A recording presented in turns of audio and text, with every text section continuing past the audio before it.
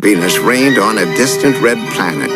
But one sad day, the Martians ran out of a cherished element they called Kubi. 4 brave volunteers blasted off to search the galaxy. One special night, their Kubi meter locked onto a course straight for Earth. It was Halloween.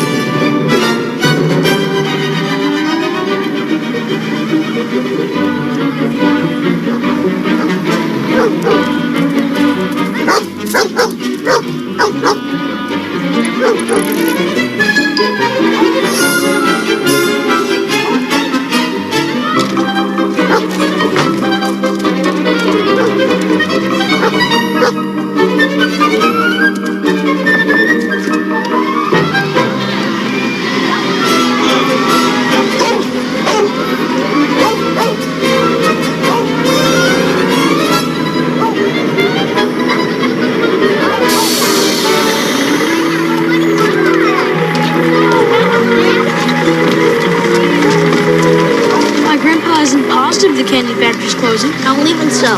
My dad says until he knows for sure, if I want to go trick-or-treating, I'm going to have to wear hand-me-down costume. So what's wrong with that? Michael, get real. All I got's an older sister. Look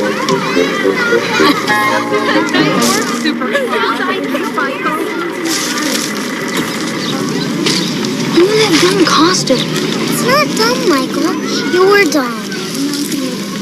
Jeannie, I'm sorry. I just meant, why do you wear that costume every year? Mom made it for me. I know. But if she was still alive, don't you think she'd want you to wear something else? Anything else? I'm never going to wear another costume. This one has Mom in it. Mom always made Halloween the most special night of the year. Hey, I know, Jeannie. Let's go see Dad at the candy factory and get our first sweets there. Come on, Halloween's going to be great. Hi, Digger. Oops, I forgot my candy. How you doing, boy? Jeannie, look out!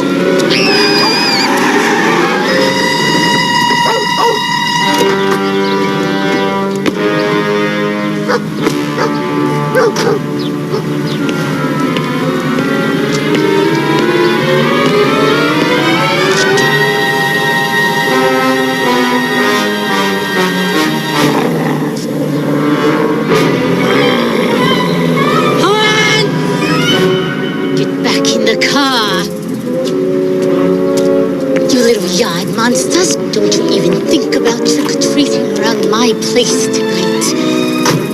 I'll be watching for you. Youth, squandered on the young.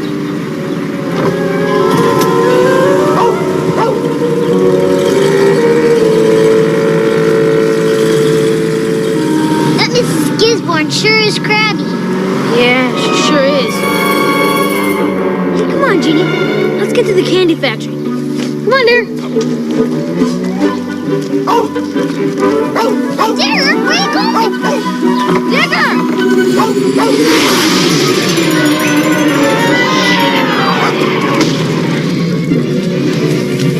I think we got trouble. My Kubi meter got trashed in the crash. I'm experiencing a re-entry headache as big as Pluto.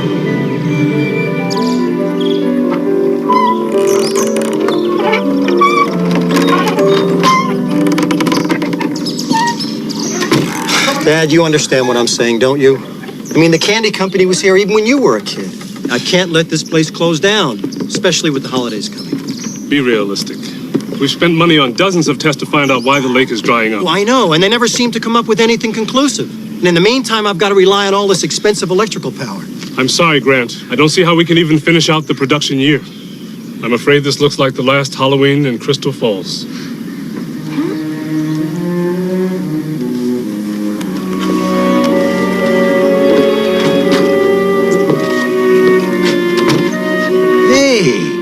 Aren't you two tearing up the town? Grandpa, is this really going to be the last Halloween? I wish there was something I could do. Mom used to tell us if you throw a stone in the lake, your wish would come true if you skip 3 times. Your mom was the greatest wisher I ever saw. And she always believed that Halloween was full of magic. The night we could make anything happen. So you go, and you have an especially great time tonight.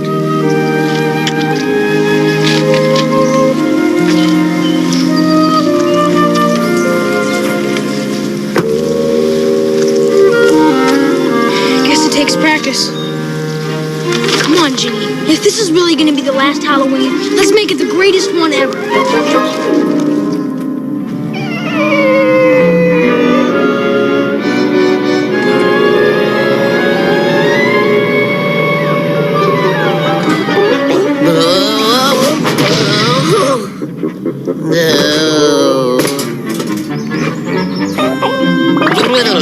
One small step for Scooter, one giant step for guys with real short legs.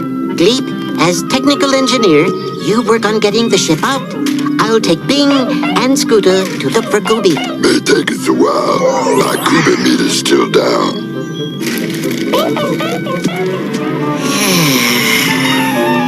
How will I ever dig this out? Well, I'll be a quasar riding Flapdwa.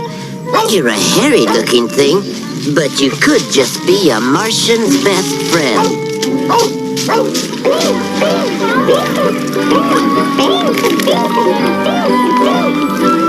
Yabba-dabba-doo.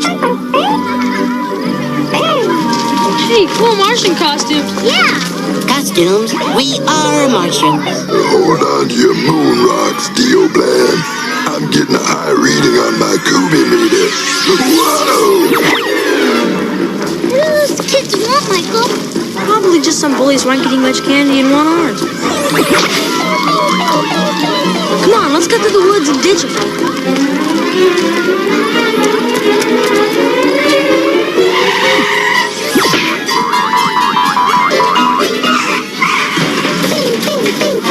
Maybe they really are Martians. Don't be silly, Jeannie. There's no such thing as...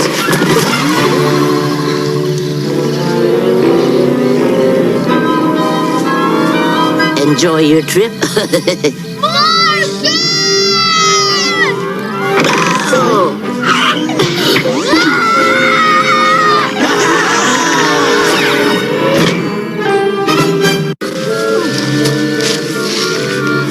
They seem just as scared as we are. We come in peace.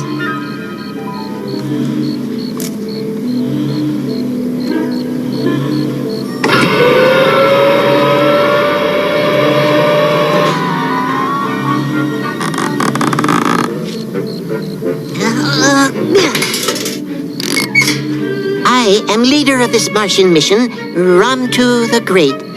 Your Highness, may I introduce Gleep, Scooter, and Bing? Oh, great. You in that dumb costume. They think you're Queen of Earth. I'm not a queen, but I am a milk monitor at my school. I'm Jeannie. This is just a costume my mother made for me. What is mother? You don't know what mothers are? They take care of you and love you. And they have secret ways of making everything extra fun. And they're more beautiful than fairies. Negative, Bing. You cannot go probing for a mother of your own. We have come to locate Kubi. Who's Kubi? On the planet Mars, we have run out of a treat known as Kubi and have come to replenish our supply. I don't think we have anything on Earth called Kubi. But you can take all our broccoli. There it goes again. There one goes. Kubi?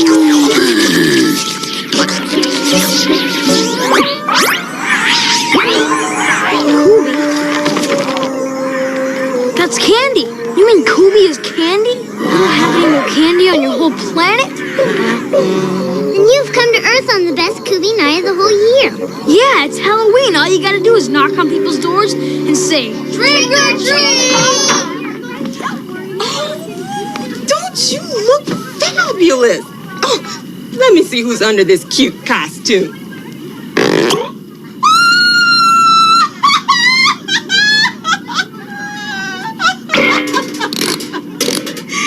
You can think of the darndest Halloween tricks. Thank you.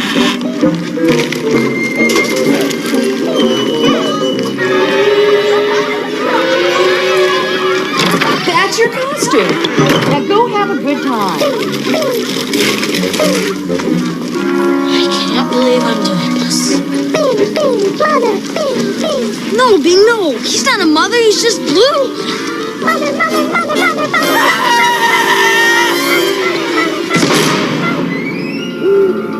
Who would have believed, Hans, that the secret to the fountain of youth was contained in a common bug? These creatures have survived since the days of the dinosaur, and now I am on the threshold of extracting their genetic secret so that I may stay young and beautiful forever. We are running out of precious time, Hans.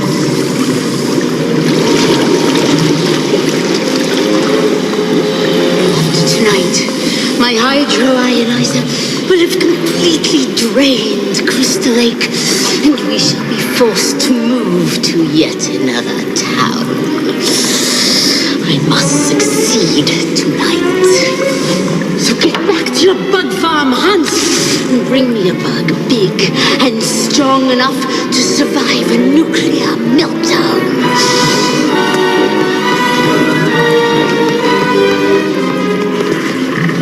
After tonight, my beauty shall be eternal.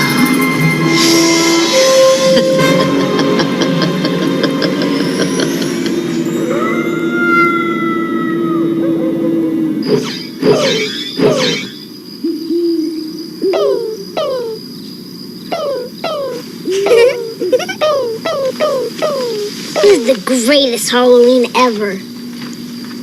How many domiciles have we not yet approached, Michael? Plenty.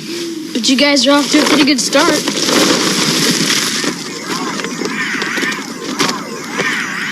Oh, wow. Hey, where's Michael going? I do not know.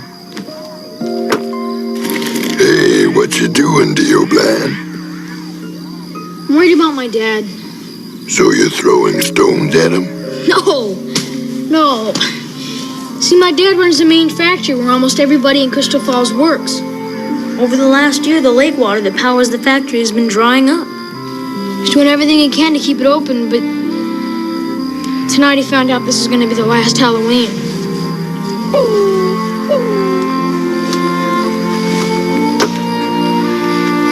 Guess all the wishing in the world won't make things better.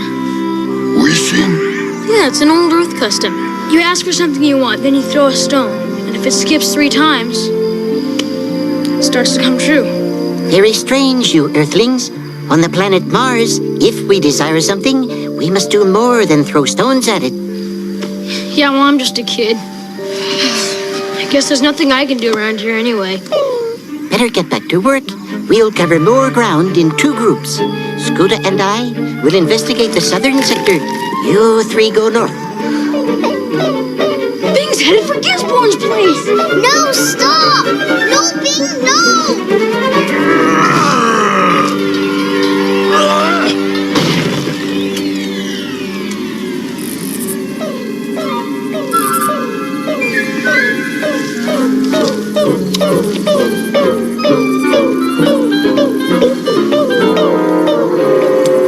Big bug.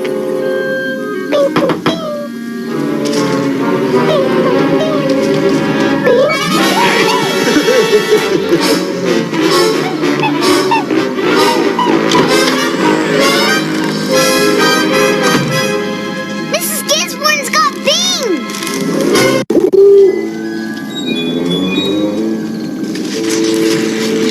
Finally, Hans, about worthy of my genius. Looks like the end of the lake water. The hydroionizer has had its full capacity. Mrs. Gisborne's the one stealing water from the lake to run our experiments. I wish we could do something, Michael. Rom 2 said you gotta do more than just wish for something to make it happen.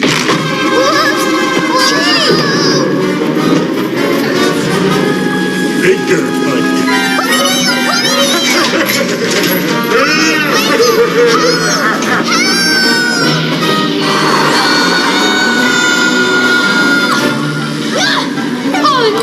Stop him!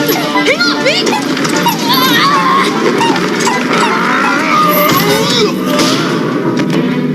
Let's get Bing! Now I've got you, you little yarn monsters. I am going to treat you to a trick you will never forget. Hey, jump down here, quick! Go for it, Bing! Let's go! Here I come, Hans!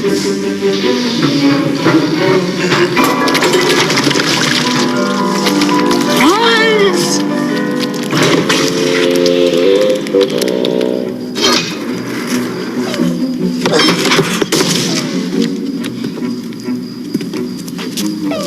Here we go. Bing, you stay here. We'll be right back. Down there. Dad, Mrs. Gisborne's the one we discovered. She's the one behind it all. One at a time. Dad, Mrs. Gisborne's the one draining the water off the lake. We can prove it. Everything's in her basement. Okay, come here. Come with me. Okay, now, I want you both to stay right here until I get back. I'm going to get the sheriff, okay?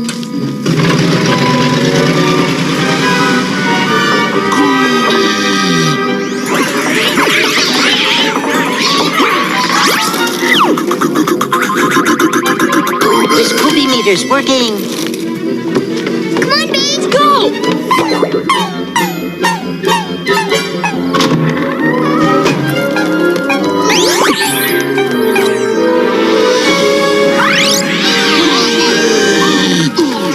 Here, so that we can go home tonight. Grandpa would want us to share. Right. And now Gisborne will be stopped, the factory won't have to close, and we can make tons more candy.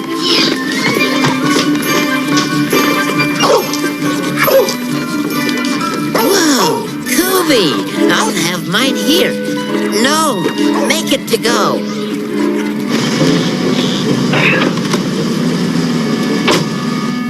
Hurry! Dad's back!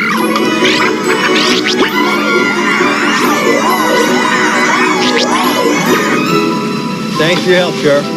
Thanks to your kids, Grant. Don't worry, these two, they're going to be put away for a good long time.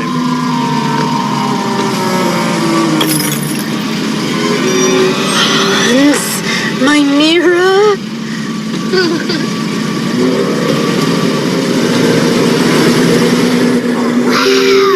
I can't believe you stored all that candy in those 5 small balls. We thank you, Michael.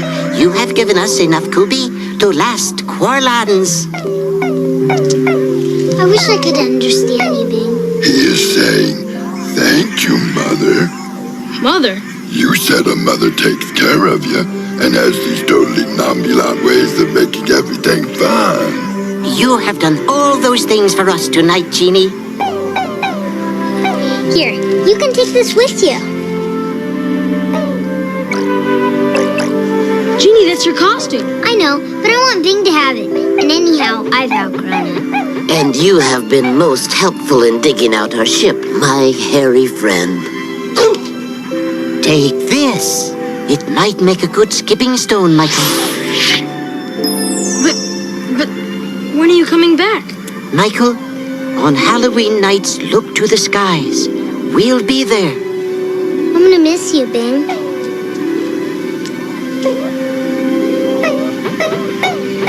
Kids, where are you? It's Dad! Quick, out the back door! Go on! Hurry! Go! Kids! Dad! Oh. You two are right about Gisborne. And Halloween is saved, right? Yeah, and the factory too. Well, we did stop her. But I'm afraid she totally destroyed the lake. So, I guess the candy factory still has to close. We'll be fine. There'll be lots more Halloweens in some other town.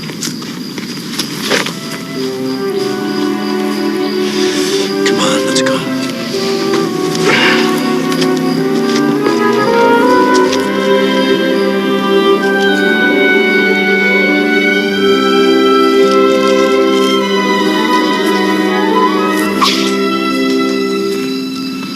Guess I still need more practice.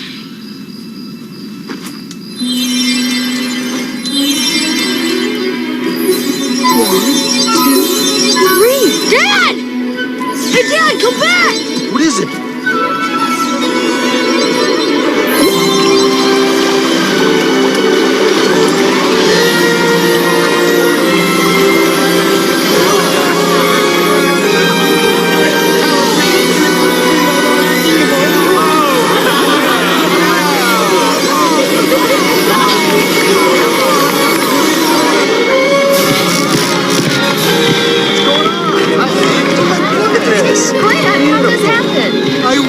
you. Wishing's only part of how things happen, Dad. Some of it's up to you. The magic part, right, Grandpa?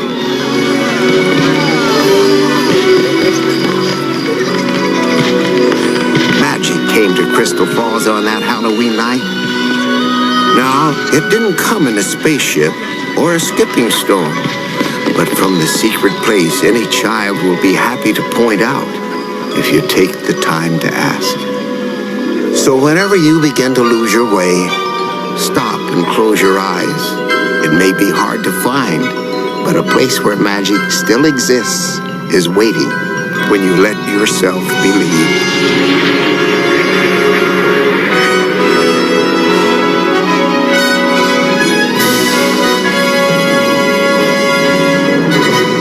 When you see me, everyone knows what time of year it is. It's Halloween.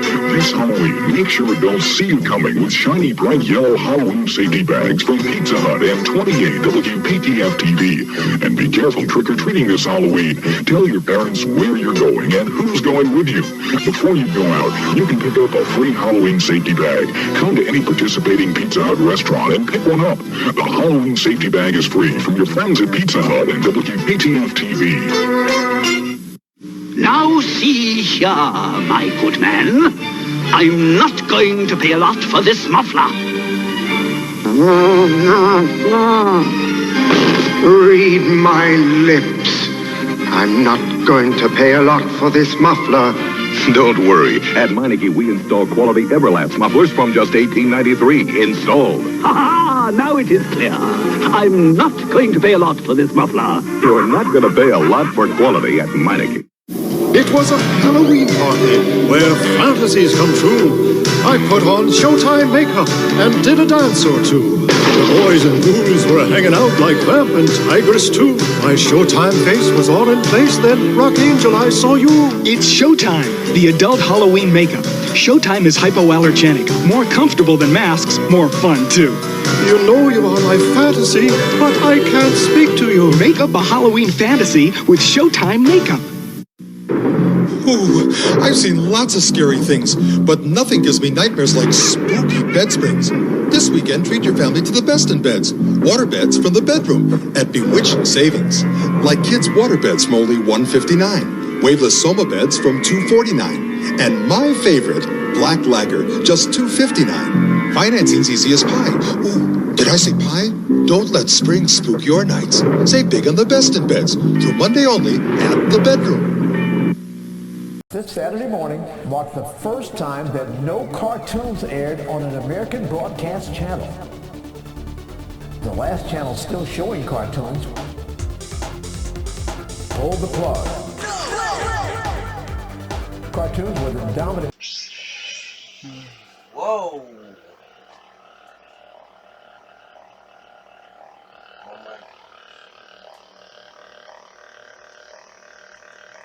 Have you guys seen any Sith around here? Because I'm pretty sure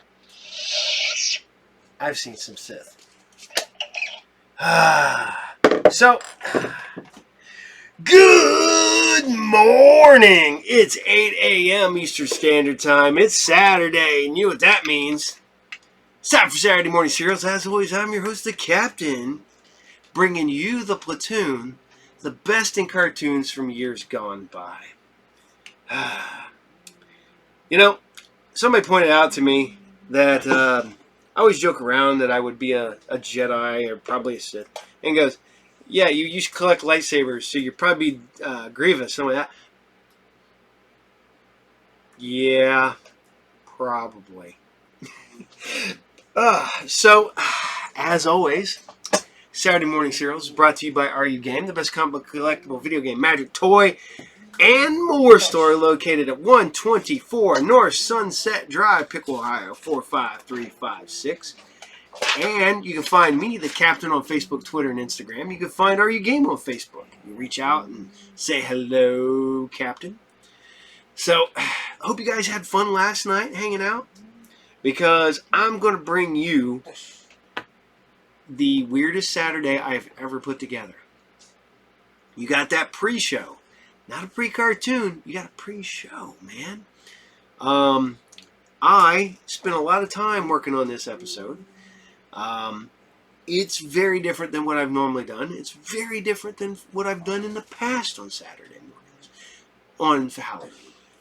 And if you're anything like me, Saturday mornings is fun. Halloween is fun. Two of them together are like a Reese cup. You get the chocolate and the peanut butter. And it gotta be the perfect ratio, or not they would taste weird. So, by the way, my absolute favorite, this is what we're going to talk about today. My absolute favorite candy, I want to know what your favorite candy is for Halloween.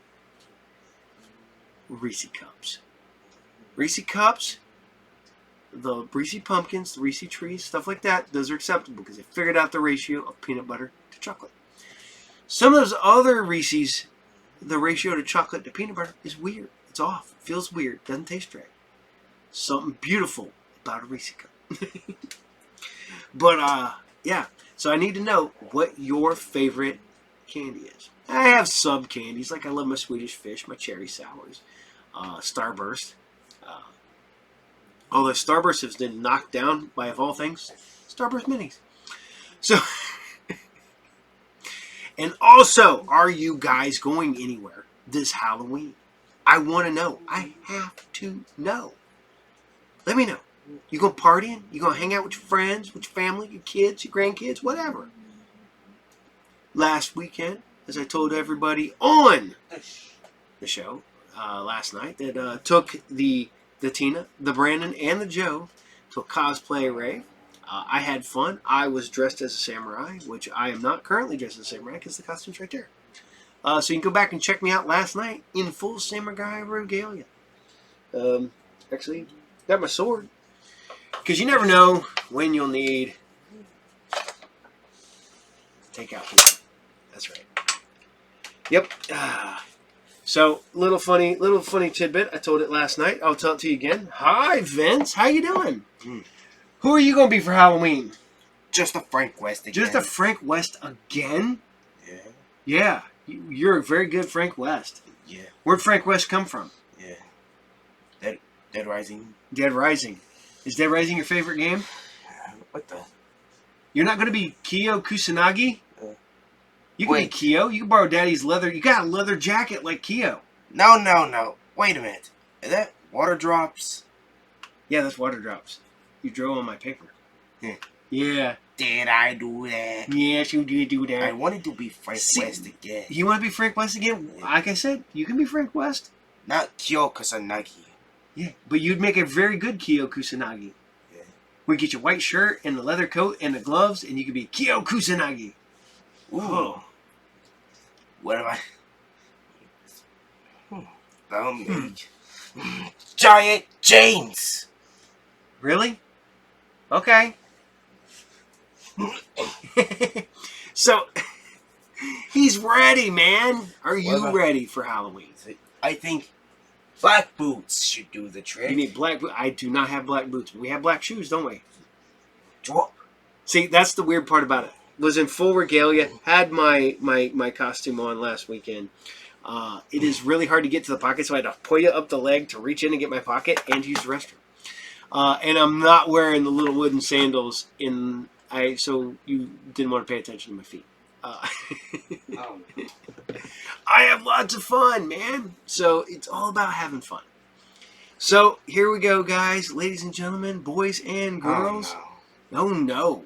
What the? Oh no. Drop fire. Yep. But we're going to bring you another live action show for this Halloween weekend.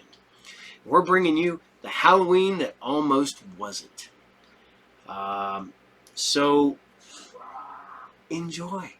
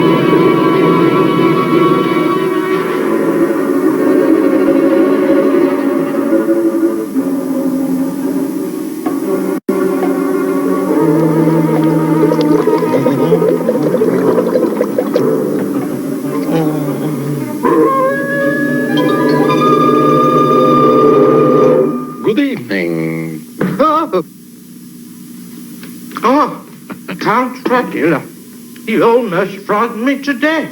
Thank you, Igor. We now bring you a special report from the Transylvania News Department. Be quiet! Count Dracula has ordered the world's leading monsters to come to his castle immediately. This conference on the night before Halloween only confirms the rumor from an unimpeachable source that Halloween is in danger of disappearing forever. Oh, no more Halloween. Oh, say it isn't so, Master. Of course it isn't so. Who could have started such a rotten rumor? Who knows what impact this will have on tiny tots all over the globe? That I have an exclusive haircut. A man that I can honestly say is almost honest. Yes, if this rumor is correct, this means the end of Halloween, a beloved 2,000-year-old tradition. 2,000 years? Sure. Back in those days, people used to light bonfires to scare away the evil spirits. Nowadays, jack-o'-lanterns are supposed to do the same thing. Do you know why people got dressed up for Halloween? Because it was fun. No, for protection. They thought if they dressed up to look like an evil spirit, the other spirits wouldn't bother them. That's how the custom started. But we're still going to have a Halloween, though, aren't we? Let's find out. Who conceived this diabolical scheme? Some experts believe that Count Dracula himself is behind this threat to end Halloween. How dare they suggest such a thing? Halloween is my national holiday. And so, it is a sad possibility that Halloween, which got its name from All Hallows Day, may be receding from us forever. All Hallows Day? The first day in November used to be called All Hallows Day. And the night before was called All Hallows Evening. And then they shortened it to Halloween. And so tonight, the ancient streets of Transylvania are wild with rumors about this gathering of monsters in Count Dracula's castle. Igor? Yes, Master. My fellow monsters shall be arriving now. Make them uncomfortable until I make my big entrance.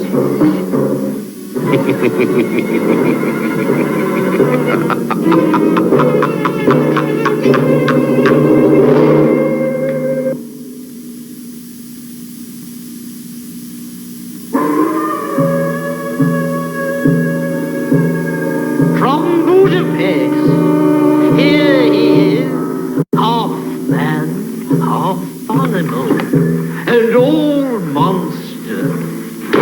Warren the werewolf. Hi.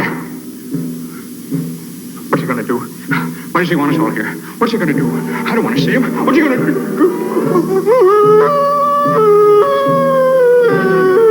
No, get control of yourself. Yes, control.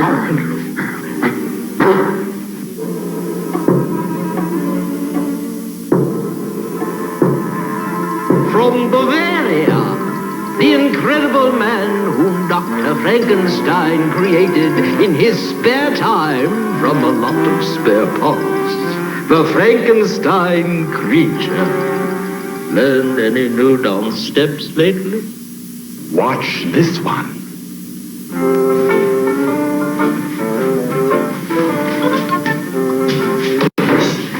Very graceful.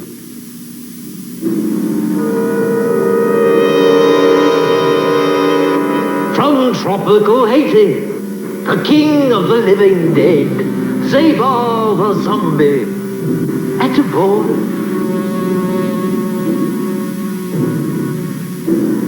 From Egypt, the mummy.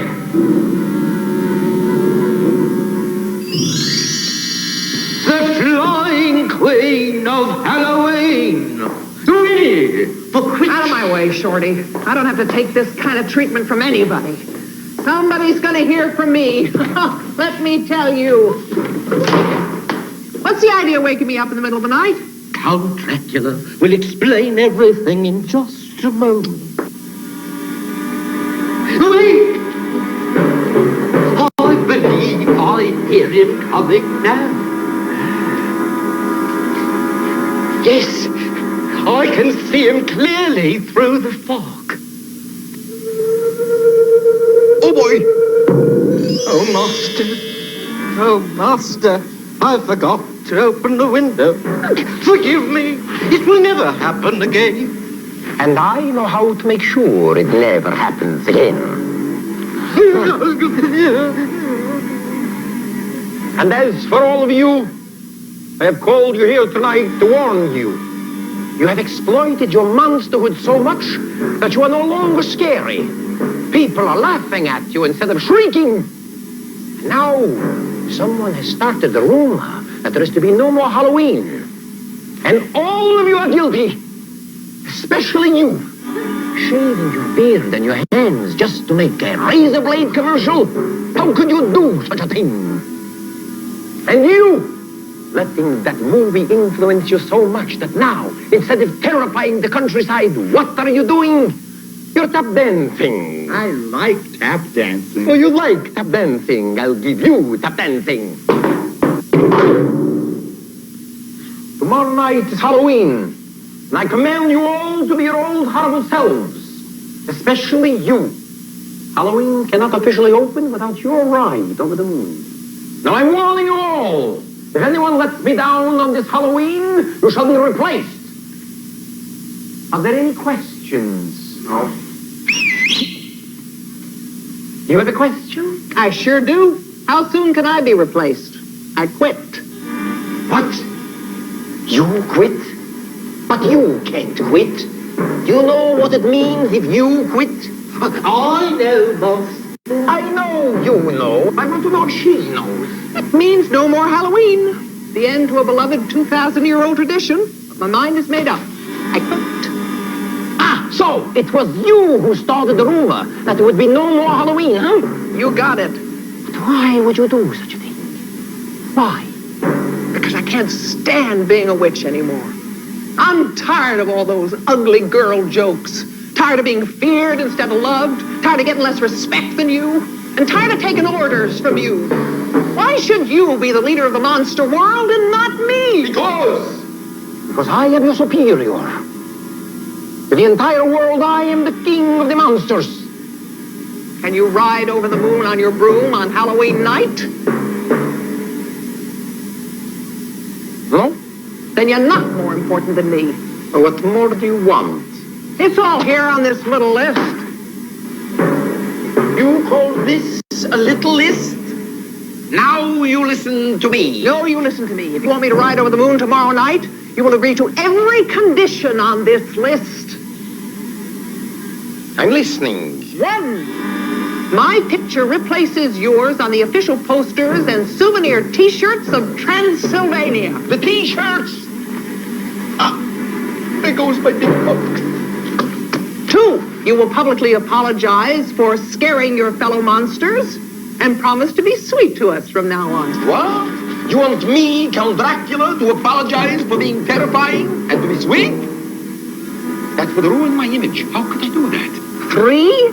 I want equal authority with you as co-leader of the monster world. Agree to share my powers? Never! Never! Okay, then we have nothing more to talk about. Toodaloo. Frankenstein, guard the door. The rest of you follow me. We must catch her before she leaves the castle.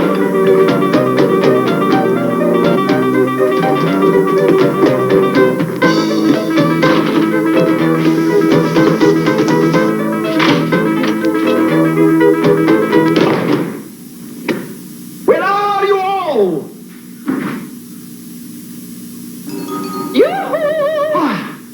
You will not escape me now. Oh, yeah, that's what you think. Hey! I've got her. I've got her.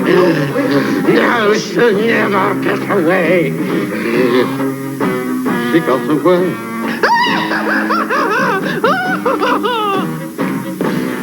So long, fellas, and goodbye, Halloween. If she barricades herself in a castle, we may never get her out. Stay back!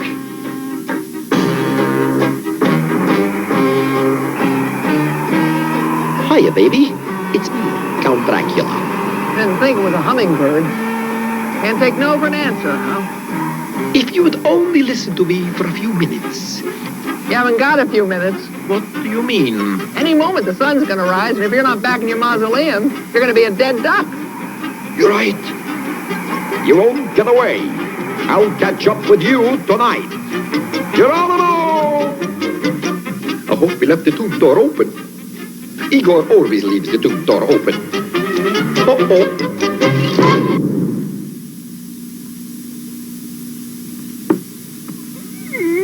Igor, you did it again. How many times do I have to tell you? Keep my tomb door open at night, closed in the day. Open at night and closed in the day.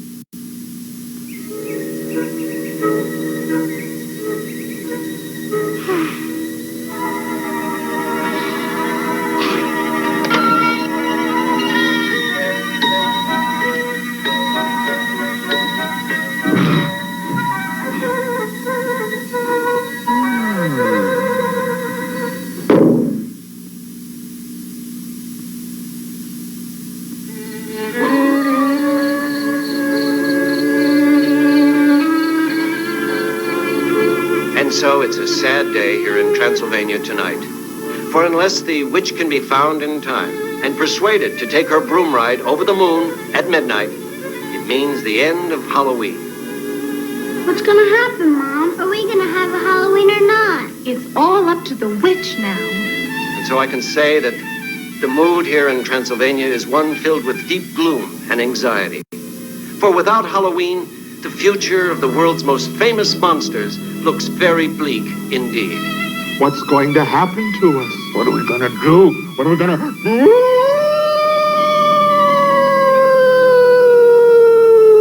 I'll tell you what we are going to do. We are going to the witch's castle. I have a plan, but we have to take her by surprise. So follow me and be quiet.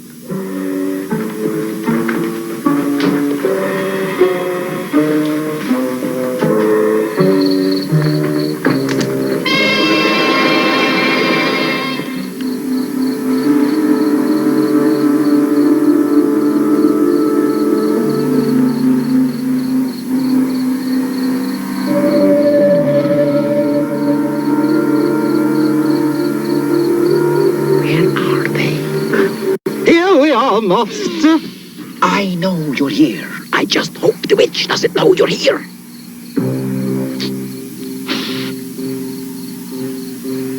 We're in luck. She's alone. Oh, good. Now here's my plan. You three seize the witch and hold her while I quickly hypnotize her. Then she will do anything that I command.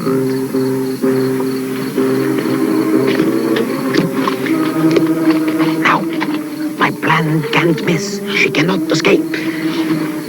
Unless she has some magic I don't know about. Oh, except for her broom. She has no magic. Good. All right, men. You all know what you have to do. At the count of 3, we go in. And the 1, and the 2, and the 3.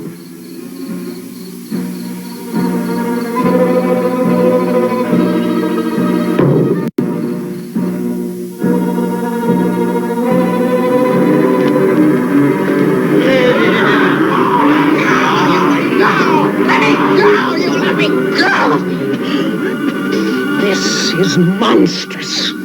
Naturally. Now I want you to close your eyes and relax. Close them a little bit more. That's better. Soon you will grow sleepy and obey my every command. Over my dead body. Don't be a tease. Come on, admit it.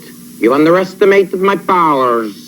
And you underestimated my ancestors. The witch has my magic, eh? Wait for me. On guard. What do I do now?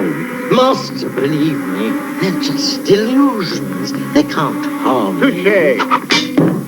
Can't do me any harm, huh? Who did that, termite? Oh, Master, do something, do something. What can I do? If I can't bite them, I can't fight them.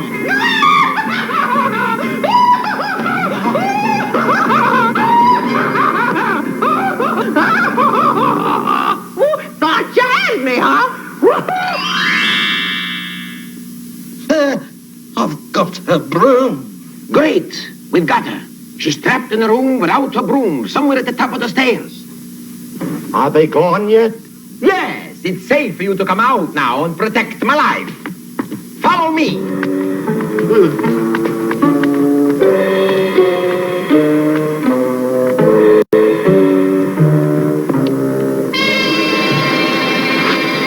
My feet hurt. Don't give me that. I happen to know they're not your feet. What did you have to bring that up for? Oh, never mind. It's almost 12 o'clock. We haven't got any more time. I can't hypnotize her through the door. I have to get inside, into the room. But how? How? I have an idea, Master. We all know you can turn yourself into a big bat. If you could turn yourself into a tiny bat, you could squeeze through the space under the door. Before the witch even knew you were in the room, you changed back into yourself and could hypnotize her. It's easy, and nobody gets hurt. Igor, for once in your life, you have a good idea. Here goes. Teeny tiny bat, teeny tiny bat, teeny tiny bat, teeny tiny bat, teeny tiny bat, teeny tiny bat, teeny tiny bat, teeny tiny bat, teeny tiny bat.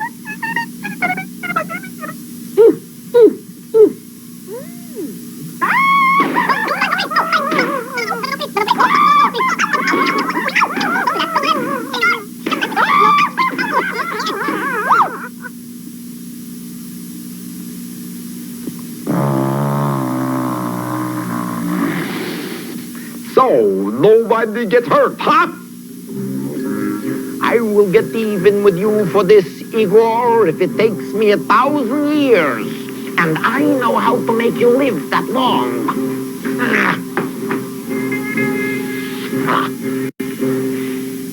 There must be another way to get into that room. Must be. I think there's another way to get into this room. I can see a window directly opposite this door. That window can be reached by walking along this ledge. All we need is a brave man.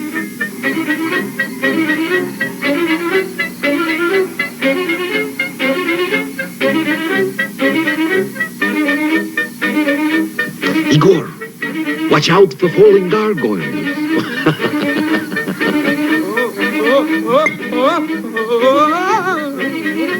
Go on, Igor. Go on.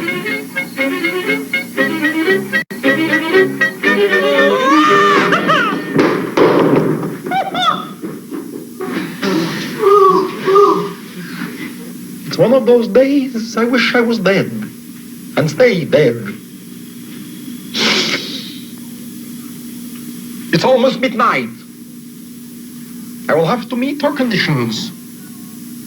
But I will never forgive her for this. And after tonight, all I will live for is revenge. Hello? What is it? I have decided to be generous. All I want to know is, are you meeting my conditions? Yes. My picture is on the posters instead of yours? And you'll share the leadership of the monster world with me? And you'll take me disco dancing every night? Disco dancing? I don't remember disco dancing. 3 minutes to 12. Oh, now I remember. Let's see, what else? Please, it's getting late. Open the door. Don't rush me. I still haven't made up my mind. A girl can change her mind, you know. No, you wouldn't do that. Oh, yeah? I just changed my mind. I don't want to be a witch anymore. Nobody loves a witch. But it's almost midnight. You can't quit now. I have an idea. Oh, shut up, Igor. Let me think. Stop moving around. I hear footsteps. I'm never gonna ride over the moon again, and that's my final word. Never! Never! Please, Miss Witch, don't say that. Please. Dracula, don't you disguise your voice. You can't fool me. Please change your mind. If you don't, there'll be no more Halloween. No more jack-o'-lanterns and pumpkin pies. Worst of all, no more trick-or-treats. No more fun dressing up in costumes to make believe you were someone else. For heaven's sakes, you look just like me. This is my favorite costume because of you. It is? Why? Because you're one of my favorite people. We love you just the way you are. All of the kids feel that way. You really love me?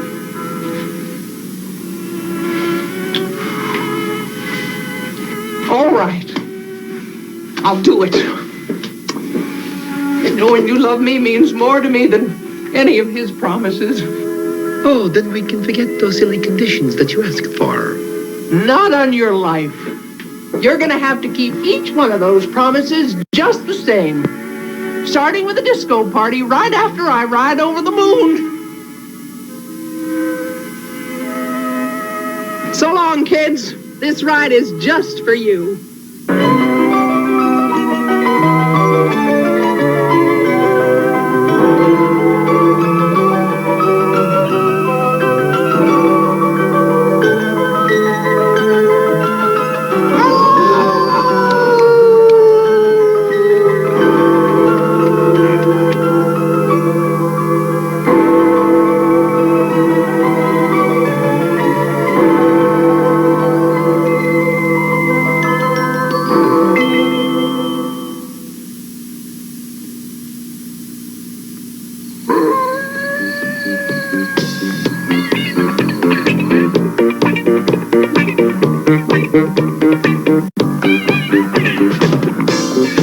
So, who's gonna dance with me?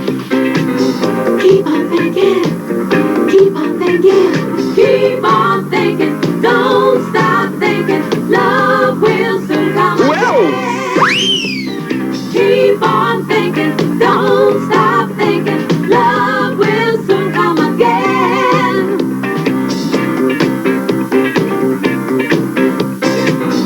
Keep on thinking, keep on thinking.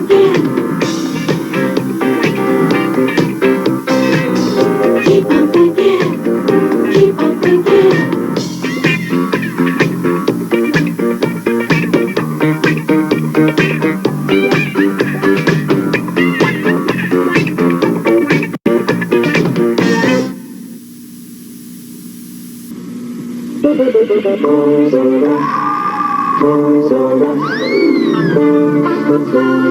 For Halloween, Toys R Us doesn't miss a trick, and the prices are a treat. We've got costumes for all Toys R Us kids, even grown-ups, and loads of candy, makeup, masks, and more. Toys R Us will make your Halloween supernatural.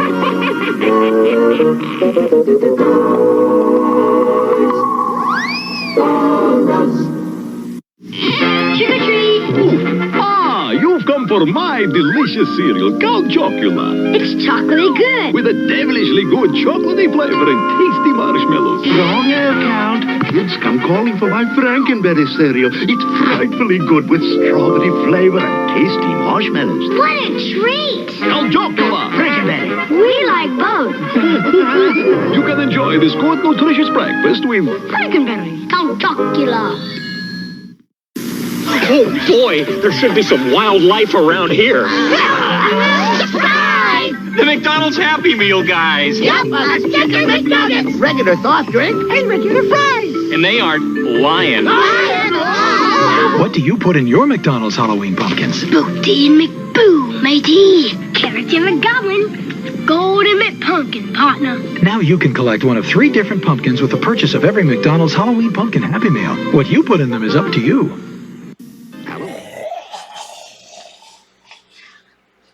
Uh-oh. Am I gonna have to fight zombies? Alright, I guess I gotta go fight zombies now. Uh-oh.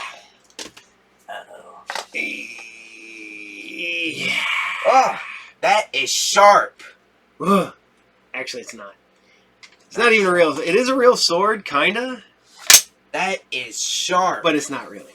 So, I hope you guys enjoyed the Halloween that almost wasn't. Why? Because I'm not gonna lie, I went through and had to find stuff I hadn't aired before. That is sharp. That is 100% not sharp. Not So, like knives.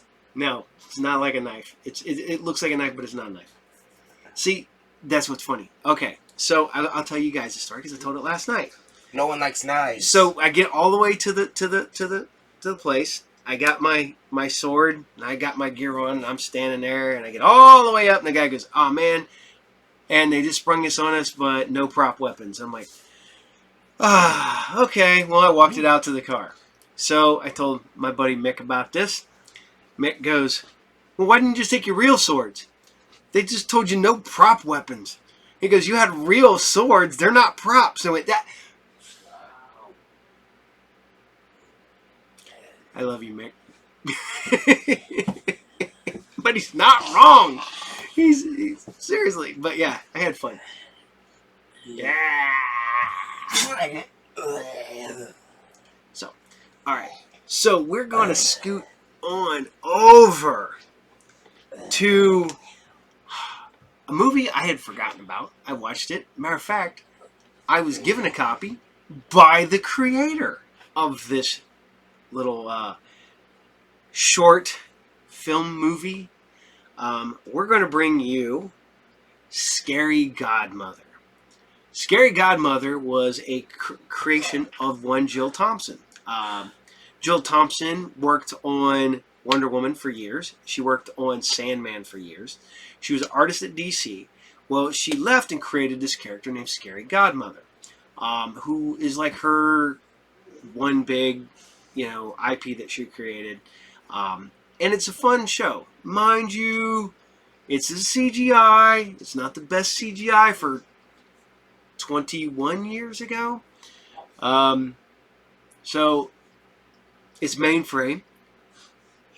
Yeah, it's made by the same people that brought you Reboot and Beast Wars. But yeah, years ago, I was at a thing, and Jill Thompson was there. Jill was giving out VHS copies of Scary Godmother. I heard a bumblebee. You want a bumblebee? I heard a bumblebee. Hold on a second. Go, shh. There you go. Now it's fixed. So, see, that's what happens when you eat a bumblebee, and it gets stuck in the mouth. I don't know what started that, but he loves doing it. But she gave out copies. She gave me a signed copy of Scary Godmother, which I proceeded to give to Tina. I liked Scary Godmother. This is the same characters and stuff. It's a little bit different because it is aimed towards a younger crowd. Scary Godmother is just a little bit like youngster adjacent. But it's such a fun show. And it's a little long, so I'm going to go ahead and let you get right to it. But this is the Scary Godmother movie. Enjoy.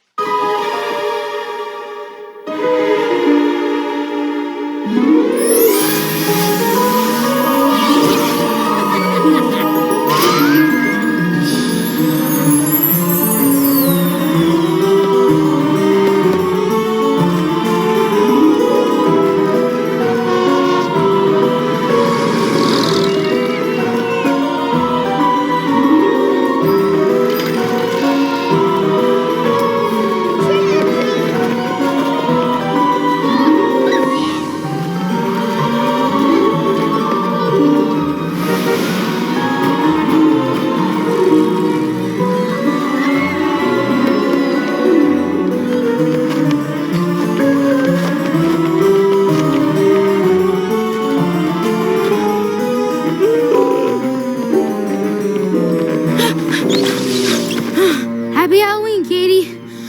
You got a nice costume. You're late. I'm sitting alone in a cemetery and you... Daryl, are you a piece of candy? Yeah, cool, huh? I figure when people see me, I'll make the candy they give out look small. so they'll overcompensate by giving us more. Smart, huh? Brilliant. Where's Jimmy? Getting his little cousin, I think. His mom's making him take her out with us. Hey, Bert! Got enough room in your trunk for all the candy we'll get? I said, do you have... Roll down the window. Ah, that's better. Now I can hear you. Sweet ride. What are you supposed to be? I'm a baseball player in his SUV. It's loaded with all the options, including anti-lock brakes and an atomic-powered laser cannon. Right on. I'm a piece of candy. Where's Jimmy? Oh, it's creepy out here. Speak of the devil, and the devil shall appear. Cool. You're late. I know. I had to get the baby. Come on, Hannah. I'm coming, Jimmy. I'm coming.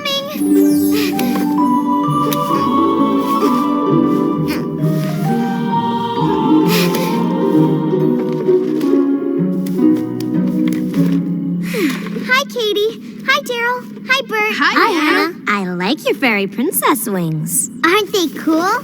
I helped with the glitter. Really? My mom doesn't let me touch glitter. Not since that incident with the glue and the dog. My parents are giving out big candy bars for trick or treat. I brought one for everyone. Thanks, Thank you. That's cool of you. I'll put this in my glove compartment for later. I can get my own Halloween candy. I don't need any baby's help. Now, my creatures of the night. Sorry to interrupt, Jimmy, but I'm not really a creature of the night. I'm a baseball player. And I'm a piece of candy. Don't look at me. I'm a full-fledged creature of the night. Daryl, there is nothing scary about a piece of candy. Hey, you could be a mean piece of candy, like when you eat too much of it, and it finally gets you sick. That's good. I'm that last piece of candy that makes you sick. Now, Bert, baseball players play night games, right? That's true. So I'm like a half creature of the night. Okay. Come now, my creatures, and half-creatures, and sick makers. And Hannah, if you're about to say that you're a fairy princess and not a creature of the night either, I'm going to take you home right now. Now is our time. We become monsters, surging forth and...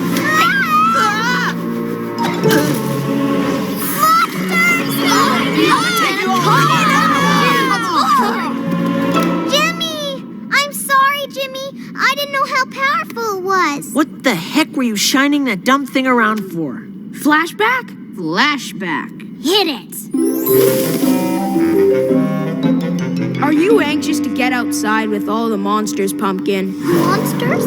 Oh, she'll be fine. She'll be with Jimmy and his friends. They're very responsible. Especially that Katie. She's got a good head on her shoulders. I'm just glad she's going with Daryl. He's so big and strong, he can take care of any monsters. Monsters? Ding dong. Come on, honey. We both know Katie will look out for her. I trust that Daryl, with his boyish good looks and sense of fair play. Good grief. Ding dong. Don't worry, Pumpkin. Daryl will protect you from the monsters. Monsters? Ding dong, ding dong, ding dong already! Oh, that must be Jimmy. I'll get it. Here you go, honey. Monsters can't stand flashlights. Hello, Jimmy. Oh, don't you look cute? Thanks. Happy Halloween. Hannah ready? Come on, Hannah. Don't worry, honey. If you get frightened, Jimmy's promised to take care of you. Okay, Mommy. Bye. Hey, Jimmy, wait up. Yeah, that was a lot like it happened. Hey, I get to be in the next flashback. Hannah, shine your flashlight around and scare all the monsters, okay? I need to talk to these guys for a second. Okay, Jimmy.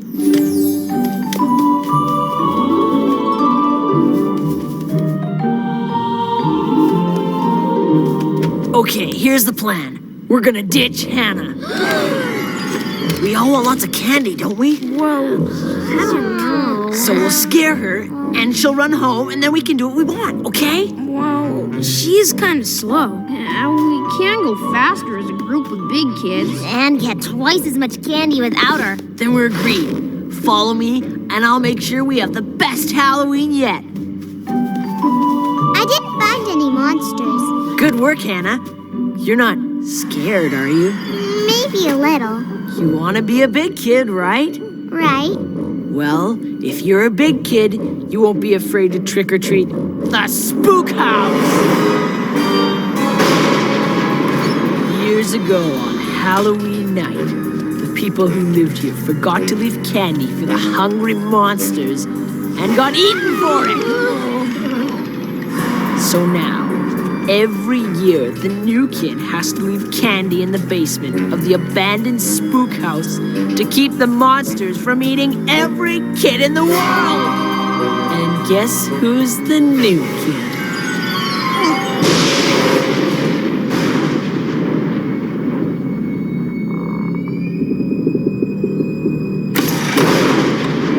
Watch. The baby will turn and run.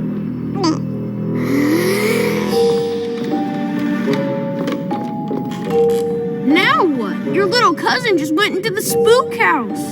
I guess we'll just have to scare her ourselves. Follow my lead. Hannah, look! The owner's ghost! Over there! Leave your candy! It's your only home! I think I hear a skeleton rattling in the closet! You hear that witch laughing? Or the werewolf howl? You better hurry, Hannah. Get to the basement and throw some candy down there. Okay, Jimmy. We'll be right behind you.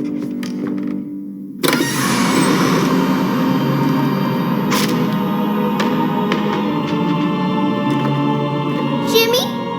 Katie? Anyone?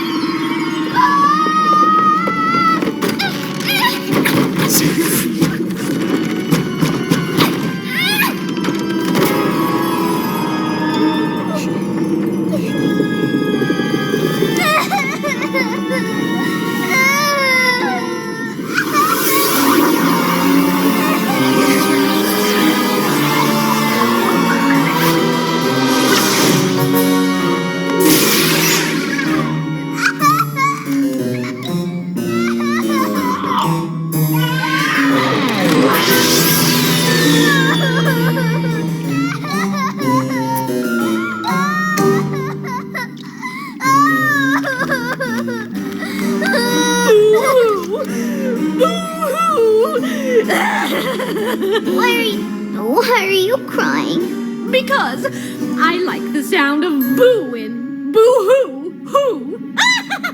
Hannah Marie! Say hello to your scary godmother. My what? Scary godmother! Ta-da! You mean you came because I was scared? Sure. I came because you needed me. Now, what were you so scared of that it made you cry? Monsters. Monsters? Boy, oh boy, are you in luck! Some of my best friends are monsters. Come on, I'll take you over to my realm in the front side and introduce you. Let's go!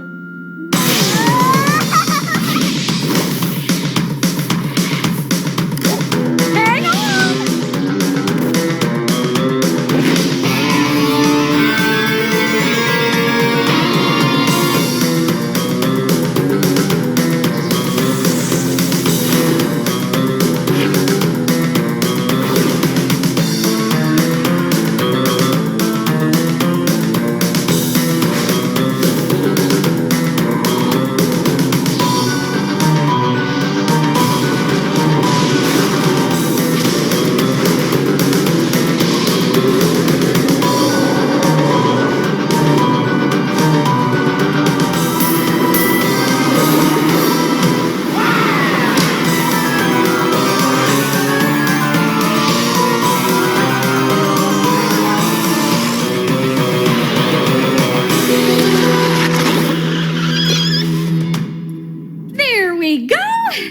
What do you think?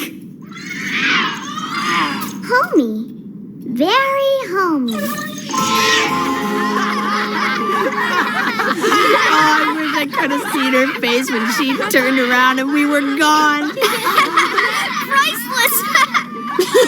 You've been filling her head full of stories all night, Jimmy. She was so easy to scare. We'll wait right here for her. She'll come out screaming any second.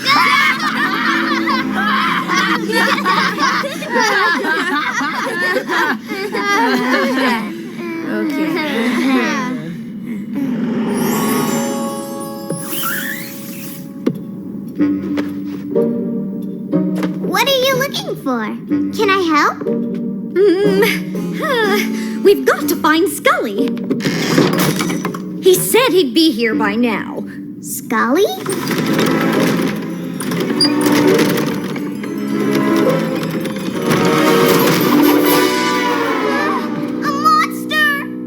That's no monster. It's just my broommate. Oh, my scary godmother.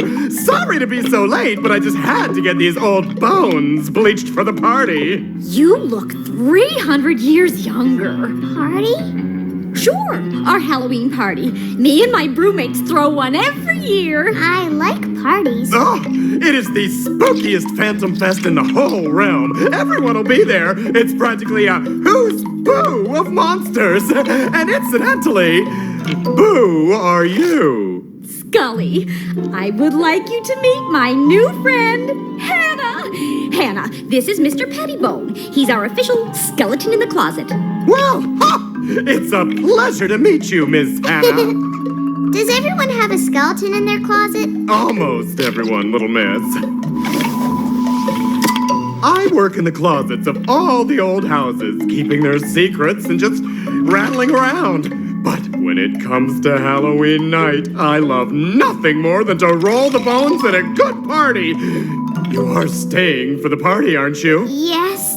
Oh, well, good. I don't know. Scary Godmother said that there will be monsters at the party, and I'm scared of monsters. Oh, my! You just haven't met enough good ones yet. You see, Hannah, monsters are a lot like spiders. Some are real nice, and some are not so nice. But all of them are creepy and crawly.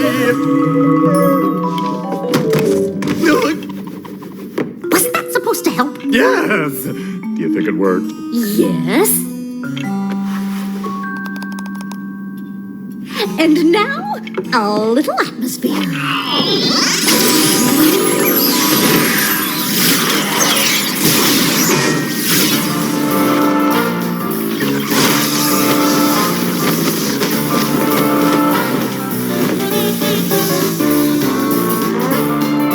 Splendid!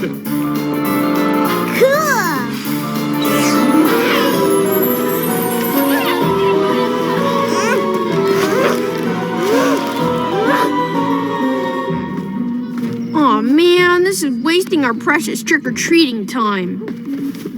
At least Daryl and I were smart enough to get some trick-or-treating in on the way here. You know, if you pick first, then you won't need to trade with me all the time. I like trading with you, Daryl. I never know what I want until you pick it out first. Fine. So... Ooh, I'll trade you 2 caramels for 3 baby chocolate bars. Okay. Ooh, and this little bag of gumdrops for this sugar cluster. Okay. Oh, and this shoeless Joe for 3 kisses. Okay. Wait. I don't have any kisses. Oh. Breaker. We've lost contact with Katie and Daryl. Please advise Houston, over. Bert, nobody puts CBs in SUVs these days. You just left your baby cousin to the mercy of killer monsters on Halloween night, and you're concerned with the additions and upgrades in my cardboard SUV? Good point.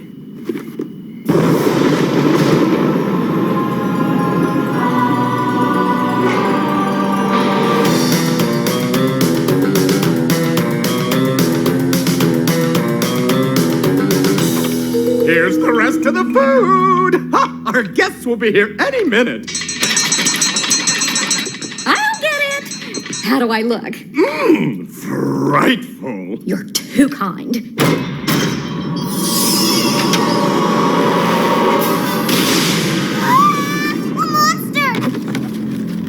Only to his mother. It's just Harry. Hi, Harry. Come on in. Thank you, scary godmother. I don't mind if I do.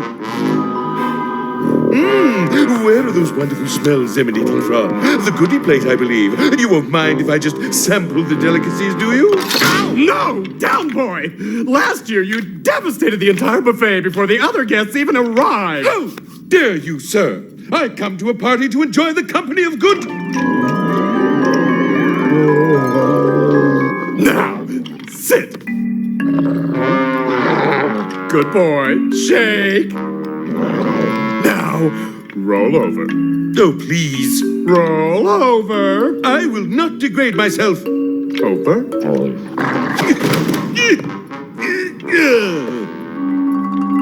Good boy. Here. Now, no more until everyone else shows up. And you'll be lucky to get that. Oh, you'll be lucky if I don't bury your femur in the backyard, you scoundrel. Harry, I want you to meet my new friend. But it can't be. It can't be what? Oh, don't be coy, my dear. I'm really a huge fan. You know who she is? Of course! It's Ophelia St. Tartar, who played the Princess of Ectoplasmania in episode 42 of the Spectral Six. She's practically in the same costume as well. What a priceless in-joke for those of us who are longtime spectators, like myself, of course. Hors d'oeuvre, Miss Tartar. It's not for me, it's for Miss Tartar.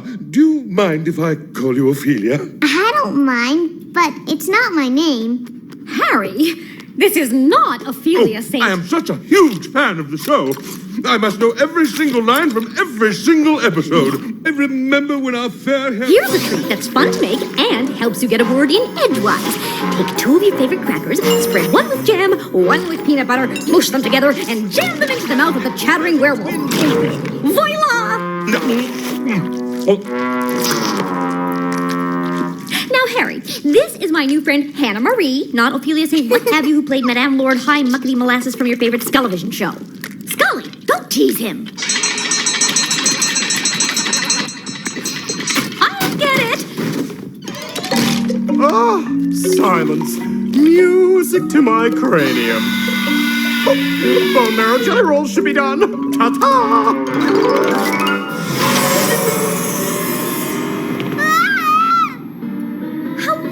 Count Max, Ruby, Orson. Good evening, scary godmother. I know it's intimidating being around royalty, but don't worry. We should offer them some refreshments, don't you think? Yeah, that's probably good manners when you're dealing with kings and queens. Be a chocolate-covered fly? Do not mind if I do. Not for me, darling. I'm watching my figure. Dark chocolate. Shall we move to the other room? Lovely. Delightful. Okay.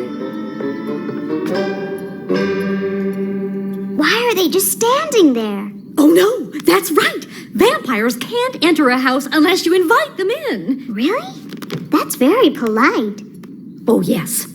I am thrilled to have the king and queen of the night grace my humble home. The pleasure is ours. The place looks great. Help yourselves to the food. Fairy godmother! Oh, no.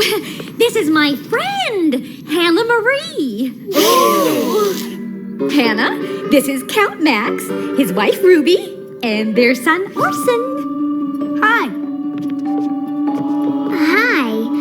Are you a real vampire? Of course I'm a real vampire. Are you a real human? Yeah, but you're just a kid. So are you. Do you go to school? Sure, night school. Don't you go to school? I go to school. Sacred Heart. Sounds tasty. But you go during the day. So? How can you see with all that sunlight in your eyes? I can't see in the dark. You can't?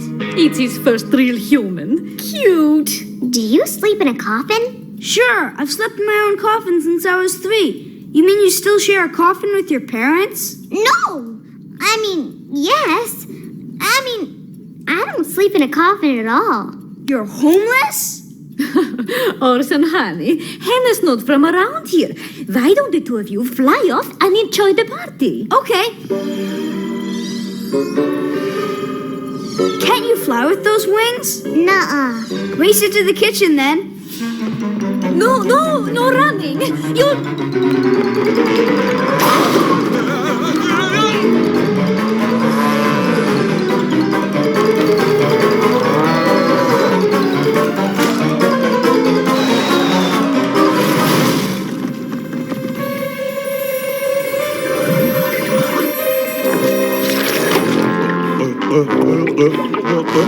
Hey, I can talk again! Be still, my beating rib cage. Quiet, Philistine.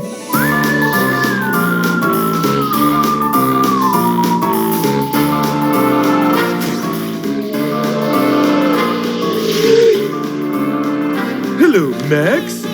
Good evening, Harry. It is nice to see you. Nice to be seen. Oh, Miss Ruby, delightful to see you, my dear.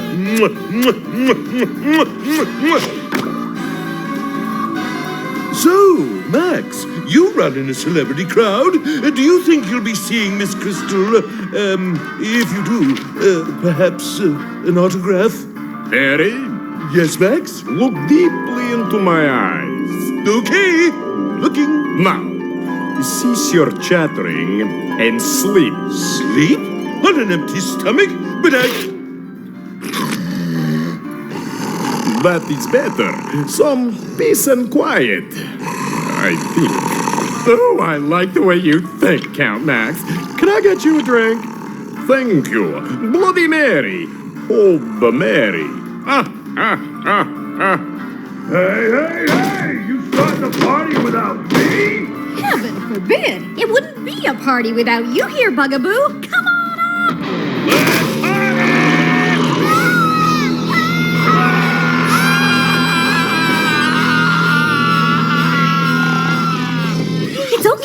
It's okay, Hannah.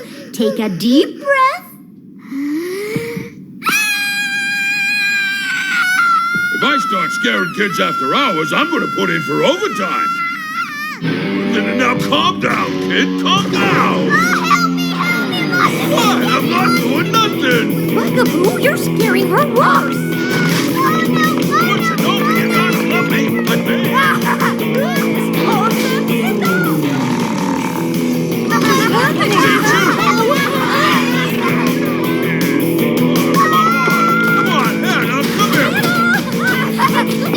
This is what happens when you look at me. I won't eat you. I don't even like kids. My flashlight. That will save me. Yeah. Take that.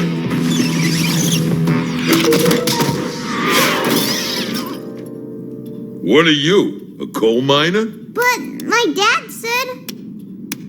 Hannah, flashlights only work on monsters that hide in your closet. Yeah, and Bugaboo is a monster that hides under your bed.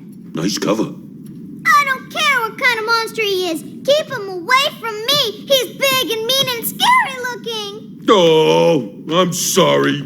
I didn't mean to ruin the party. Maybe I should go. No, wait. You don't have to go.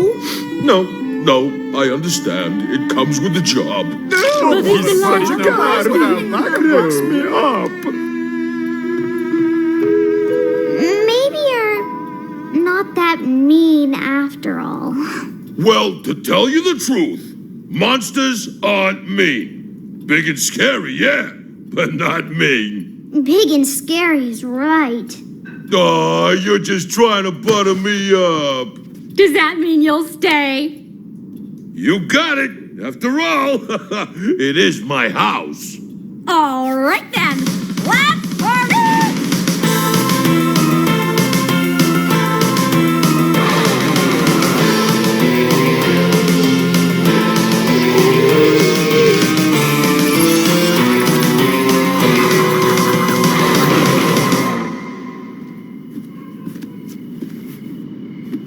Door is ajar. Door is ajar. Door is ajar. Will you stop that? Please fasten your safety belts. Why isn't she screaming yet?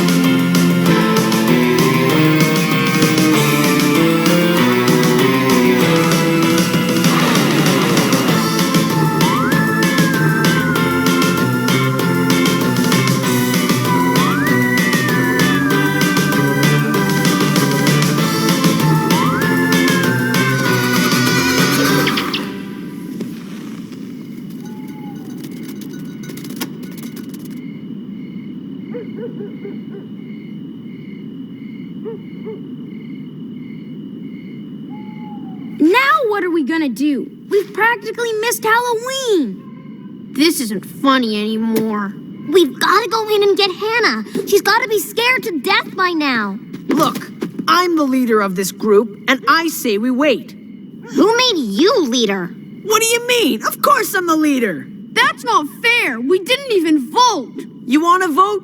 Fine, we'll vote. Who wants me for leader? Okay. Who wants Bert for leader? Daryl?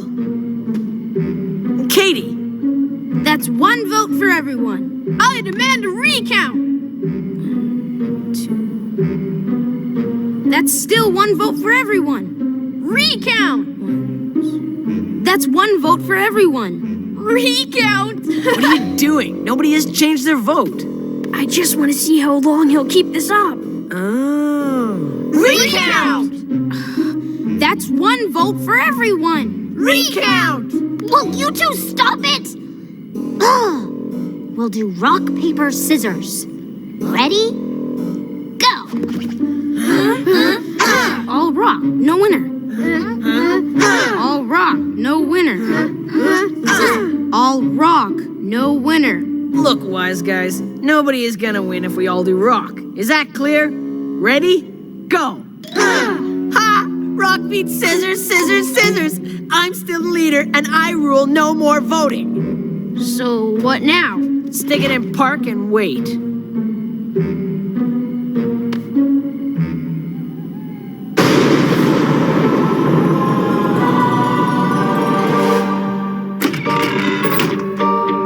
See anything you want to eat? I mean in the fridge, silly. I was just kidding. I know. I'm not afraid of you. Peekaboo! You should be. Someday I'll be king of the night. Someday I'll be movie star princess veterinarian astronaut ballerina. With a pony. Cool. I love your dress, Ruby. This old thing, I was practically buried in it. Newfangled fashions. I remember when a vampire queen used to look like a queen. Me too. Oh, Max, it's just a modern little frock. Too modern and too little for my tastes. You can practically see her ankles. Don't freak out, Max. After all, you can see my ankles. Mine too. I think she looks nice. Oh, ravishing, yes. Beautiful, of course. But her ankles, really? 1 century of these corsets and bustles, and the next thing you know, it's platforms and miniskirts? Exactly. So, as I was saying, snacks.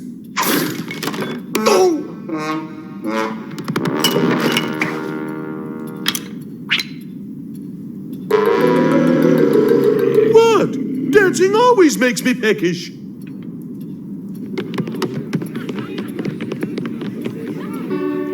Was What's the matter, my love? You are usually the death of the party. I do not want to talk about it. Oh, tell me, my alabaster Romeo, why are you so out of sorts? It is just... What, Maxie? I don't want any bad blood between us.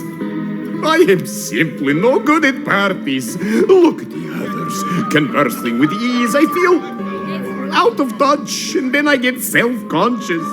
But these are our friends. They like you just the way you are.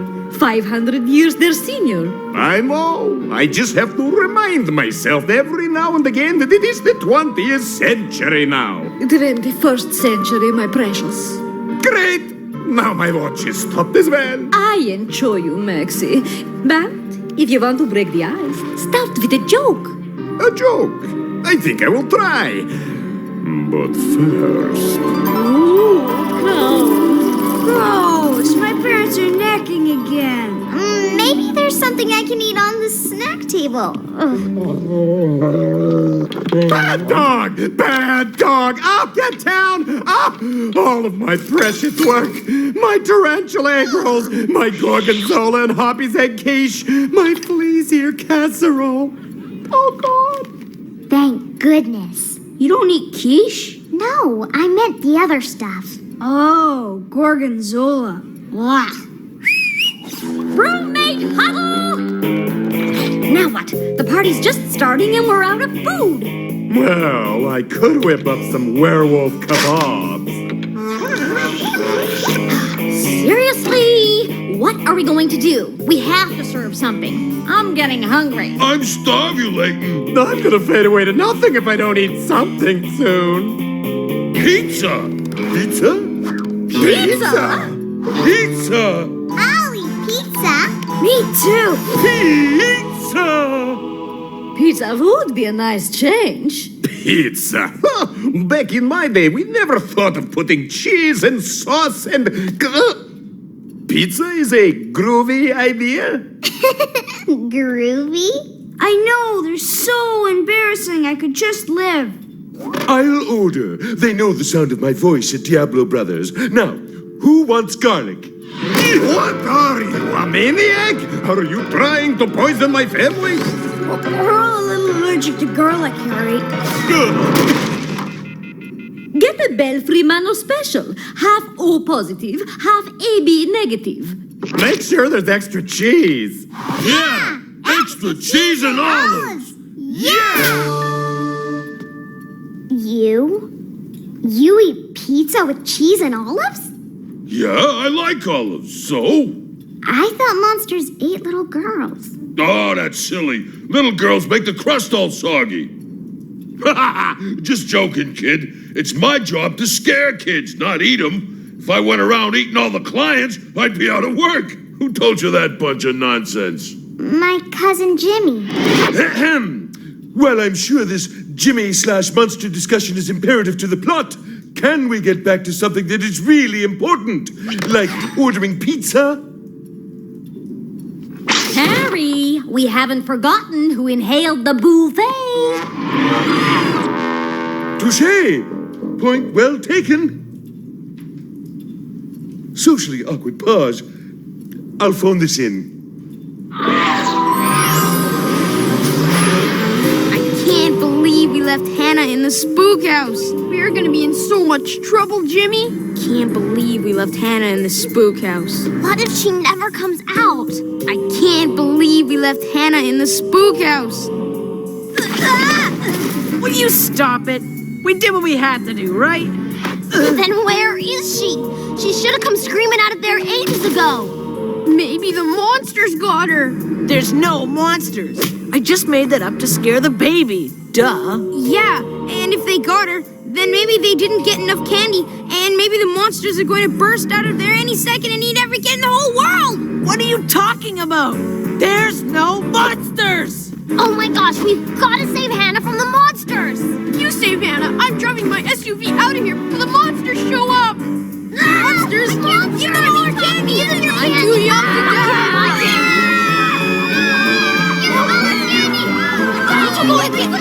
I'm dressed as candy. Have you all gone crazy? Little babies believe in monsters, okay? We don't. We're the big kids, right? There's no such thing as monsters.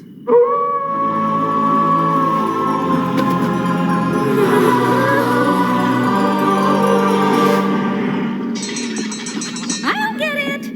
The Apple Brothers Pizza! You buy, we fly! Here's your order, scary godmother. That'll be $197. Tip not included. $200 in pizza?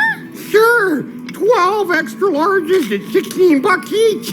Of course, you could sign for it. No. Sorry. My soul is worth more than 12 pizzas. Scully, you got any money? No, I left it in my other pelvis. Oh, ha, ha. Very funny. 12 pizzas, Harry? Naturally, I wanted to be considerate of everyone's choices.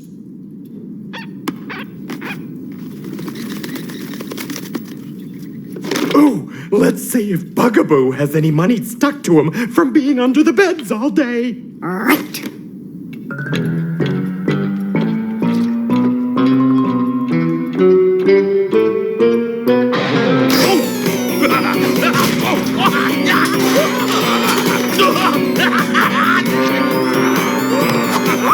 I found a 50 in his underarm. I got some too. That'll do it.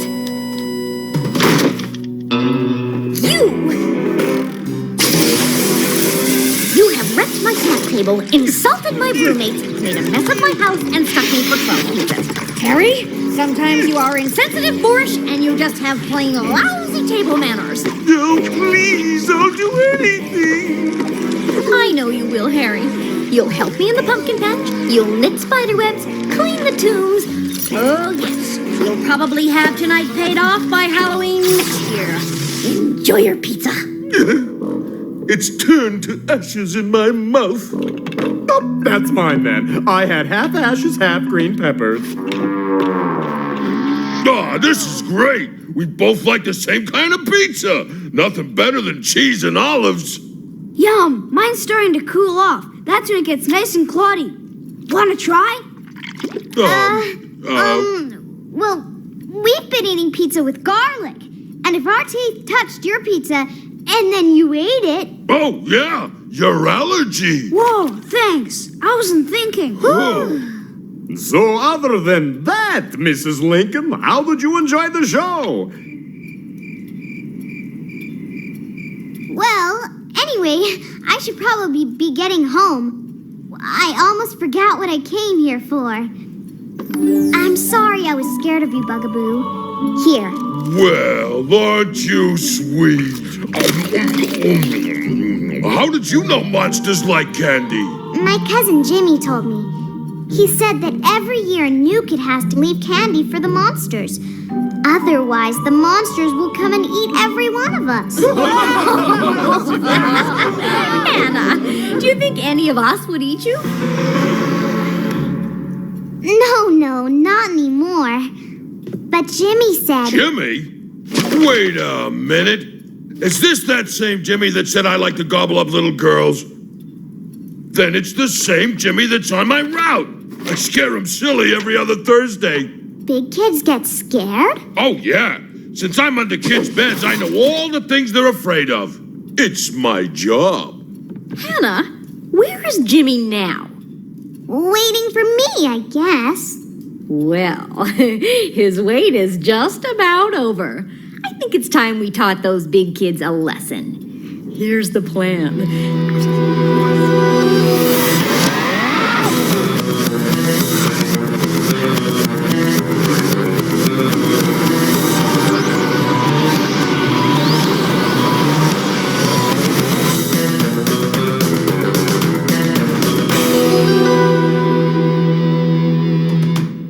Jimmy, we're going to get in so much trouble, seriously. Okay, I have a plan. As leader, I order you guys to go in there and bring out the baby. You're the leader. You go in there and bring out the baby. Okay, we'll all go. No way! Monsters! I told you, there's no... Fine, I'll go. I'm going with Jimmy. And I'm going too. I'll be waiting for you right here. Right here, alone, in the dark. We better get going.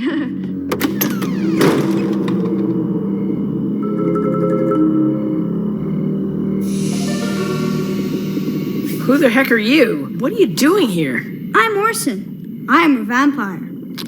I'm Jimmy. I'm the devil. Happy Halloween. Hey, have you seen a little kid dressed like a dumb fairy princess, probably bawling her eyes out like a big baby? Fairy wings? Gold crown? Pink dress? Yeah! Nope. Oh, this is Daryl. He's a piece of candy. Katie, she's a cat. And Bert, he's He's a baseball player driving his SUV. Nice laser cannon, by the way. See? The vampire kid knows what I'm supposed to be. Aw, he ain't no vampire. He's just another dorky kid someone else dared to go into the spook house. Am I right?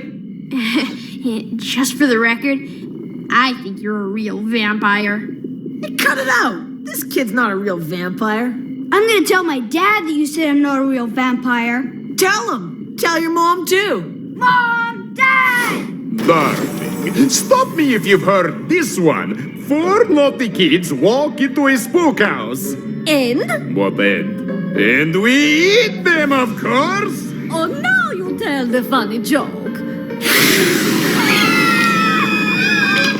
Click, click, click. You'll be grilled, you'll be ate. Gonna serve you for kids on a plate.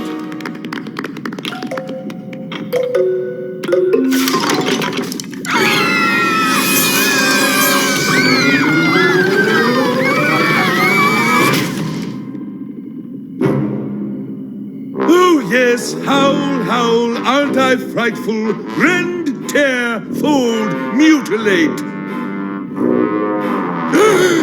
Candy!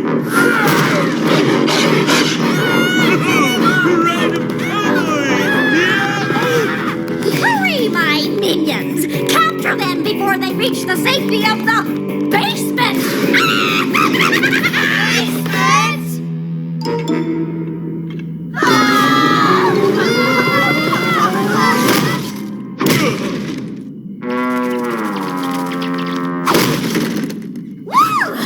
Okay, good work, everyone. Nice job. Yes, we were good, weren't we? You know, if I don't get a Broadway Did you see the contract Wicked out of Witch this thing one. I did? We're safe. We made it. We should probably stay here until the sun comes up. Your cousin probably got eaten. That'll be a tough one to explain to her folks. Good thing Jimmy's the leader. He'll have to do it. Shut up. Daryl, I can't think with you breathing right down my neck. Jimmy? I'm over here.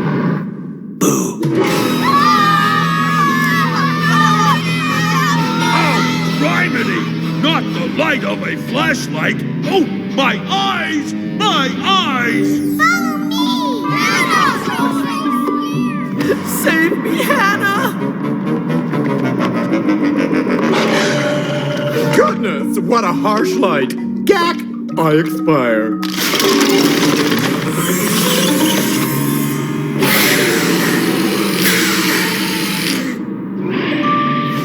No, not the light of a little lamp. I cannot stand it.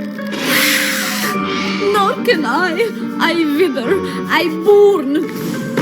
Oh, yeah. Out. Oh. Ooh, I'm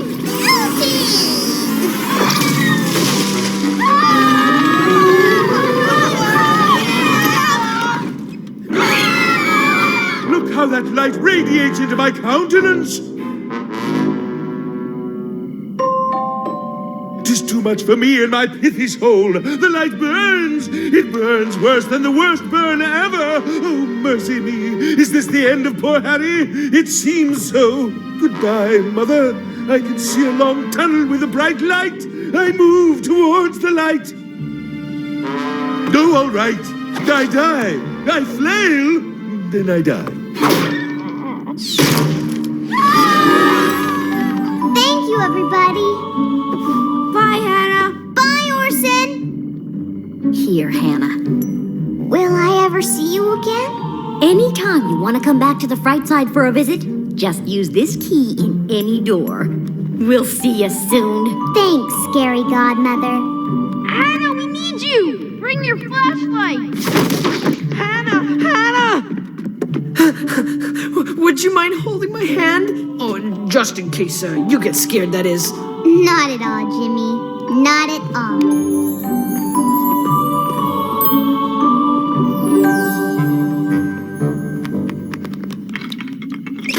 I'd like to do it one more time, though. I think I can do it. So, I could do it better. any pizza left? What? No, it's hungry work. I've built up quite an appetite. It's not easy scaring people, you know. Oh, no, please don't come any closer. Bugaboo, I'll fight you.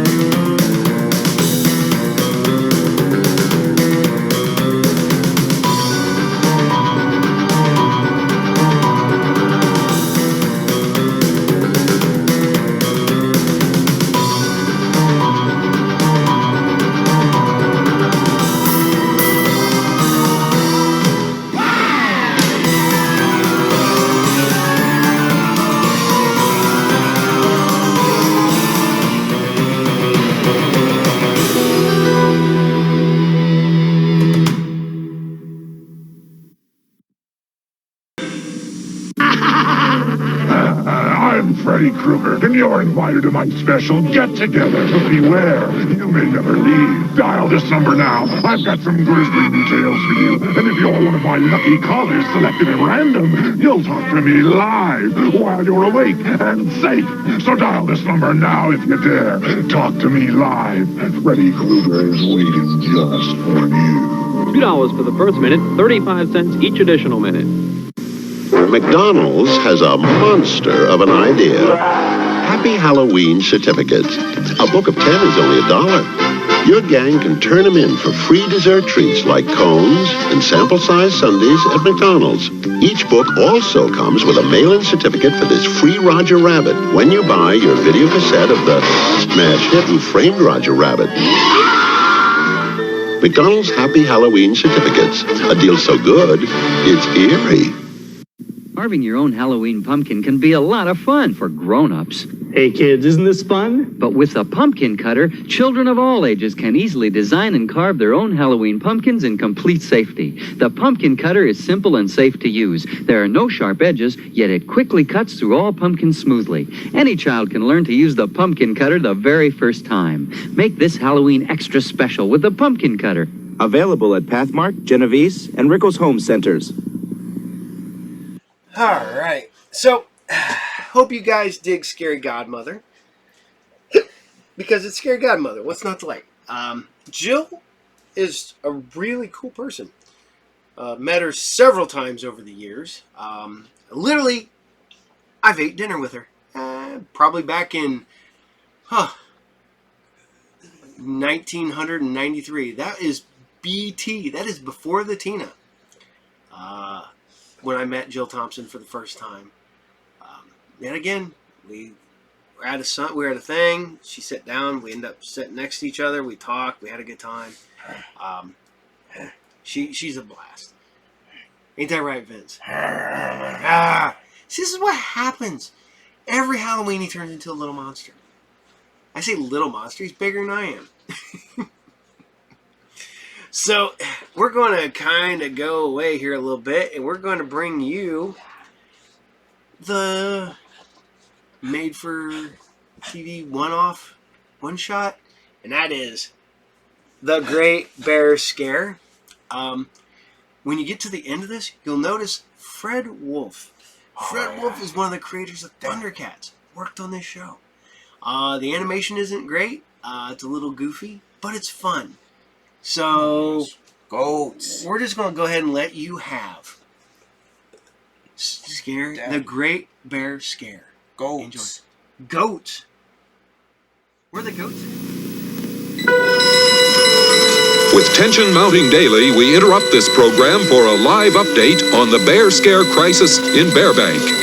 Waiting at the Bureau of Bear Affairs is our on-the-spot reporter, Patty Bear, with a live report. Come in, Patty. Monsters are coming. That's what most of the bears of Bearbank are whispering to each other. That's right. Monsters are going to invade the world tomorrow night. Where will the monsters come from? Most bears fear they will come from nearby Monster Mountain. What do you think, sir? I say smart bears should board up their houses and leave town now. And now a word from our sponsor. Hey, wait just a minute. Why should anyone run away from monsters? Oh, Teddy, you're so brave, but we're off the air.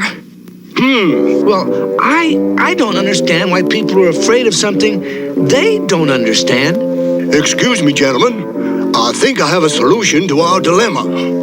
Fear is something we shouldn't be afraid of. Patty, you're on again. This is Patty Bear again, coming to you live from the Bureau of Bear Affairs. We are waiting for some word from the secretary. Wait, he's coming out of his office now. Mr. Secretary! Secretary General, would you give us a statement? Sir, any truth to the rumors about monsters invading Bearbank tomorrow night? Yes. No. The Bureau of Bear Affairs is on top of everything. But what about tomorrow night? What is the Bureau doing? Doing? Well, the Bureau of Bear Affairs has taken decisive action. Well, what young Ted is trying to say is that he'll be honored to go up to Monster Mountain to show everyone in Bearbank that we have nothing to be afraid of. Did you hear that, boss? He called us nothing. Then, my lovely, they have nothing to fear. And that is the one weapon that will conquer the world. Fear.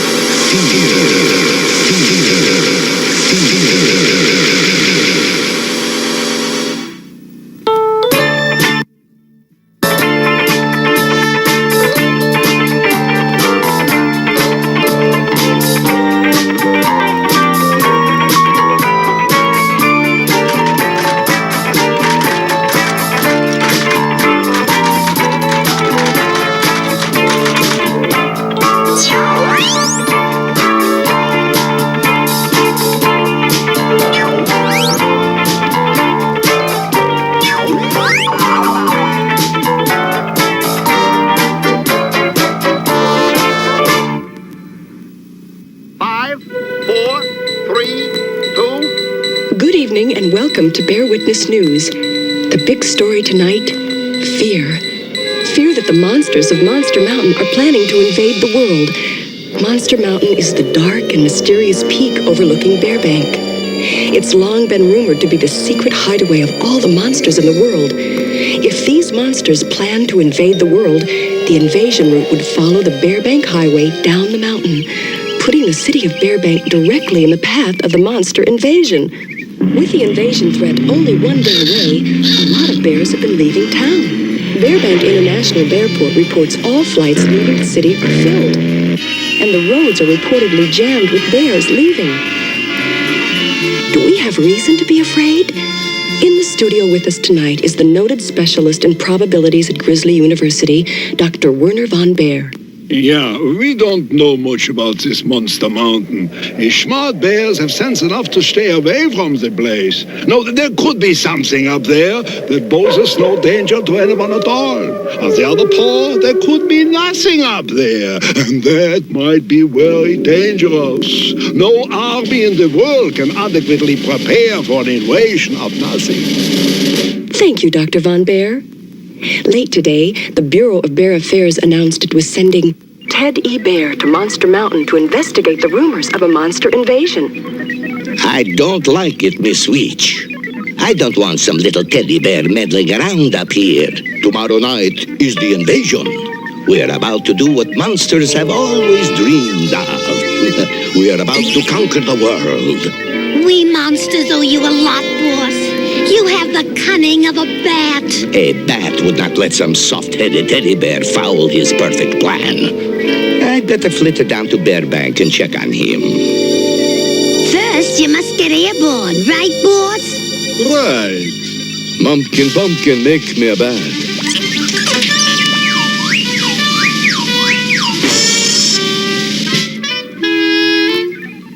Hey, boss, maybe you need more batting practice.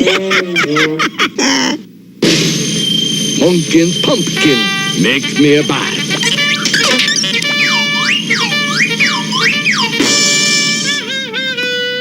Mumpkin Pumpkin, make...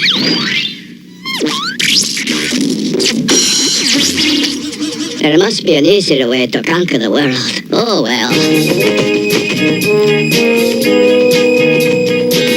This is it, home for the monsters. Look at it, the big apple. Isn't it rotten? Monster burgers. I wish I had time to stop for a bite. This has sure grown up. I can remember when it was a weed patch. Now it's all condos. My kind of town. I can't see anything. I'm blind as a bat. Where's that flashlight? There. Bearbank. Bearbank. There it is. Beautiful downtown Bearbank. Soon, little bears, it will be mine. I'll turn all that beauty to ugly. I can't hear a thing. I must open this window somehow.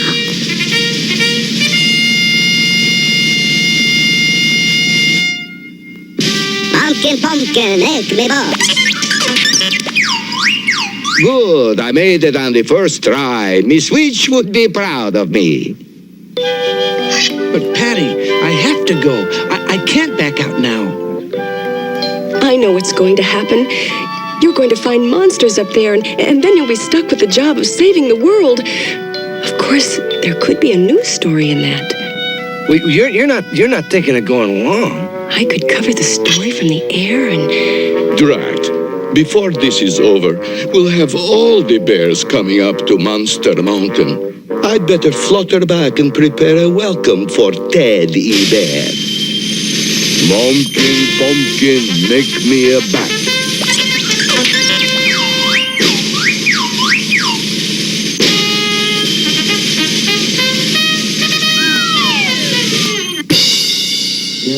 I think maybe it would be safer if I walked back. Good morning, Bearbank. This is your Bear Witness News, Bear in the Air reporting from Bear Square, where brave Ted E. Bear is preparing for his trip to Monster Mountain. Teddy has been appointed by the Bureau of Bear Affairs to learn the truth. Now, Freddy. It's Teddy. Yes. Just remember now, bears are afraid of nothing. And there goes Ted E. Bear on his way to Monster Mountain. 20 miles. Oh, this is unbearable. I must try again. Mumpkin Pumpkin, make me a bat.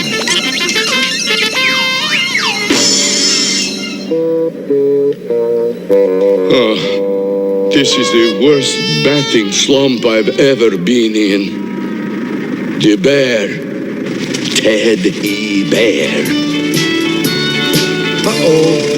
Hey, looks like somebody wants a ride. Hey, need a lift? Do I need a lift? Does a bat need wings? I want a lift. Please. Sure, okay, hop in. Oh, thank you, little bear.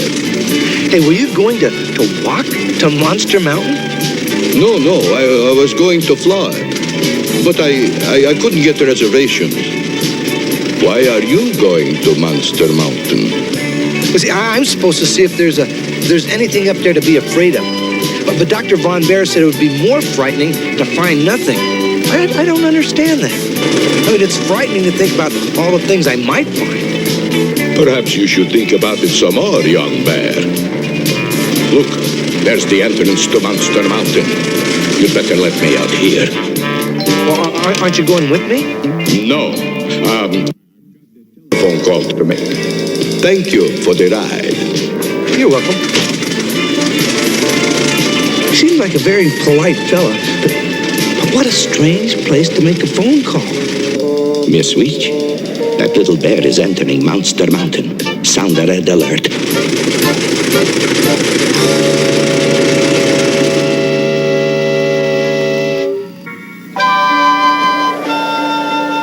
This is Patty Bear with the Bear Witness News update. The brave young representative of the Bureau of Bear Affairs, Ted E. Bear, has entered Monster Mountain. His car has disappeared into the tunnel that connects the mountain with the rest of the world. Boss? Where are you? It's the boss. He is? Now? The bear is here? Right, boss. All units, a bear is entering Monster Mountain. Apprehend immediately. I will coordinate the search from the air. Come along, loser.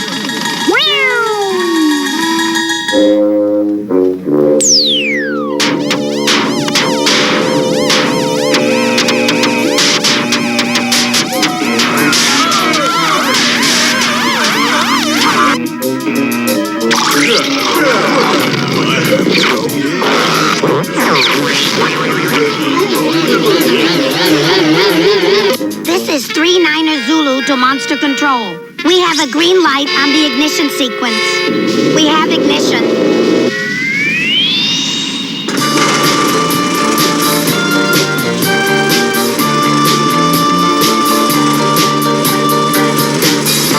Wow, there's a whole city up here.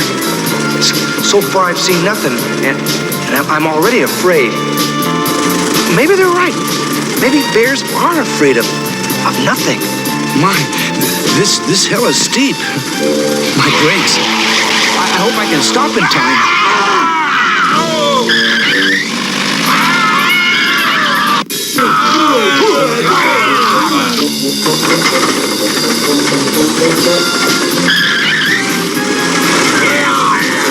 Oh no! You let him get away. This was a ghastly performance, monsters. I want every guard on full alert. Find that bear. Move it.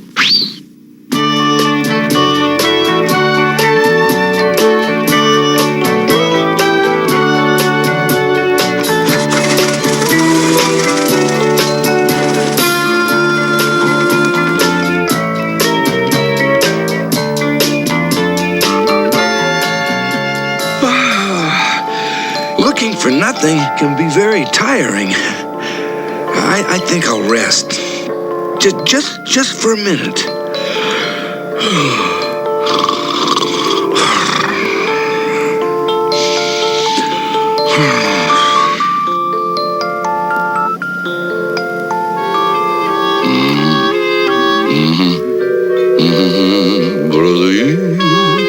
Did you find Teddy Bear? The troops are still looking for him. We can't wait. It's almost time for the invasion. I must get ready for the rally. Oi, oi, Chief. That's Commander-in-Chief. And this is our big moment, Miss Weech. In a few hours, the world will be ours.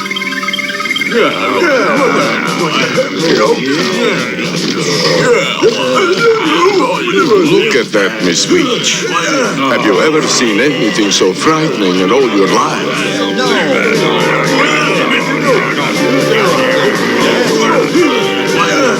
Look, boss, it's the bear. Get him, Miss Weech, and bring him to the pep rally.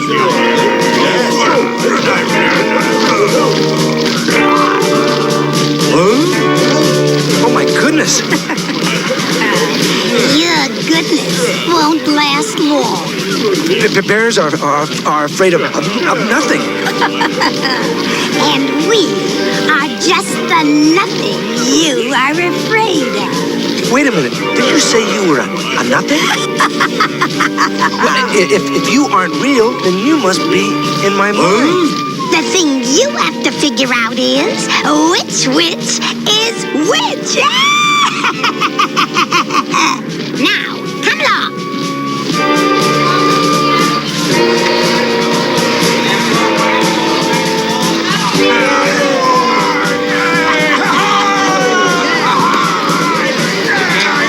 Give me a D. Give me an R. You wait right here, Teddy Bear. You are about to meet the most frightening creature in the world, Count Dracula. What does it spell? Dracula!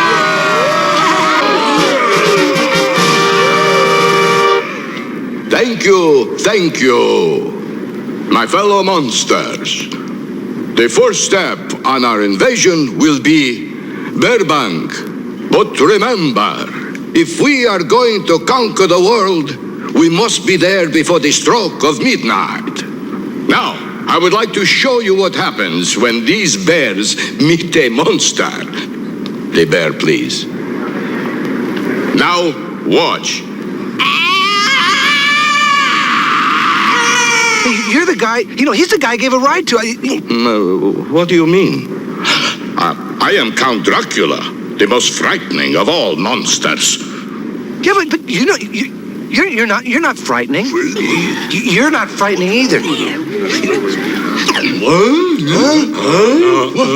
The part of you that's real isn't frightening yet. It's kind of funny. And the part of you that isn't real is in my mind. And it's only as scary as I make it. He's got us figured out. He may have figured us out, but he's just one bear, and he's too late. It's D-Day. The world has run out of time. Let's go! Let's march on Burbank. This is a Bear Witness News update. It has been hours since brave little Ted E. Bear entered the tunnel in an attempt to save the world. Wait, I see activity down there. I see monsters. Monsters of every description are coming out of Monster Mountain. They're headed for Bearbank. There's still no sign of Teddy Bear. All of Bearbank is waiting nervously. There he is! Ted sees us. Patty? Hey, Patty! We must get him aboard. Ted E. Bear, the only bear who might be able to save the world, is climbing aboard our bear in the airship now. Ted, what have you learned about the monsters? Is there anything we can do to stop them? Yeah, sure. All you have to do... Speak into the camera. Oh, hi, bears. This is Ted. The secret is simple. I should have known when the Secretary General said bears are afraid of nothing. That's true, Nothing can be very frightening. Well, I got up to Monster Mountain, and you know what I found out? Monsters are nothing. That's what makes them scary.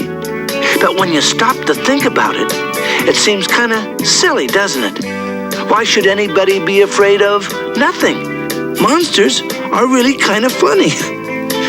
So if you want to get rid of monsters, all you have to do is call their bluff. Call their bluff? Of course. If they know you aren't afraid, they'll just go away. In fact, if you laugh at them, they'll be defeated. Hurry, monsters, or else. Or else what, boss? Or else. Don't you know the stories? We have to be back home and in bed by midnight. It's the rule of the monsters. Here they come. Shh! Quiet, everybody. Hey! Hello. I'm here to conquer the world.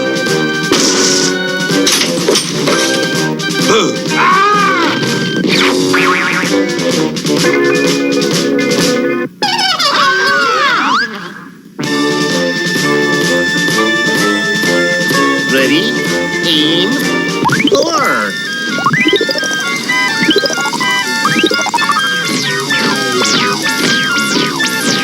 Move faster! You monsters are slow as molasses. It's not molasses, boss. It's honey. The witches are coming. We've got to stop them. Patty, let me have that mic. Hey, thanks. Calling all witches. This is your leader, Count Dracula, ordering a change of flight plans. Aim directly for the target below you and await further instructions.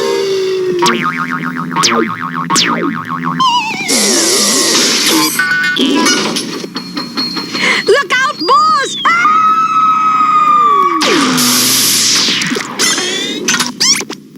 Quick, head for the clock tower.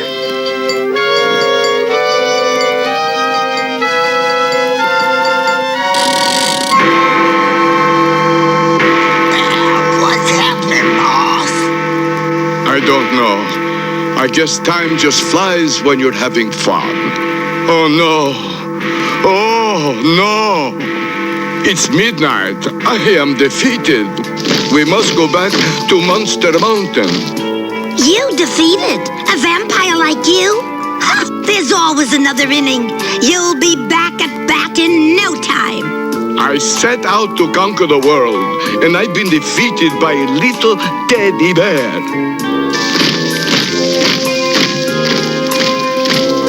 I refuse to walk again. Ooh. Can I ride with you? Sorry, Chief. There's no room on the broom. Oh, rat feathers. Mumpkin pumpkin, make me a bed.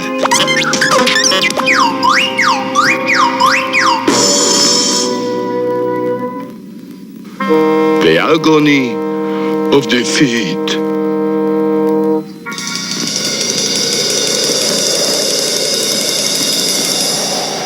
Monsters would rule the world if it weren't for teddy bears. But I will be back, and I will succeed. I wonder what would happen if we just once stayed out past midnight. Just wonder. This is Patty Bear reporting from Bear Square with another Bear Witness News exclusive. All of Bearbank is celebrating the victory over Count Dracula and his army of monsters. And here's the brave young bear who did it. Oh, Patty, those monsters were really nothing. Oh, come on, Teddy. It took bear courage to battle those monsters and save the world from nothing.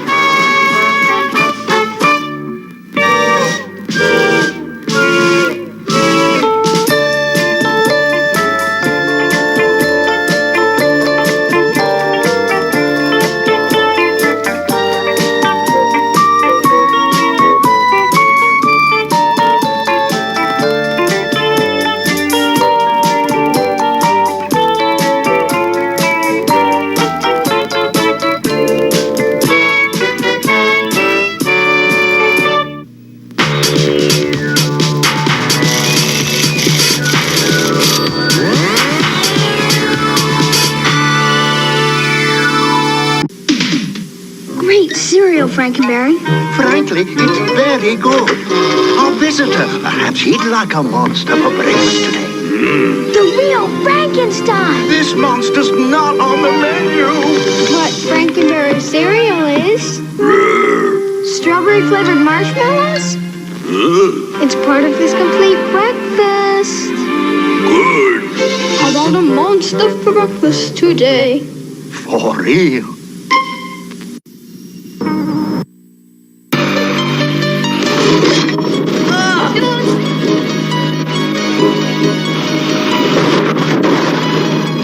Check it out!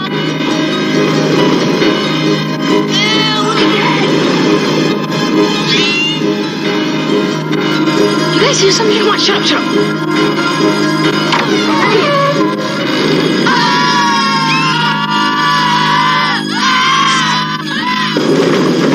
You guys are so immature. Was that your sister? I'm not sure. Get out of here! Scared Silly, starring Ronald McDonald and the Chicken McNugget.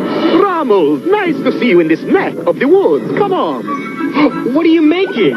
We're stirring up secret sauces for dipping. We're ready, boss? Let's make sauce. Oh, well, at least I got my hair done. I have an idea. Whoop-de-doo, McDonald's sauces. You can always count on them to be terrific. It's a good time for the great taste of McDonald's. Where are the goats at? I don't know. I guess the goats are outside. Yes, they like to go to the farm. You know what? What? Come here. Where's the goats? I think I've lost him. He lost the goat. You know what's going to be bad is the town I live in. I can't legally own a goat in town. A few years ago, Tina and I were at a exotic animal swap meet, and this guy has 2 pygmy goats, $40 each. And I'm like, I kind of want a goat. Tina's like, why do you want a goat? I'm like, kind of want a goat. And we kept walking by, and I kept playing with the goats. As, animals love me. And I'm playing with these 2 goats, and the guy goes, all right, he goes, I'll sell you that one for $20. And I'm like, And Tina's like, do you want the goat? I'm like, I kind of want the goat. I was like, but I don't think we can own a goat. So we walk off. We came back, and I'm playing with the goats again because it's a slow thing. And he goes, sell them both to you for $30. And I look up at the Tina, and the Tina's like, do you want the goats? And I'm like, I don't think we can own the goats. I kind of do. I really want a goat. And so we're like, all right. So we make it around. We get a couple things for our animals at home and stuff like that, which is just dogs and cats at that point. So we get some little treats and stuff. We walk back by the guy. The guy goes, you still want those goats? I'll sell them both to you for $20. And I'm like, I really want a goat. And, Tina had to be the voice of reason. She didn't tell me no. All right. But she's like, where are you going to put them? And she also agreed with me. She doesn't think that we can legally have one. Only found out recently that a grandpa. We can have goats. We cannot have goats in town. We cannot have hooved animals in city limits. Now, isn't that weird? I am a grandpa. You're a grandpa? He's a grandpa. No, he's not. But I almost had not one, but 2 pygmy goats, male and female. And everybody's asking what you would have named them, and I'm like, I would have gone called one Billy, and then one, Wilhelmina or something like that. And I'm like, nah, not really. I'd probably be like, that's the devil, and that's Scratch. That's my goats. That's Totes, my goats. And it's but then I found out from a friend of mine who did have a pygmy goat, and he goes, yeah, you're lucky. You didn't get one. They destroy everything. He goes, man, they either A, ram it, or they eat it. And I went, oh, well, I have a lot of paper, so I don't want any goats eating my comic book collection. So, no goat. Oh, yeah, that's a tight belt. Yeah. I don't know what that's about. So, I hope you guys enjoyed that, because we're going to go to a long animated movie. This is the anime for Frankenstein's monster. I had never heard of Frankenstein. You heard about Frankenstein. We were talking about Frankenstein the other day. Like Frankenstein's monster? Frankenstein's monster, yeah. He kept telling me, because that's Frankenstein. I said, nope, that's Frankenstein's monster. But that's a half truth, because he does take his name, of his creator's name. So 6-1, half dozen. So this is the anime version of Frankenstein's monster. This is something I absolutely loved, but I found way, way, way late in life. Way late in life. I did not even know they made this until I was probably an adult. Because I would have definitely watched this my entire life if I'd have known it existed when it came out. But here you guys go. Clutch. This is Frankenstein's Monster, the anime. Enjoy.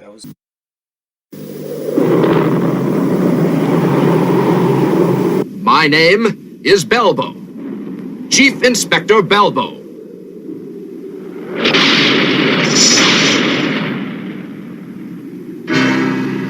This report is the result of my investigation into the deaths attributed to the so-called Giant of Geneva. I have forbidden my publishers to release it until after my death. I believe it will prove once and for all the existence of the so-called monster of Frankenstein.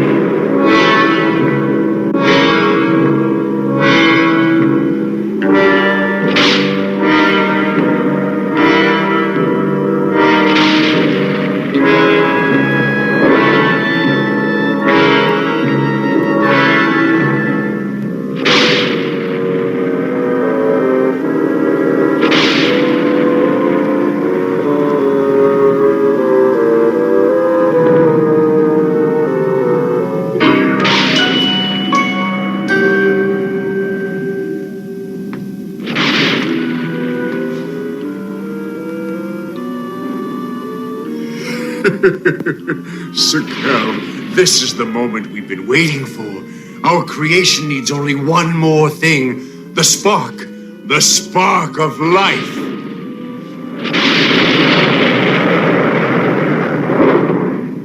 Sukel, hurry! We need the power now! But Victor, I'm not sure What is it? We are about to accomplish something that scientists have only dreamed of, and we haven't a moment's time to waste now. We're going to bring hope to every person afraid of dying. Victor, have you considered the moral implications of what you're about to do? Damn it, man! I'm afraid your personal moralizing speeches will have to wait a while. Turn it on! Remember, Doctor, this is your decision.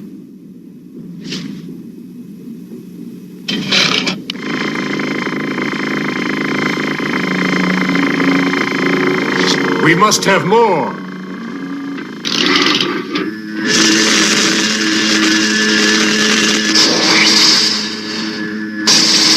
I want more power right now. I can't. It'll blow up.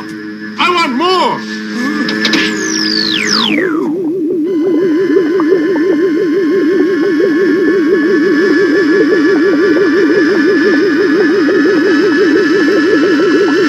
Yes.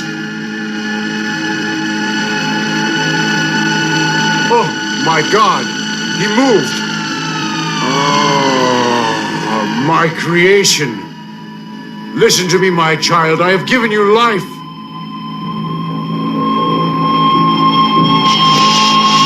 I warned you that goes on! Huh? What? What's going on? The generator has been destroyed. Why does it have to be now?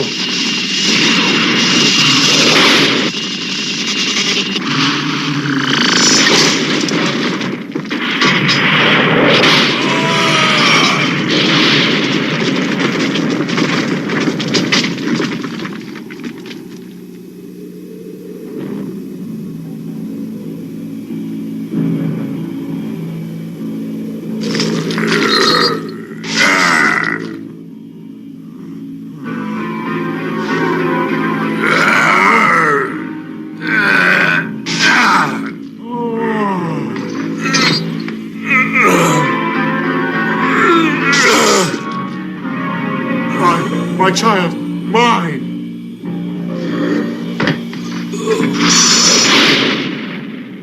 Sukel, wake up. We've done it, Sukel. He's alive.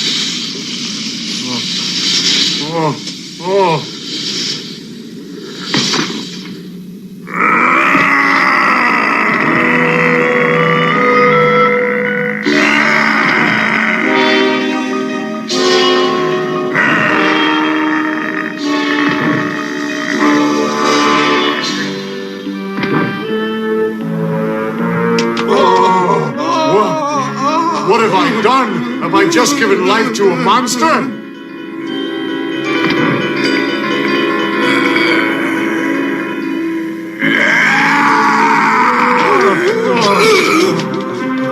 Go, Sukel! Run! Hurry!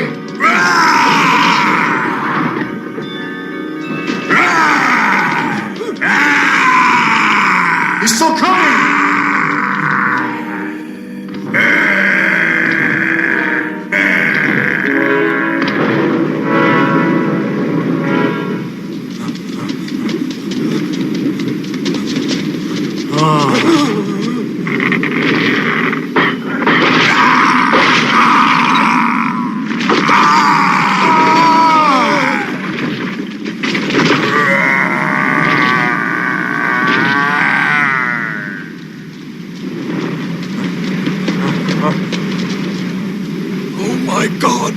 going to kill us? We must destroy him, Sir Kel. You hear? You will have to help me. I don't have to follow your orders anymore. I tried to warn you, but you wouldn't listen to me. Shut up and make yourself useful. Here, take this. Take it! You mean kill him? We must not permit this hideous monster to wreck my research and my entire life's career. I'll make it worth your while. Now do it! Huh? Doctor, wait! Hey! Dr. Victor, look out!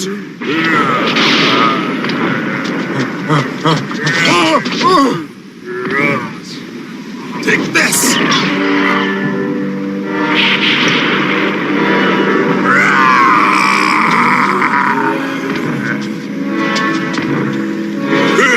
Get back!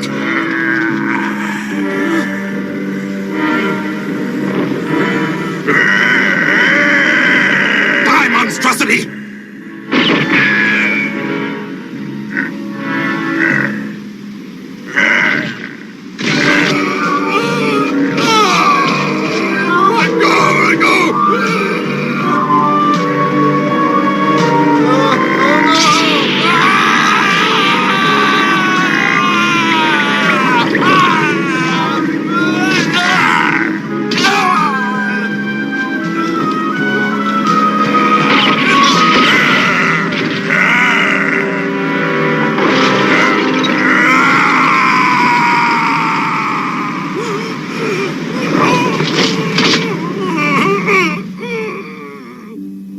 It was now that I became closely involved in these grisly events, events which stretch the limits of my imagination, and the memories of which will stay with me for the rest of my life.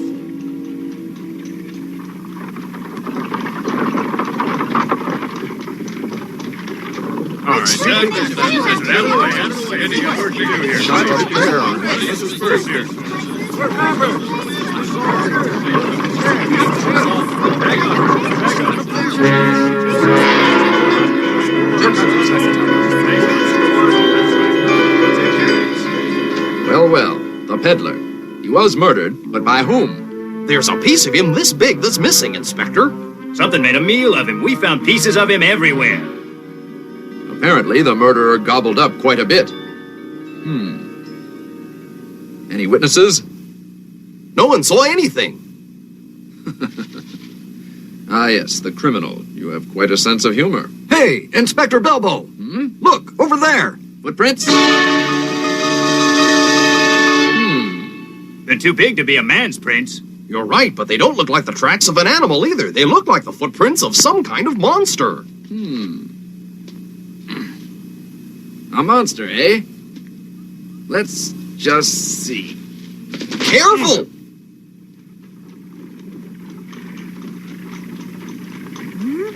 Oh, he's come back. Madam, the doctor has returned. His coach has just arrived. Oh, you've come back. Oh, Victor. Oh. Oh, my dear, how I've missed you. Where's Emily? She'll be home soon. Come, I'll make you a cup of tea. How is Emily? Fine. She's visiting your father. She adores the old man.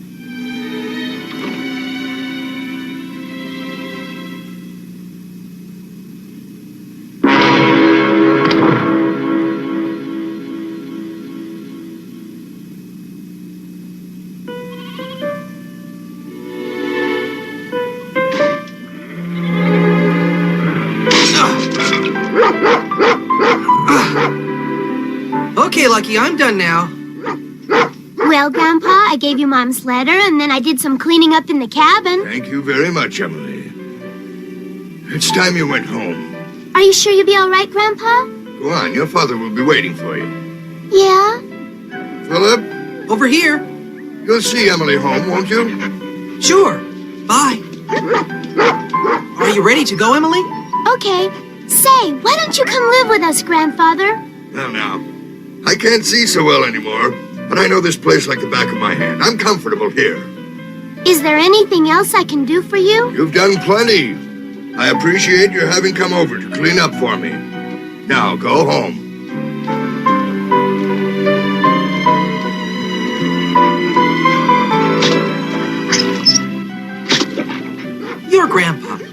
him a lot. But why does he live alone, away from his family? I'm not sure.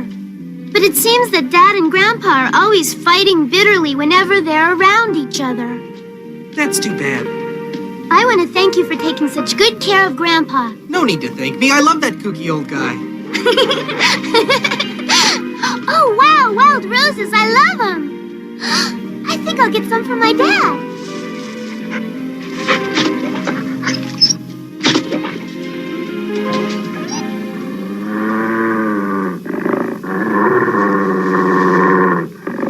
Oh, that ought to be enough.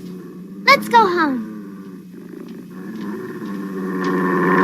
Okay, Lucky. Let's go home now. What's got into you, Lucky?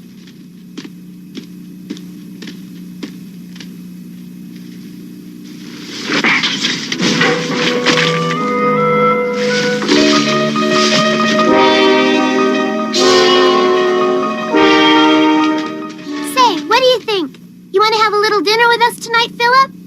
Thanks, Emily, but this is your father's first night home, and he'll want to spend some time with you. Some other time, though. I do want you to meet my dad. Do plan to visit with us soon. Thanks, Emily. I'll do that. Bye-bye now. Bye-bye now. Oh, Philip, why are you always so shy? What is it, Lucky? Shh! Lucky, please be quiet. I want to surprise Dad.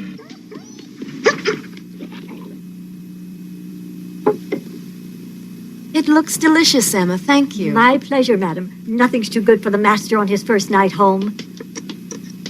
Slate, why isn't Emily back yet? I'm sure she'll be back soon. What? Elizabeth. What is it, dear? You are much too indulgent with her. Hello? Why, Emily, come to Dear. Daddy. Oh, Papa, I missed you. You're a sweetheart. I missed you too. I brought you a present, see? Ah, well, you know what? I brought you a present too. Papa! Open it. I can't wait. Wow, what a beautiful scarf. Oh, nice. Yes, it's beautiful. It's so wonderful, all of us being together again. Thank you, O Lord, for the blessings we have before us, and thank you for bringing our family back together at this table, and for your everlasting bounty. Amen. Well, all right, what's to eat? It all looks so good.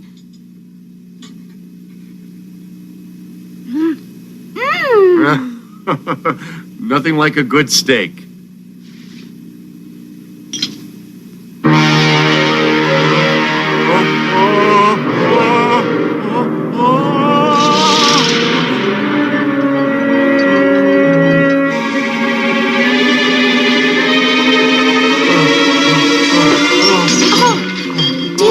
What's wrong? What is it? Papa! Are you ill, Victor? Is your steak too rare? Oh! Madam, come quickly! What? Someone's killed our little bird! Oh, it's horrible! Horrible! What?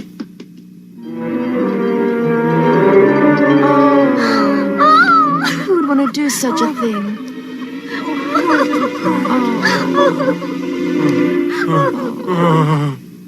I thought Sir Cal had put an end to him forever. Forever! How did it become such a monster? Professor, there must be some way to convince you. Never. This obsession with bringing the dead back to life is not only insane, it's blasphemy. Why waste time on meaningless moral lessons? This is a concern of science. Son, morality should be of more concern to us than anyone. For morality is the fabric of civilization and must be most closely guarded by those of us who have the power to abuse it. I don't care what you think. I'm going ahead with my experiments. Victor, listen to me. Victor!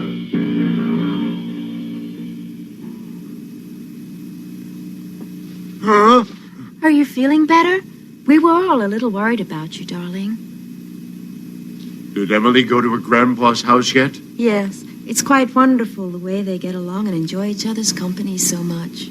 Why does he have to live all by himself in the mountains? I think he must really hate me after all. How can you say that? He just enjoys living by himself. Huh? It sounds like Lucky has been hurt. Who cares about a dumb dog? I'm going to bed. Good night. Oh.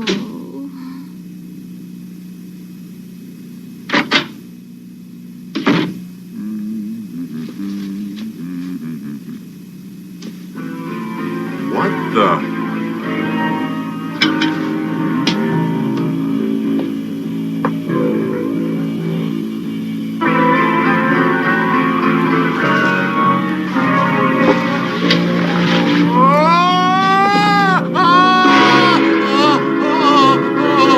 Someone, anyone, help me! Help me!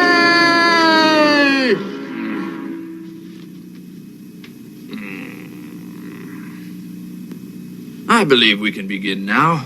We're all here except our maid. And you trust her, I assume. Excuse me, huh? Chief, nothing's stolen. It doesn't look like a burglary. The animal? Ripped apart. There was hardly anything left of him, sir.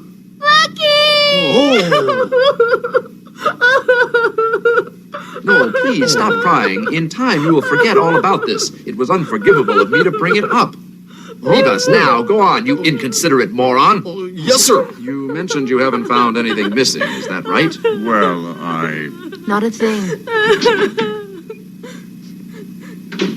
Well, he's no thief. Ah, refreshment. Splendid. Fresh today.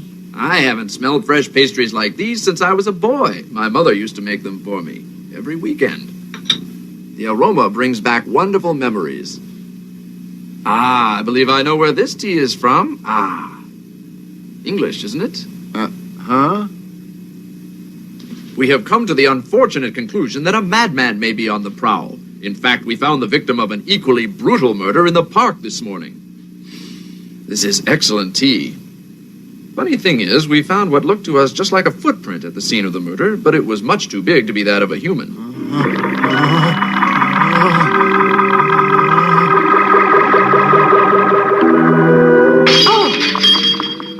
Oh.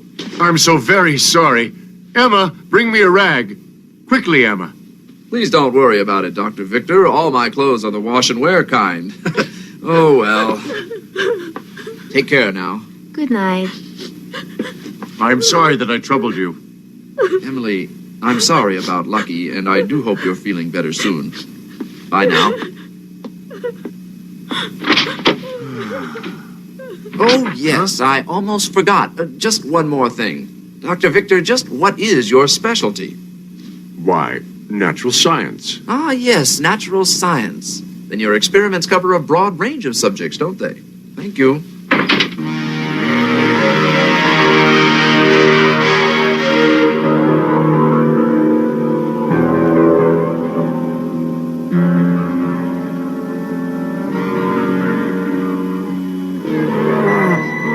Oh, no!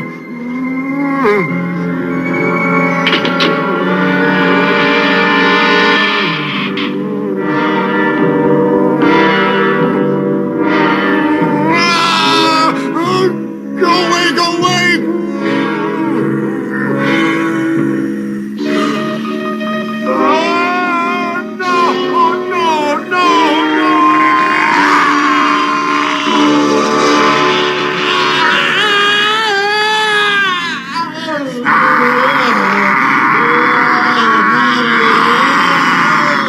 Why did you make me?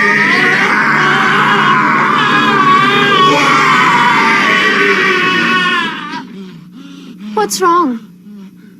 Nightmare. Darling, try to get some rest. But I thought we had done away with it once and for all. What?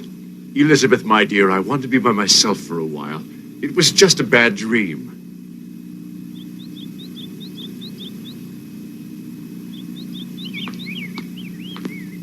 Morning, Dr. Victor. Morning, sir.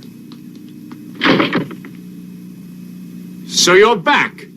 You know I've been looking for you. Why haven't you gotten in touch with me? Well, Doctor, what are you complaining about now? What are you saying? Who do you think you're talking to, Zakel? A man who is about to become a world-famous scientist shouldn't lose his temper so. How dare you, Zakel? You'd better look at me when I talk to you. Yes, perhaps I should.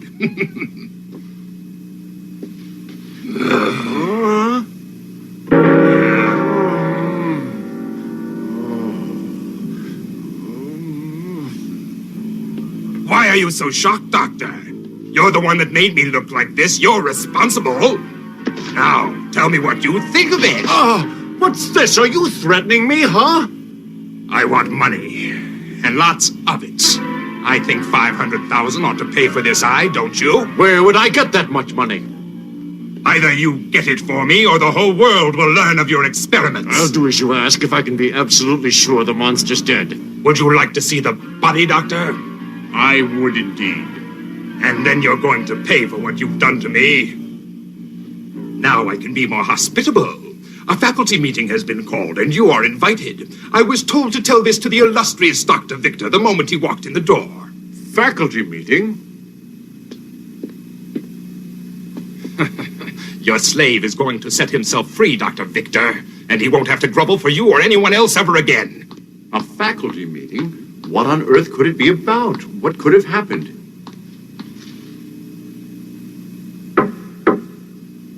Come in, come in.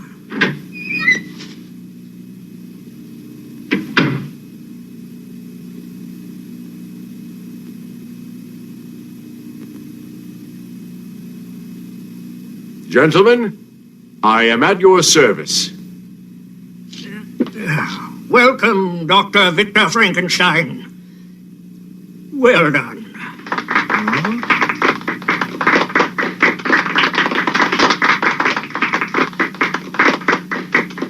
Dr. Frankenstein, it's my pleasure to welcome you as the newest member of the International Society of Natural Science. Congratulations, Doctor. Well done, Doctor. Do you mean I'm now a member? Precisely, Doctor, and again, congratulations. Oh, thank you very much. I've done it. I've become a member of the Society. Nothing can stop me. I'll be famous throughout Europe. There is something in my way, but I'll take care of that. Eat up, kids. We've got a lot of chores to finish this afternoon.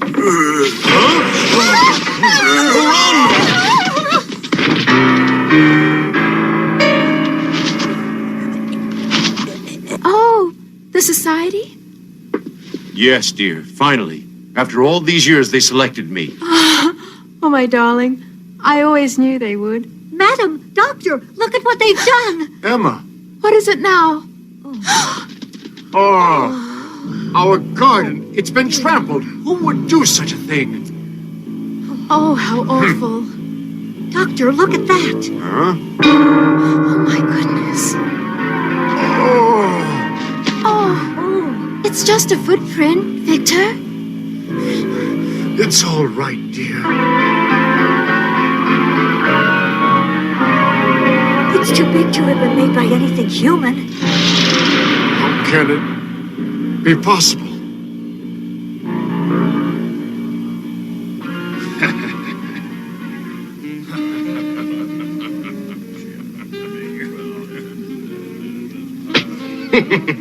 $500,000. It looks so small, eh? Hey. Are you positive that you killed him? Sure. Although what? Well, you did find those footprints. You mean you're not sure if you finished him off? I must be certain. I must. You hear? What if he is still alive? Why should you care? Don't tell me you're worried he's going to take his revenge on you, Doctor. What are you getting at? Never fear. I'll take care of everything. Leave it to me. Members of the Natural Science Committee shouldn't have to worry about their personal safety. Stop it! Stop it, Sikel! What do you think, Doctor? Do you think I'll be able to make a fortune out of my misfortune? Oh, that Sikel. At least here I have some peace. What's that?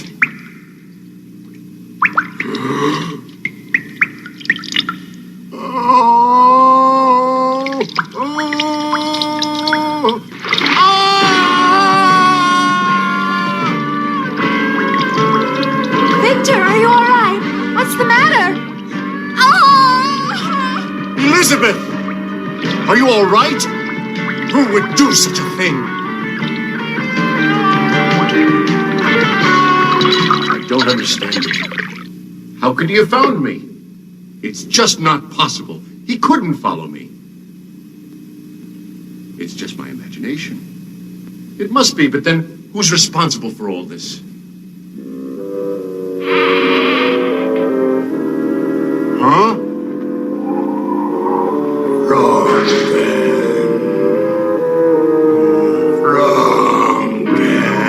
Why, he's here.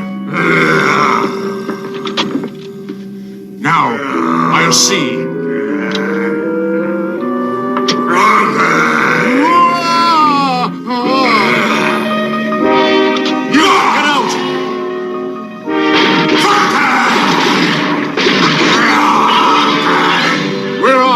Creature!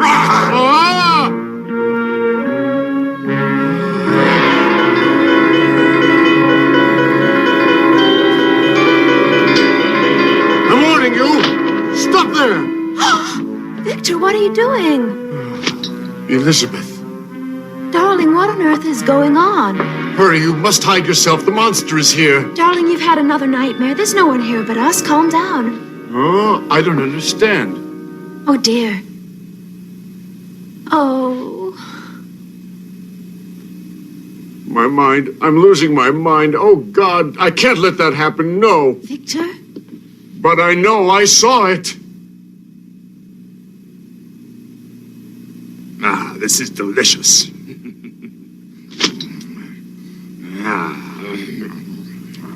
You can't believe there's a monster until there is one.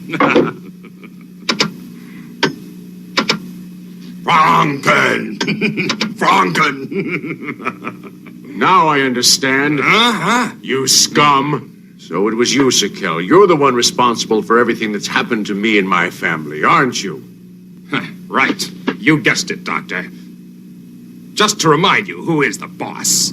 How dare you, you pig! You don't want to cause a scene, do you, Dr. Victor? Society member? What's that? I'd hate to see you become an ex-society member. Listen, I'm not a man you can threaten, you hear? Then perhaps I had better make the world aware of your monstrous problem. How dare you try to blackmail me? You dare accuse me of that? Of doing something that is criminal? After what you've done to me, Doctor? Or have you forgotten? You're responsible for my suffering, Doctor, and you must pay for that. What is it that you want, Sikel? Just $10,000. I feel that should be fair payment for my eye. Every month until your death. What, are you mad? I don't care how you do it. You can sell your house or sell your daughter for all I care. I don't care how you do it. You just get me that money, you understand? And what if I refuse? I've already given you everything you asked for, and it's nearly bankrupted me. Now you'll get no more. We'll see about that. I'll be waiting for you tomorrow night at the wharf at Loch Lomond. Don't forget, tomorrow night. So, Kelly, you seem to be forgetting something. Legally, you're just as responsible as I am, and you could also go to prison. Fool! He's still concerned with the niceties of society and the law. Well, here's the law!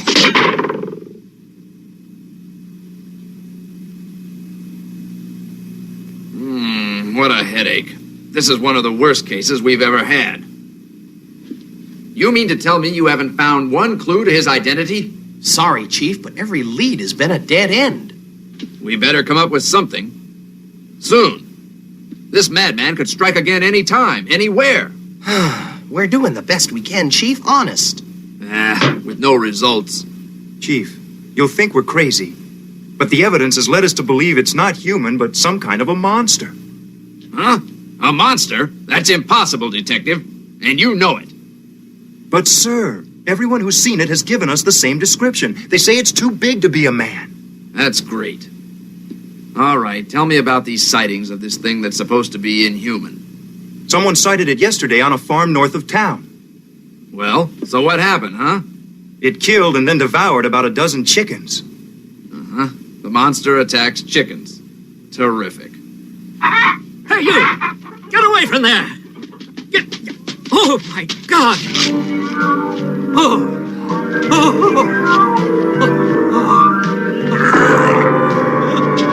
Monster!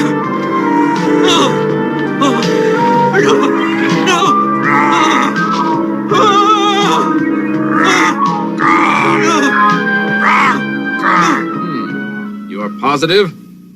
That's what he was saying? Franken? Yes, sir. Repeated it several times, according to the report we got from the farmer. Franken. Why Franken? Why say that unless he... Are you sure that is the word he used? Yes, sir. The witness was positive. I hope for all our sakes that farmer was mistaken.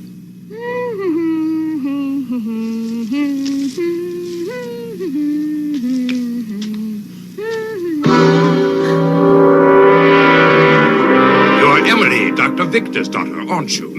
Oh, aren't you Papa's assistant? Yes, though the doctor and I no longer see eye to eye.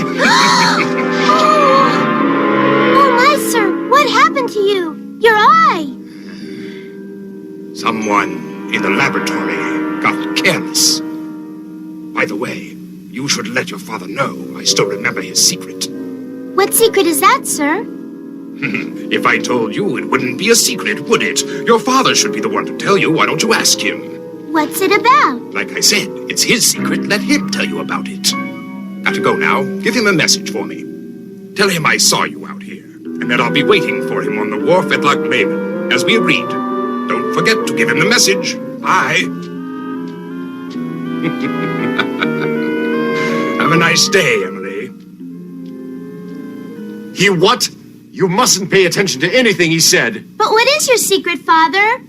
And what did he mean you knew the story behind his eye being missing? There are some things that a child your age shouldn't know. But you mustn't keep a secret from me, and if you won't tell me, then I'll go ask him what really happened. Come back, Emily. Come back here at once. Oh! Now do what I tell you. Oh, let me go! Oh! Are you mad? What are you doing? Just what I have to. Now you stay in there, you hear? Oh, no, Papa, let me go! Let me out, please! Let me out! Why are you doing this? What's going on? Now just stay out of this, Elizabeth. But Victor! This family will never be the same. All right, Sakel. This time you've gone too far. I wouldn't be able to bear the shame of Emily's learning of my monstrous creation. Sakel cannot be allowed to live. Let me in, Victor. Let me in. Just wait a minute.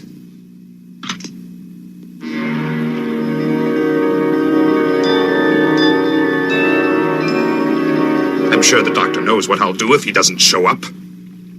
Now that I know where to find his little girl. What? Who's there?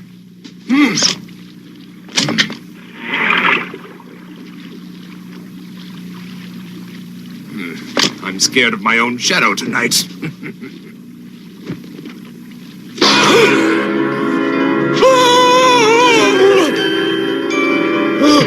Oh, you're still around, are you?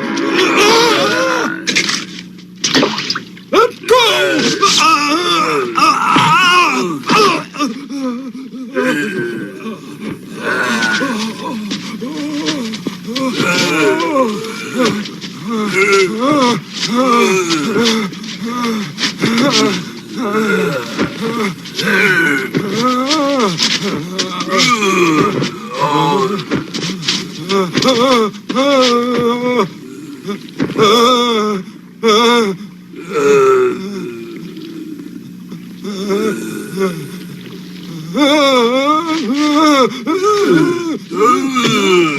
Get away!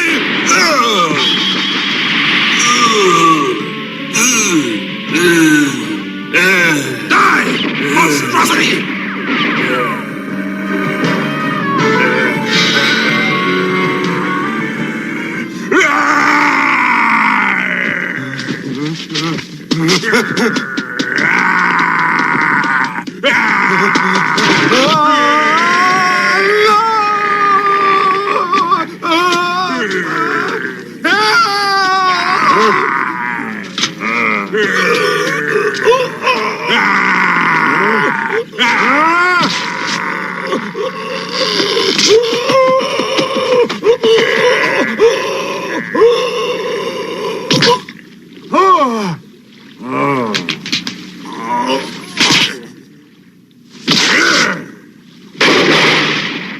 Sakel! Oh, my God. Huh? But how did you... It's not possible.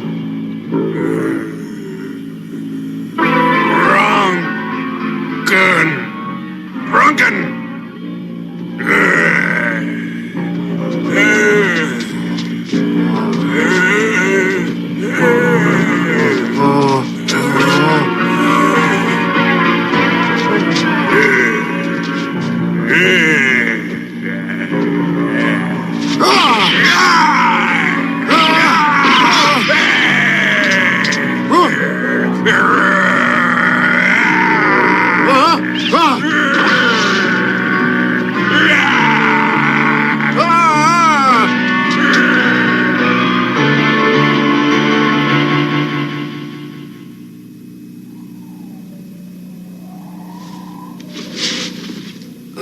What a mess. Ripped apart. In my 30 years on the force, I've never seen anything that's turned my stomach as much as this. It wasn't a drowning, Chief. It looks like he was dead before he hit the water. I'd say the most probable cause of death was having his neck broken. You're a very bright boy, aren't you, Sergeant? Say, thank you very much, Chief. There were signs of a struggle and this gun was nearby. Huh? Let me have a look. Nice weapon. Well maintained. Recently fired. It couldn't be the murder weapon, Chief, because he was killed by hand. Huh? I'm very impressed. I'm so happy that I'm working with men who are so acutely perceptive. Thank you. I'm honored, sir. I'm sure you are. All right now. Are we absolutely positive this is Mr. Sakel, Dr. Victor's assistant? Yes, sir. He and I went to the university together in Geneva. You did? Well, isn't that nice? Now tell me about him. Please, Emma, please don't go. You've been like a second mother to Emily. You know how much she'll miss you. Please reconsider. You've always been kind to me. But now there's an evil presence here. I am sorry, but I must leave this place. Don't go. Excuse me, ma'am. Excuse me. So Emma's decided not to work here anymore. Didn't she say why? No, I just can't understand why she left. There's more to this than meets the eye. That woman looked very frightened.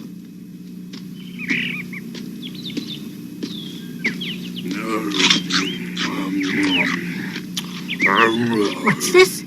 Shame on you, young man, for stealing that farmer's food. Oh!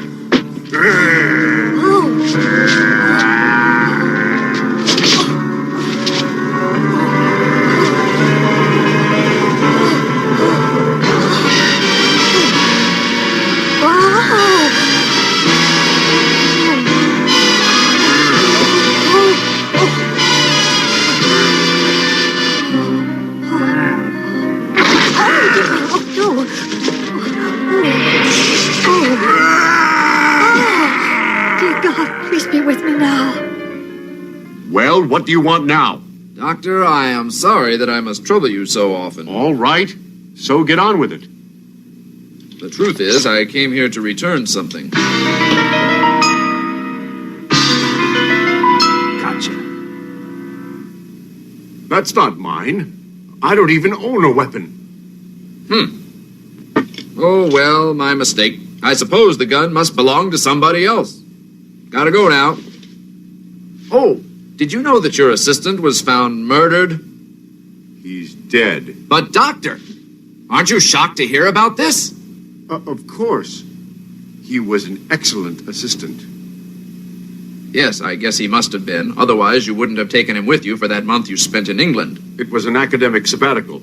We went there to do some research together. Strange choice for a sabbatical. A rundown old place like Snowdon Castle. What makes you say that? You weren't trying to duplicate your father's work?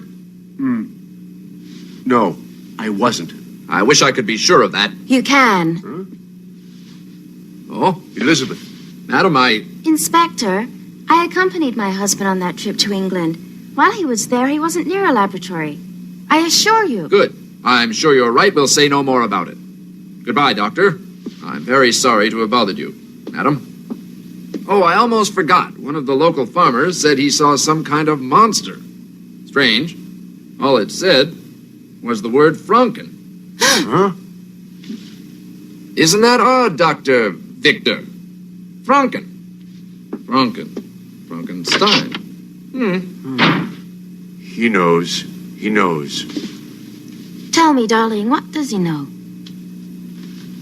I'm too ashamed to tell you. Darling?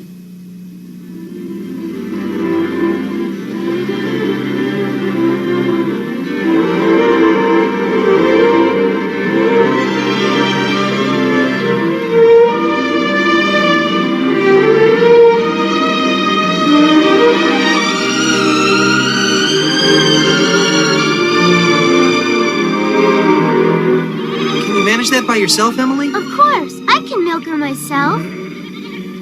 Mom came with me today, and she'll help me so we can make a really great cake for you. Oh! Uh-oh.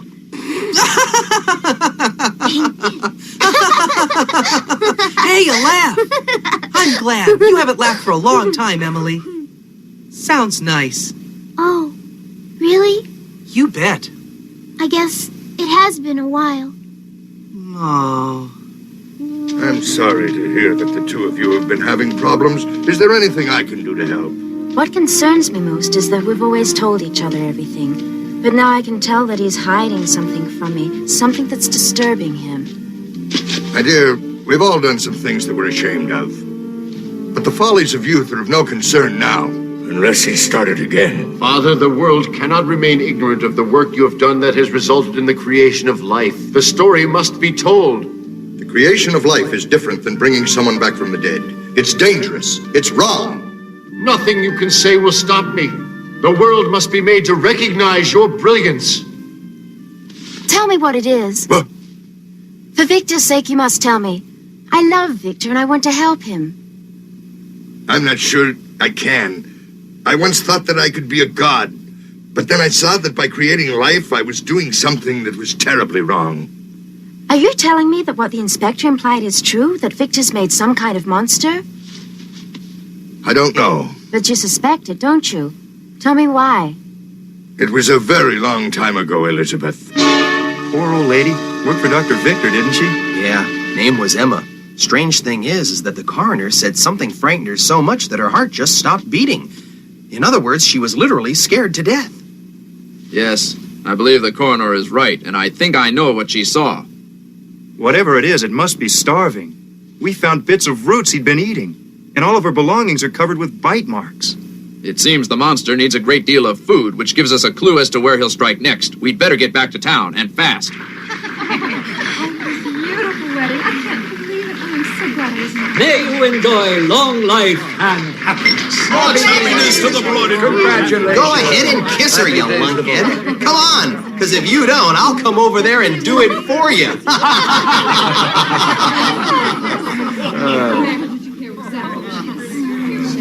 Well, Yes, but it's never been. Oh, the lights are out.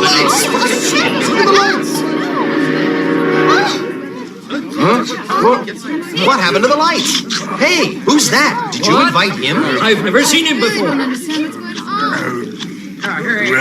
Excuse the inconvenience. We'll have these candles relit in just a minute. It's about time.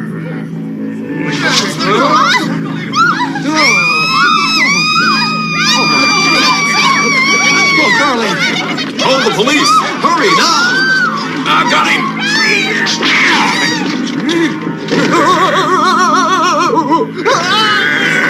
He's not even phased.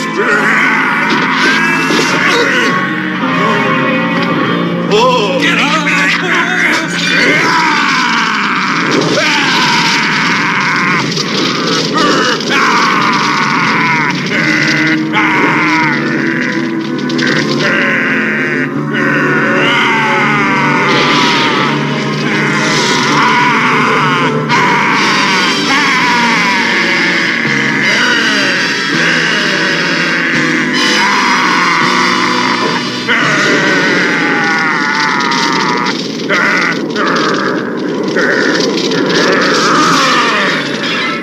All right, men, keep your eyes open. He's got to be around here somewhere.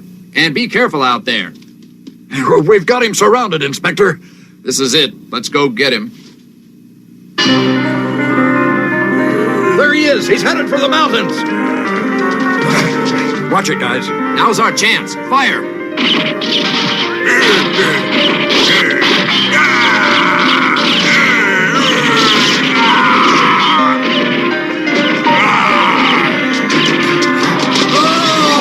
Watch out! Watch out!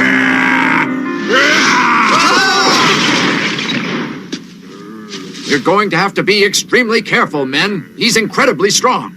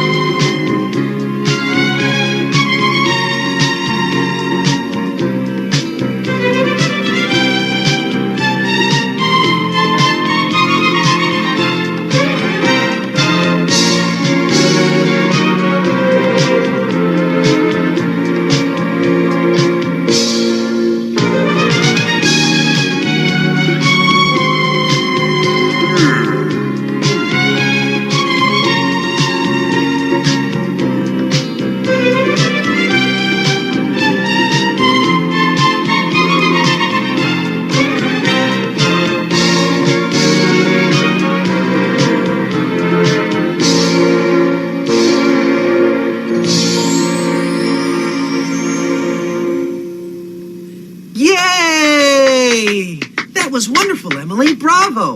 I knew you had a nice voice, Emily, but wow. I never imagined you could sing like that.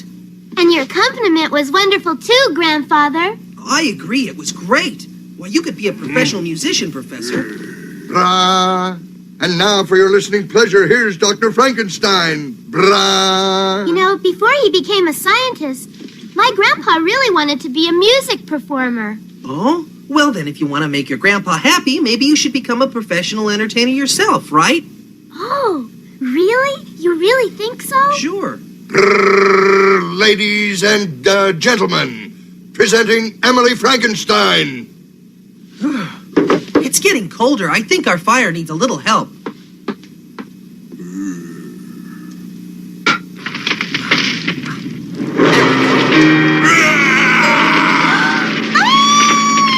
Hey, Em, what's wrong? What is it? What is it? I saw something really big out the window. It could be a bear. A bear? I better take the rifle and have a look.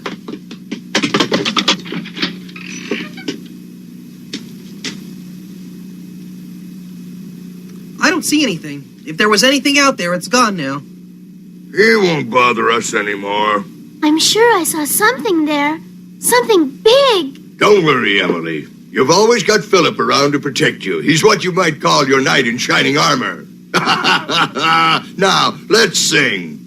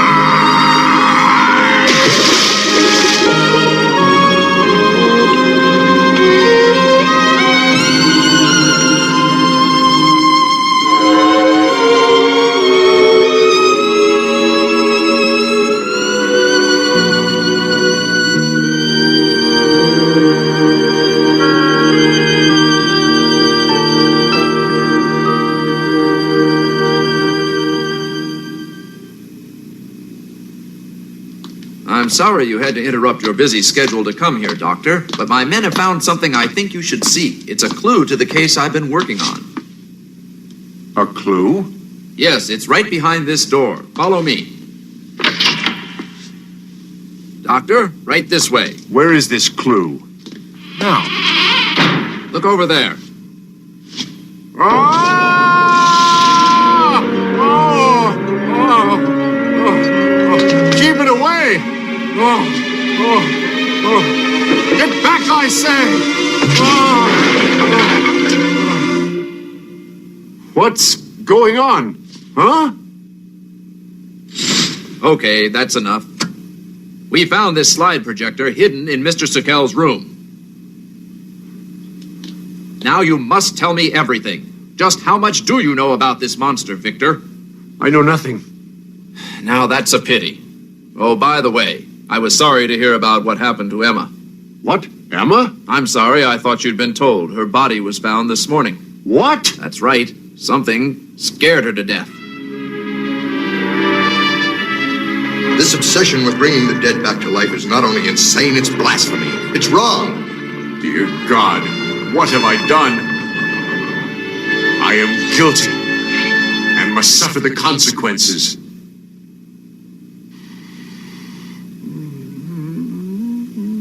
Victor, no! Let go of it, Victor! Elizabeth, let go! You don't understand! I'm not going to let it go. I'm your wife. I don't care what you've done. I love you. Elizabeth. You have no idea what I am going through. Elizabeth. Dear, I know you as well as I know myself. I'm so ashamed. Victor, my darling, I love you. I'm a part of you and always will be, as you will always be a part of me. There isn't anything we can't overcome together. Elizabeth, my darling. I know you mean what you say, darling. But if you knew of the blood in my hands and what I have created, I know even you wouldn't forgive me.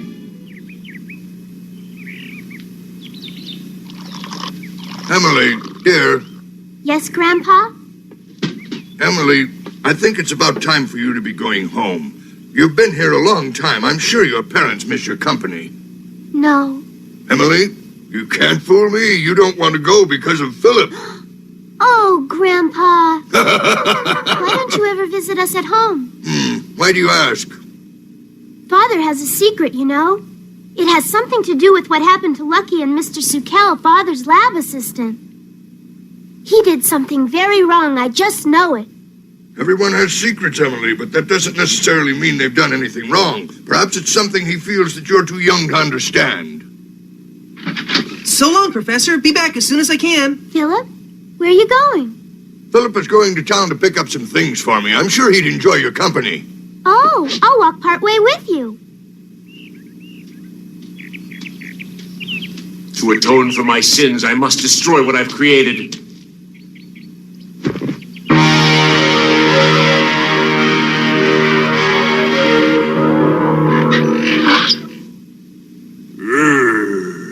Do I have a visitor? I don't see very well. Please make yourself at home.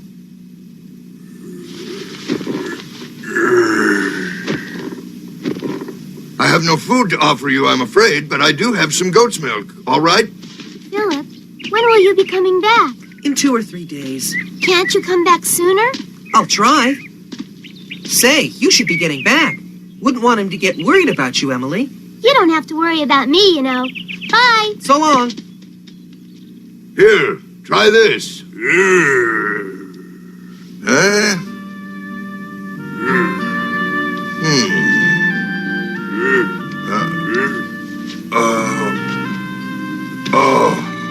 So it's you.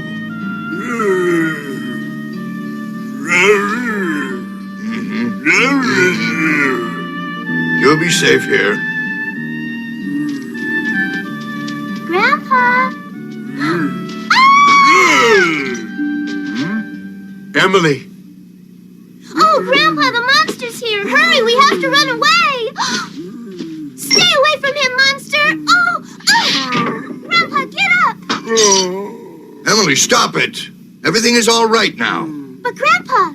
He won't bother you, so don't worry about it, Emily, okay? All right, but I'm scared.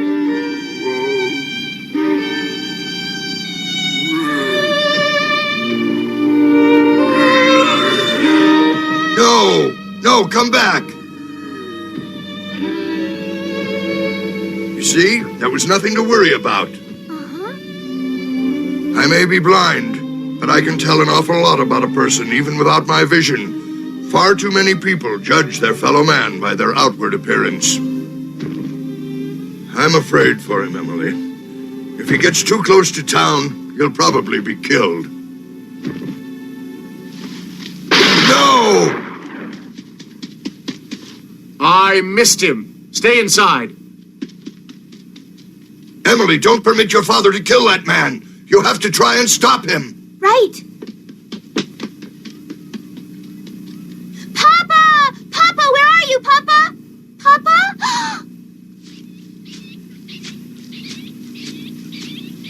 He's around here somewhere. Huh?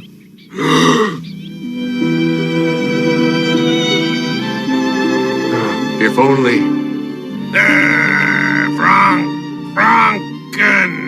Franken!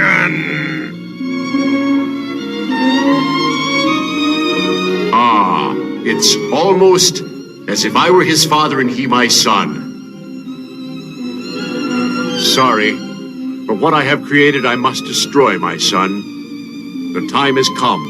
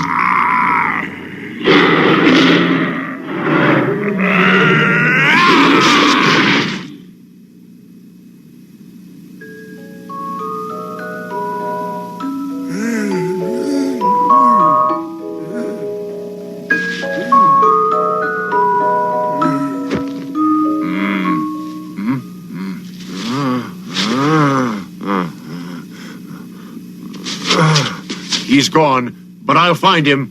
He couldn't have gone far.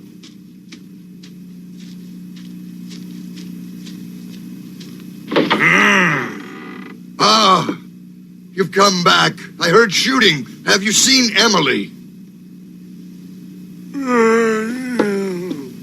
Huh? This is her. Are you all right, Emily? Let's bring her into the bedroom.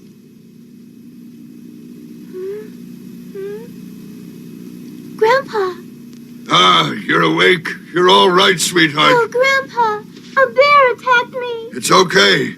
You were very lucky that he was there to save you.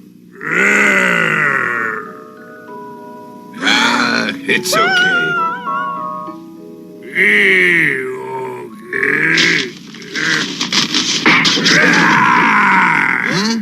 Oh, no. He broke the chair. Well, I guess I'm going to have to make you a sturdier chair of your own.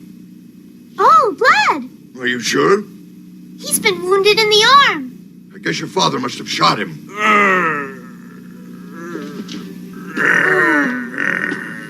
Are you hurt? Let me help. Here.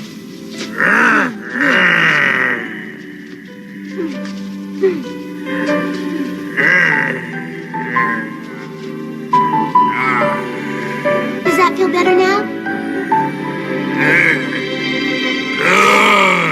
Oh. Good. He's learning to talk.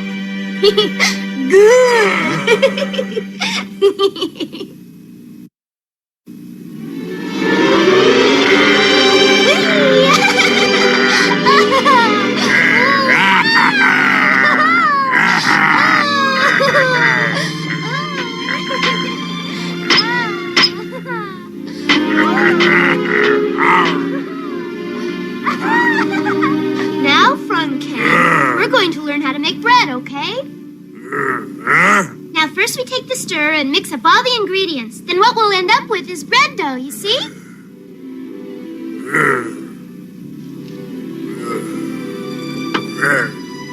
That's very good. Now, mix it all up.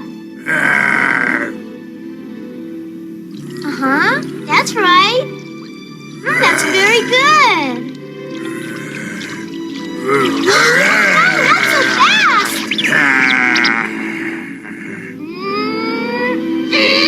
Oh, why did you do that? Bad!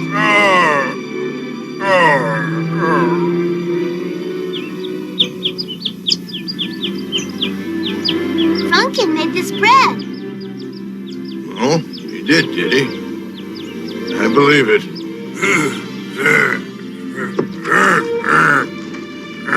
Don't you worry, because it was made specially for you. Yes, I made that stool strong enough to hold an elephant. Oh, little birdies. How sweet. Come on down here. Hello. Hi there.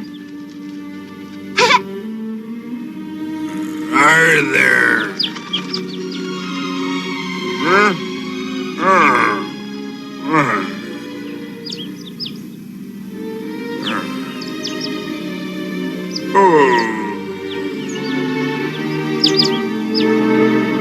Grandpa, I can't imagine why he was so mean before. He's so nice now. I think he was treated badly, Emily, and he reacted the same way that most people do. You see, he may not look much like a human, but he has a human heart, and it was only natural for him to act like one.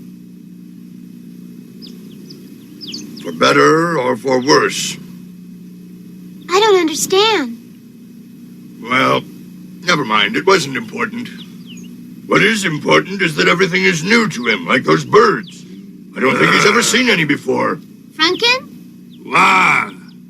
do you know what those things on your shoulder are? Birds. Bada. That's not a butta. That's called a bird. Try my name now. Emma. Not bad. Emily. Hello. Oh, well, wouldn't you know it? My name you can't say. Don't you worry about it, Emily. He'll be saying it soon enough. Soon he'll talk just like the rest of us. Hello.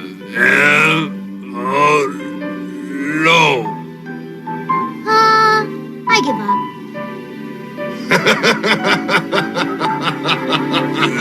Whee!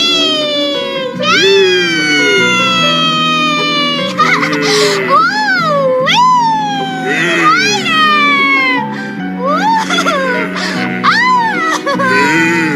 Wait, not so fast! What? Uh-oh!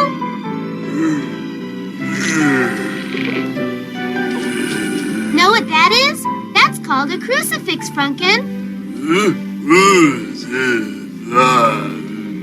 It's a symbol. It stands for something. Our belief in God, our Creator. Well, God is good. Can I have it back now? Thank you.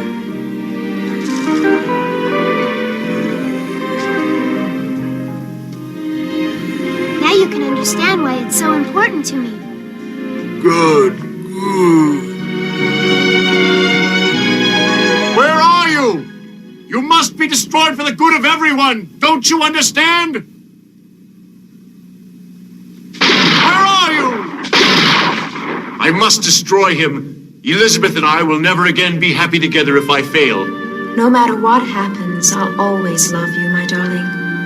If anything were to happen to you, I don't think I could bear it.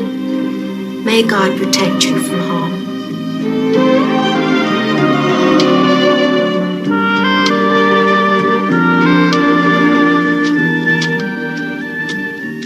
I can't wait to see Emily. Boy, will she be surprised. I made it back in just one day.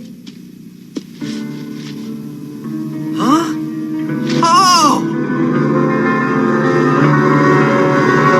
I've got to get back to town as fast as I can. I've got to get some help. That's the monster that everybody's been looking for. God knows what he'll do to Emily and the professor. I hope I'm not too late. Are we just gonna stand around and talk about it, or are we gonna do something? My wife is scared to go out of the house. We gotta protect our homes, our families. This is a police matter. If you go up there as an unruly mob, someone's going to get hurt. You can't stop us! He won't get away! Come on! What are we waiting for? Listen, you have no idea how dangerous this thing is. It's capable of killing all of you. We know what to do. Come on! With me. Let's go get him now! Hey, listen to me. Come back here, you fool! Mad dogs. All of them. All right, let's go. I can't wait. I'm going up there. There he is. Get him! Get him! Who's hunting at this time of year?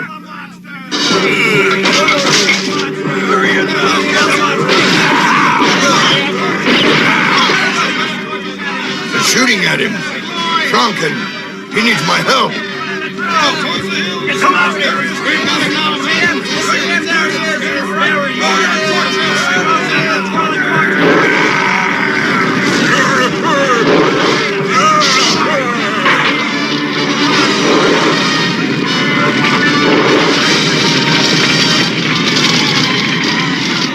Franken, where are you? Why don't you answer me?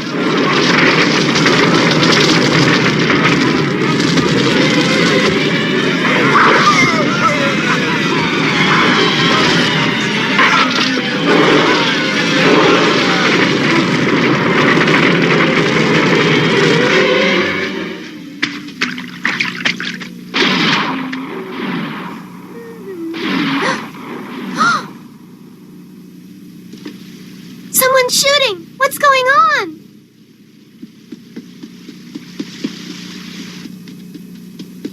Grandpa! Franken! Grandpa! Not here.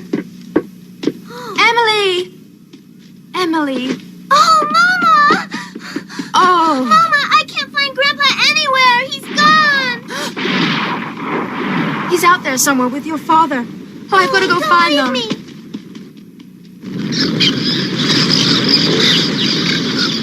Victor! Grandfather! Emily! Emily! Mama and Grandpa are in the fire, Philip. I hear the monsters kidnapped your grandfather as a hostage. What? That's not true. Not Franken. He wouldn't do such a thing. That fire's near Father's cottage. Emily may be in danger. That's great. Now we've got a forest fire. My God, what a mess. Oh, my head. Oh. Maybe we should move away from the fire, Inspector. It's pretty hot up here. Stop whining. Think of what it's like for the people trapped in there. Franken!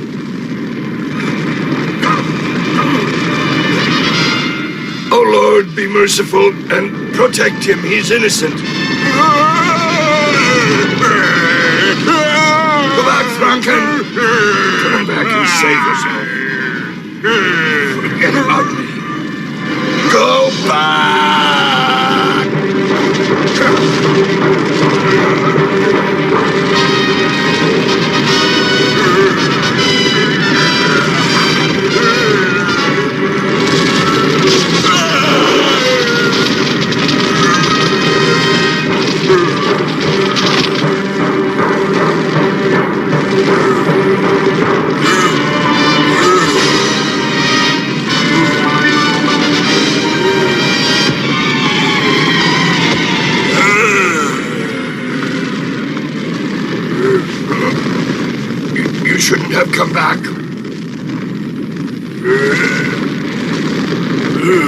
Duncan, thank you, my son.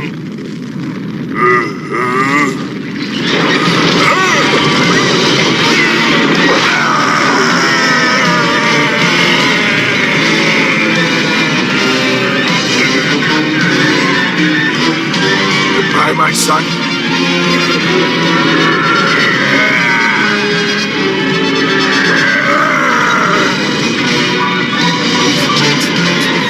Grandfather! Oh my God! Go back, Elizabeth. Faster,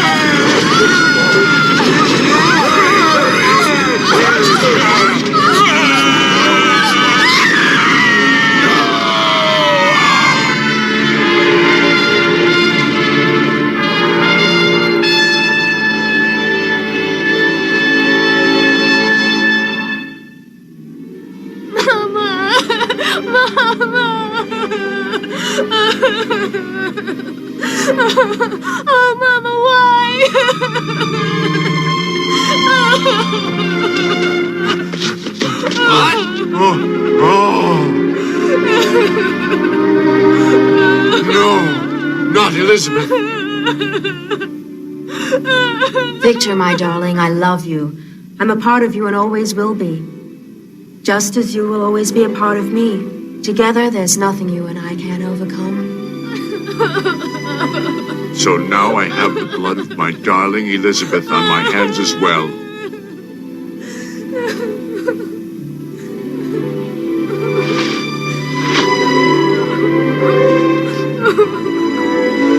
Dr. Victor, you have my condolences. We're doing everything we can, but my men still haven't come up with a way to stop him. He's hiding somewhere in the mountains. I must do it. Huh? I must be the one. It's my responsibility. Why was your family singled out as his target, Dr. Victor? That's what I can't understand. Your daughter, your wife, your father, everybody, in fact, that you were close with. No, Franken would never do that. Emily, how can you say that? If that horrible creature hadn't come up here, both your mother and your grandfather would still be alive and well today. Oh, There he is. Huh? After him. He's going back into the woods. Come on, you men. We've got him. He's still breathing. He's alive. Oh, thank God. Grandpa, please don't die. Duncan. No, Grandpa, he couldn't. He wouldn't hurt you. Emily, I'm going to take care of that thing myself. What? Philip! No, Philip, come back, come back! Philip, come back!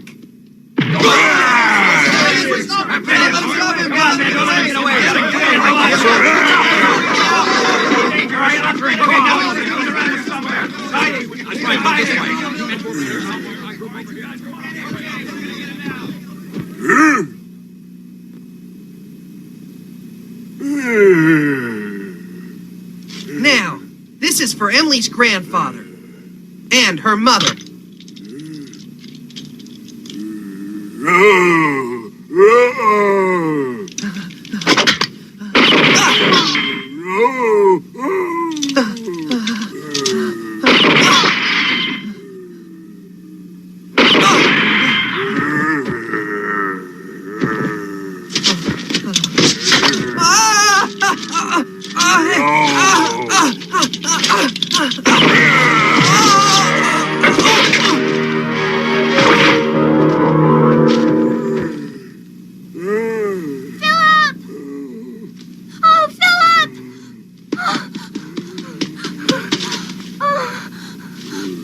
Wake up, Philip!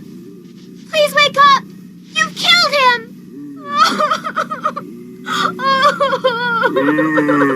Don't touch me!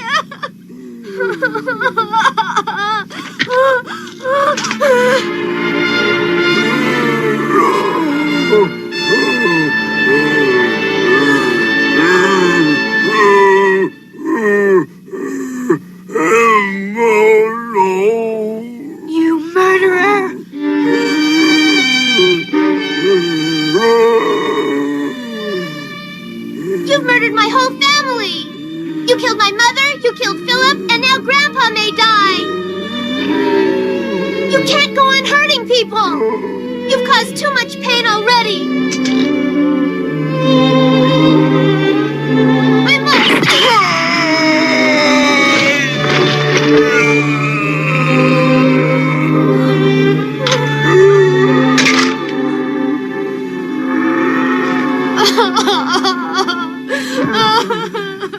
Oh, Philip, Philip!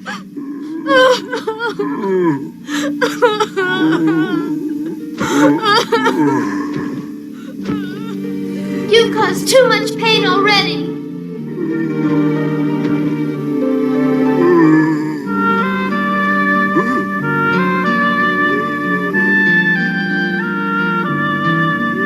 There.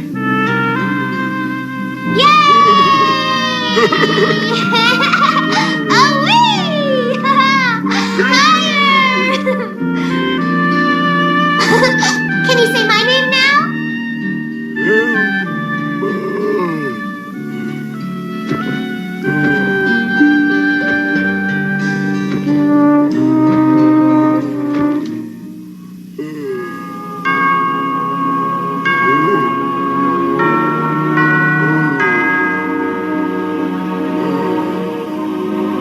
It's called a crucifix.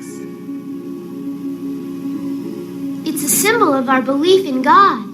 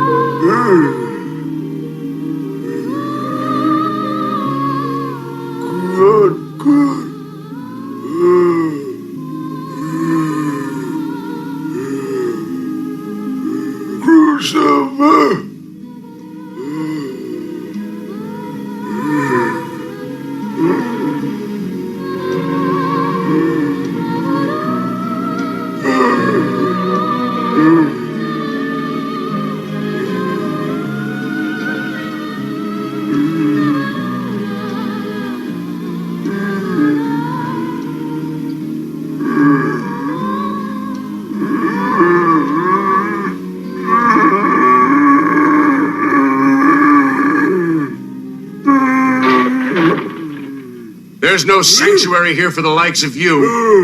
You frightened poor Emma to death. You tried to kill my father, and you murdered my wife. You must die.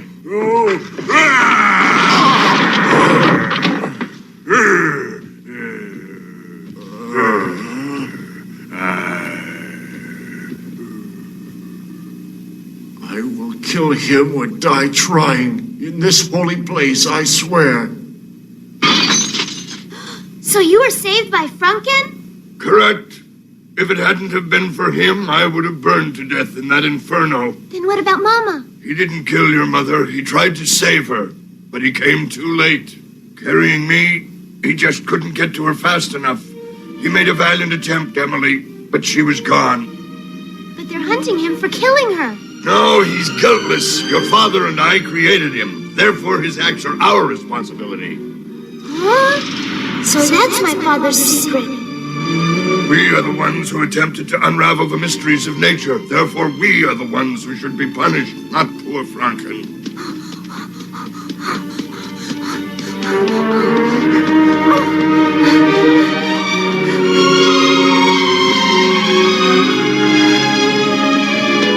Oh, Franken! Where are you?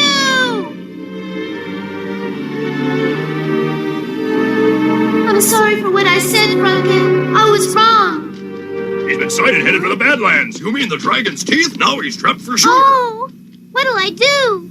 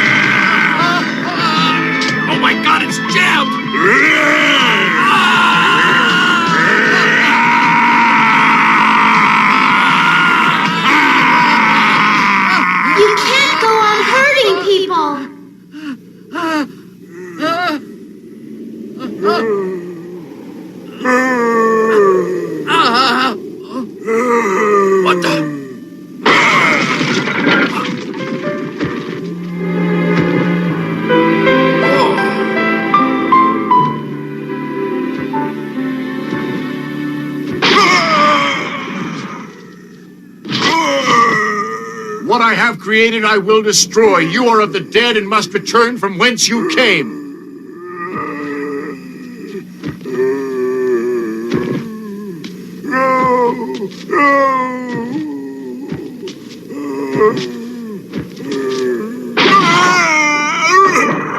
Why won't you die? Papa, don't do it! Emily, what are you saying? Because of him, your mother died a horrible death. But that's not true. He didn't kill anybody. In fact, he saved Grandpa's life when Grandpa was in the fire. He's no murderer. What? He would have saved Mama, but he couldn't. Since Franken was carrying Grandpa, he couldn't get to her. Grandpa said it was you that made Franken. You created him. He's a part of you, and killing him would be like killing me. I was wrong. Oh, Franken. I'm sorry. Emily. Emily. My name. You said my name. Oh, thank you, Franken. Emily. You're no monster. You're my friend. Oh.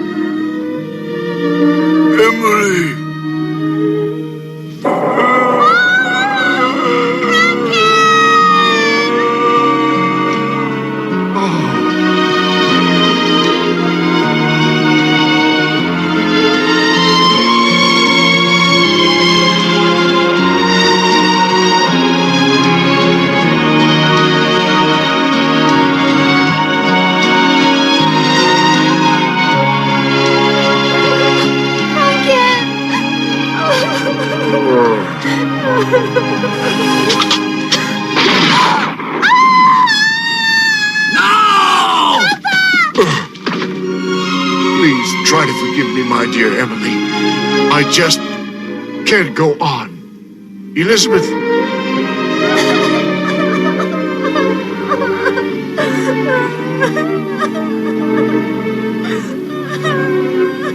And so the monster perished, as did his creator, Dr. Frankenstein. Though the doctor may have been misguided in his attempts to create life, I often ask myself, did he create a monster? Or was it mankind's inability to accept the outwardly monstrous form of what he had created that caused us to treat him in a way that made his violent actions inevitable? I've never been able to answer that question, and I don't suppose I ever will.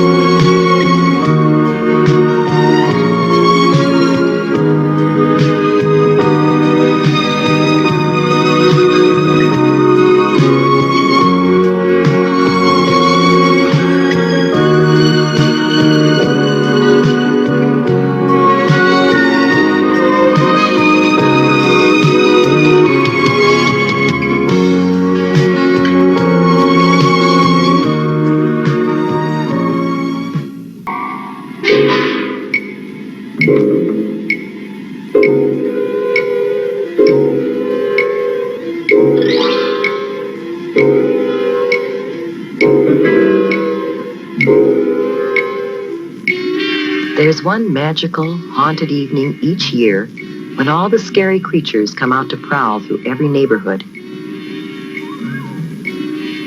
But here's the scariest monster of all. Do you know why? This little witch doesn't know it, but she's taking some frightening chances of being hurt. Maybe badly hurt. Her costume is very, very dangerous. Can you see the things that make it dangerous? What about that mask? She can hardly see through those tiny holes for her eyes. If you were wearing that mask, here's what it would be like. You can see straight in front of you, but unless you happen to turn your head, you wouldn't see that car coming as you start to cross the street. You could be run over. And unless you look down, you can't see that you're coming to a curb. Ow, that hurts. It's bad enough to take a tumble on hard pavement, but it would be even worse to sprawl out on the street in front of a car coming. Now let's imagine that we're in that car. Can you see her clearly? Why not? What is there about her costume that makes it hard to see her? As the driver of a car or truck, you might not see her until it's too late. And that's really scary. Before we think about some ways that the little witch could see and be seen better, let's take another look at her costume. Whoops, down she goes again.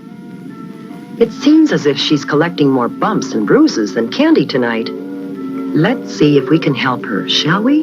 And by helping her, maybe you can learn some things that will help you stay safe at Halloween. First, we need to turn back the clock and start this whole evening over again. One of the problems with this costume is that it's too long. It's too easy to trip over a long, full skirt. So we can shorten the skirt. You should always shorten any skirt, pants, slacks, or cape that is too long or floppy. Now, the broom. That's a clumsy thing to carry, and it's something that you're likely to trip over in the dark. It's usually easy to shorten brooms, or round off the sharp points of pirate swords and other costume parts that can trip you or scratch you. Cardboard brooms and swords are usually safer than wooden ones, but it's safest not to carry anything like that in the first place. Now, what else might we change on this costume to make it safer? What about that color? Remember how hard it was to see the little witch because of her dark costume on a dark night? We should always wear light, bright colors on the street at night so drivers can see us. What about this color? A white costume makes an unusual, different kind of witch who's more likely to be safe on Halloween night. A good way to make any costume easier to see at night is to decorate it with reflective tape or reflective patches. Some costumes come with reflective material already attached to the cloth. Here's what it looks like to a car driver.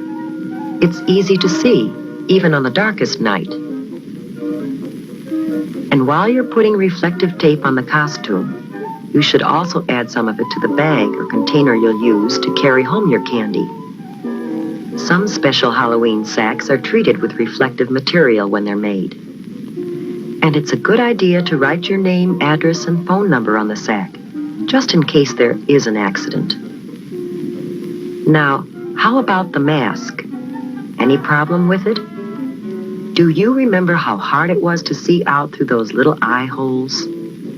To be safe at night, you have to be able to see clearly, as well as be seen. We can improve the mask by cutting larger holes to look out of.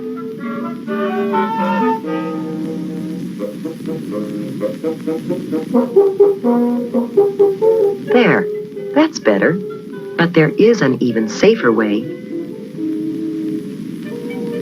You can simply not wear a mask. Oh, you think you need a mask to disguise yourself? Well, just watch what you can do, with a little help from your parents and some scraps of cloth or old clothes from around home. An eyebrow pencil, different colors of eyeshadow, rouge, lipstick, An old mop or wig? Some wax teeth? Maybe some clay and food coloring? And a few other odds and ends. You'd be surprised what you can turn yourself into.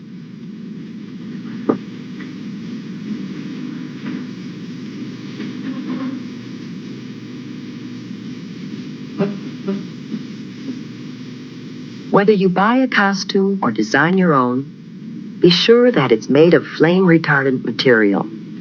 That means material that won't catch on fire easily.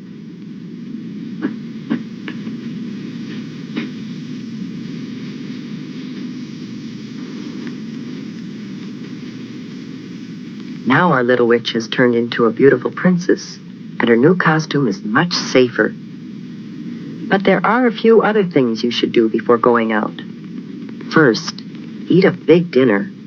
If you go trick-or-treating while you're hungry, you'll be tempted to sample some of your treats while you're out, and that's definitely not a good idea.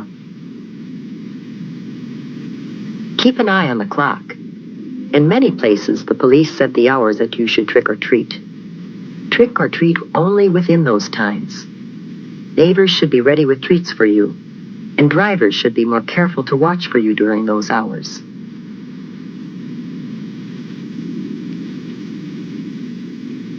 Make sure you carry a flashlight when you go. The light will not only help you see where you're going in the dark, but it will also make it easier for others, including drivers, to see you.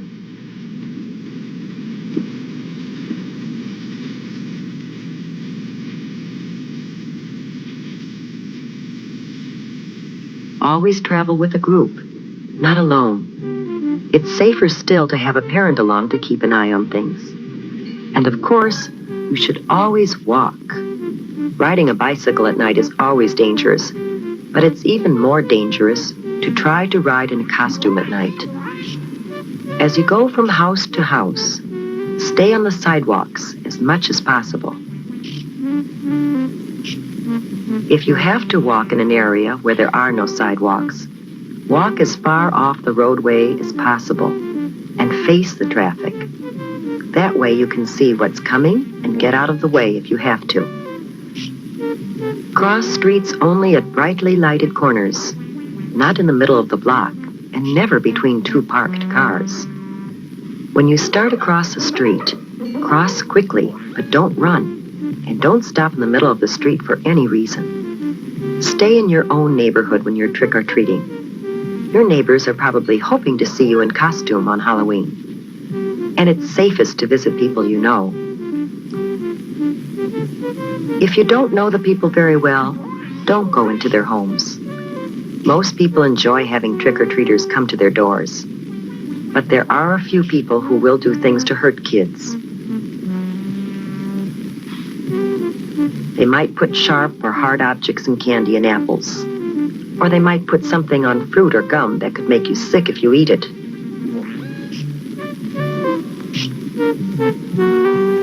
To be completely safe, save your treats until you get home. Then ask your parents to help you check them carefully to make sure that there's nothing in them or on them that could hurt you. The safest treats are usually candy or gum that come in their own wrappers from the factory. Fruit should be washed before you eat it. And all candy bars and fruit should be sliced so you can be certain that there is nothing hard or sharp inside that could hurt you. If you're not sure whether something is safe or not, don't take any chances. Throw it away. But let's get back to the fun part of Halloween with the princess and her friends.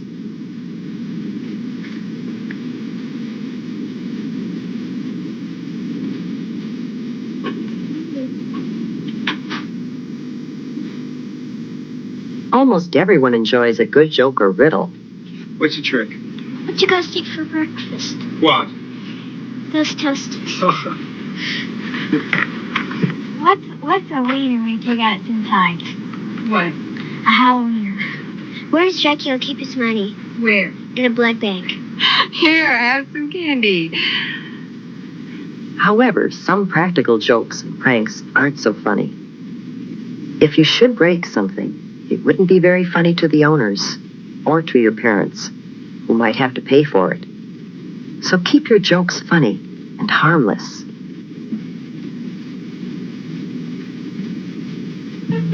Tonight has been a magical night. We saw a scary monster changed into a beautiful, happy, and safe little princess. Who's brave enough to play Ghost Castle? The victim's journey, room by room. They take their chances. Along the way, anything can happen, and usually does. To win, you must reach the coffin and lay the ghost. Will anybody survive Ghost Castle from NB Games? Hey, kids! Here comes Peter Pumpkin. For a safe Halloween, do what Peter does.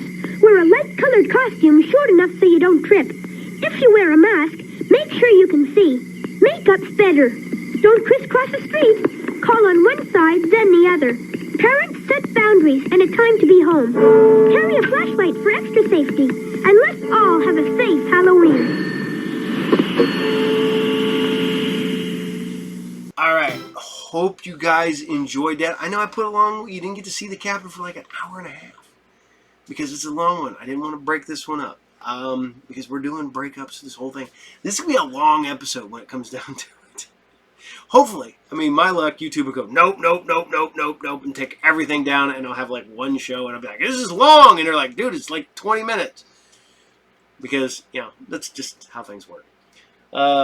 We got to take the Vince the other day to go see two of his favorite bands, Clutch and Fu Manchu, so he's been talking about that all week. The Captain, the Tina, and the Bone got to go see Dead South. Great band. This is the best way to explain to them. They're country bluegrass with a morbid sensibility. And they have one of the best songs ever. Go look up Banjo Odyssey for almost completely goofy, inappropriate song. And I absolutely love it. It is a safe for work, inappropriate song. Great live. The best thing is that the opening band came out. This guy comes out with his cowboy hat and his belt and his cowboy boots, and he plays a song, and then he goes, hello everybody, my name's Henry Wiggins. He goes, I'm from Melbourne, Australia. This is my partner. He goes, and I'm like, I did not see that coming. It's one of the things that completely take you off guard. You didn't expect an Australian cowboy. I know we had Quigley Down Under, but that was Tom Selleck. He's an American cowboy down under. So, all right. So I hope you guys dug Frankenstein. It is a Frankenstein anime. It is a double hit on awesomeness.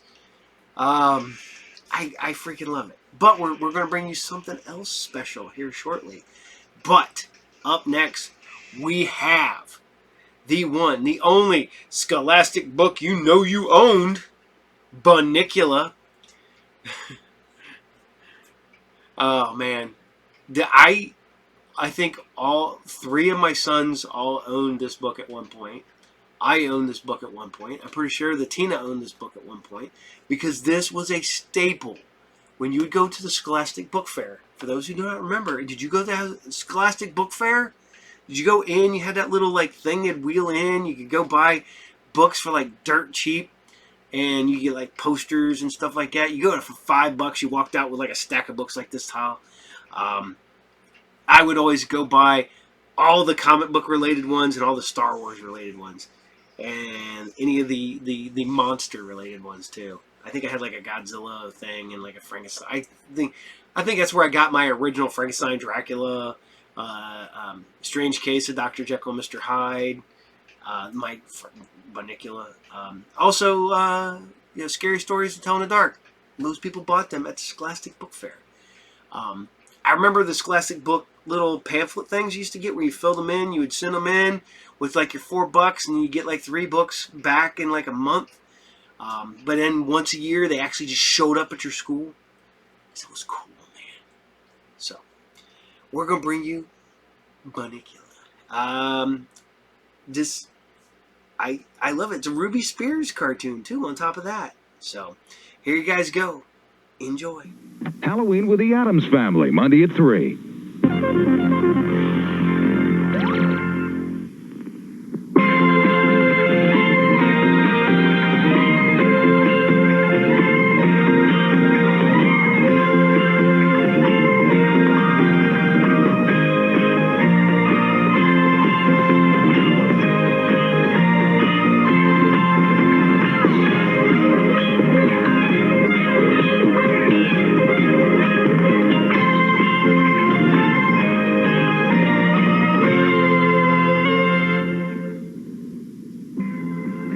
Les, if I said vampire, what's the first thing that comes to your mind? Where can I hide my neck? Wait, the ABC Weekend special for this week is Binocular, the Vampire Rabbit, based on Binocular, a book by Deborah and James Howe. Well, what's a binocular? It's a rabbit who's supposed to be a vampire. Is it true? There's one way of finding out. Let's watch. Okay, but first tell me, where can I hide my neck?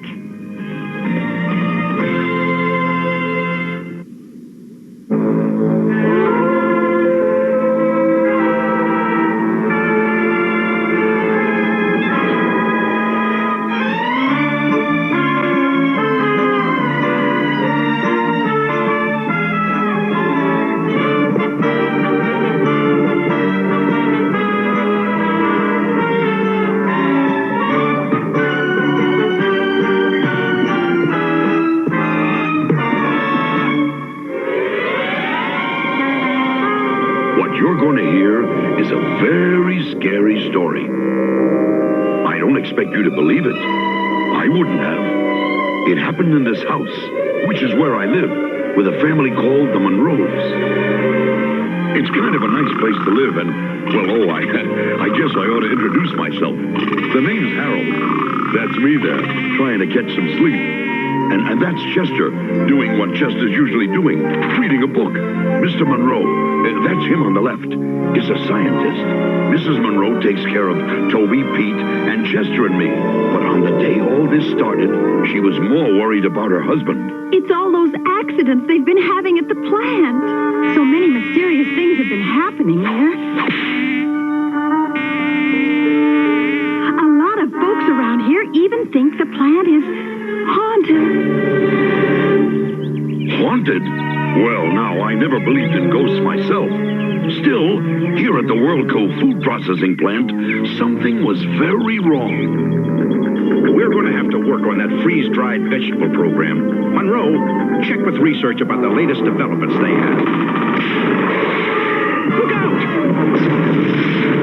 This accident was too close, Monroe. The boss was determined that this, the 9th accident, would be the last. He decided to close the plant. But you can't, Mr. Newton. Everyone in this town depends on this plant for their income. Without jobs, they'll just... That support rope was chewed through, Monroe. Now, I don't know if it's ghosts or what's causing these accidents. But as of now, the World Cove Food Processing Plant is closed.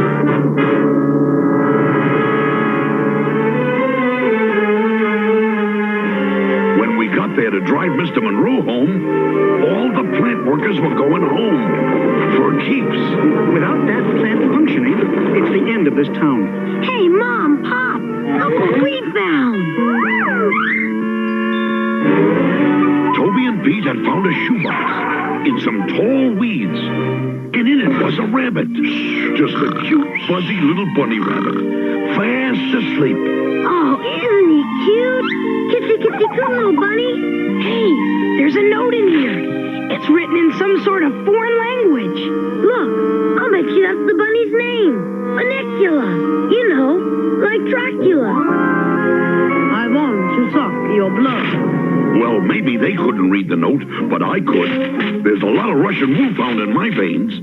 It said, take good care of my baby. Can we take him home and feed him, Dad? I don't know if we'll even be able to feed ourselves with the plant closing, but I suppose so. There was a full moon that night. The little rabbit slept all the way to the store where Mrs. Monroe selected some vegetables for it. Is the rabbit still asleep? He's not asleep. He's gone. Hey, Mom, the rabbit got away. A rabbit? Loose in my store? Hurry, catch him. Don't worry. Harold will catch him. Come on, we'll look up this aisle. We looked all over for that little rabbit until I found him atop a bin of tomatoes. At least I thought I did. How he got over there, I'll never know. But good tracker that I am, I went after him. Hey, dog, get off those pumpkins. They're not safe. That's the trouble with humans. They always tell you things too late.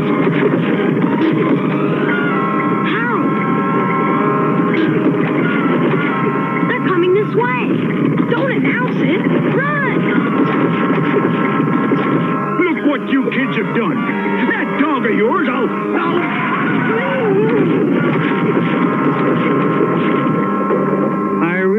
needed this tonight, too. Look, Harold found Bunnicula. Good boy. Are you okay, little bunny? Let's get him home. He looks scared. I just hope the man isn't too angry about what we did to his store. Mr. Monroe had to pay for 51 pumpkins, which didn't please him a whole lot. I'm so glad to see customers leave in my whole life. Sir, I just came across some of these in the bins. I never saw a white tomato before. Neither have I. It's like all the juice was just drained out of it. I wonder what could have caused this. We didn't know about the tomatoes then. When we got home, there were more important matters to discuss. I'm keeping the bunny in my room. I found Bunnicula. He sleeps in my room. You can keep smelly old Harold in your room. At least I don't wear the same socks for 3 days in a row.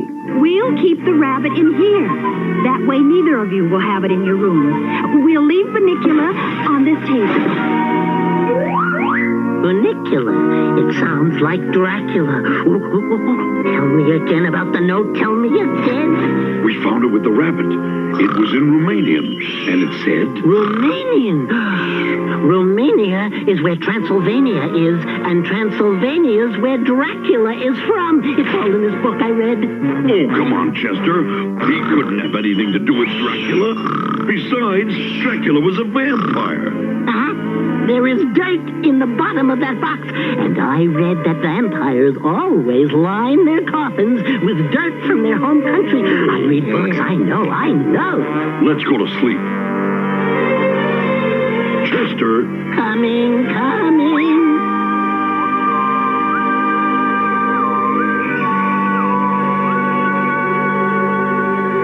I slept soundly all night. Chester didn't. In fact, you've no idea what he tried to get me to believe the next morning.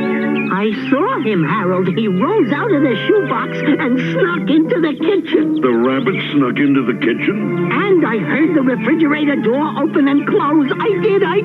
You must have seen Mr. Monroe sneaking a midnight snack. Not unless he wears bunny pajamas and gets very tiny at night. Everybody, come in here. I found this in the refrigerator. It's a tomato, but it's all white, and there's no juice left in it. No juice in it? Like someone went into the refrigerator last night and sucked it all out like a vampire. There are no such things as vampires, especially vampire rabbits. Are you sure? Gee, I hope so. We'll return after these messages. It's the Return of the Jedi game. With a 3D playing surface and Star Wars figures, let you and your friends pretend to fight the battle at Sarlacc's Pit. Using the Jedi cards, you advance the Star Wars figures to knock off the guards. See ya. And if the Force card is with you, you can overthrow Jabba the Hutt. So long, Jabba. Nice game, Chewie. Chewie, it's only a game. The Return of the Jedi game from Parker Brothers. You assemble it yourself. I ain't giving up show business. What's wrong, Dennis? I can't believe this. I gotta be a strawberry. So? So strawberries don't even talk.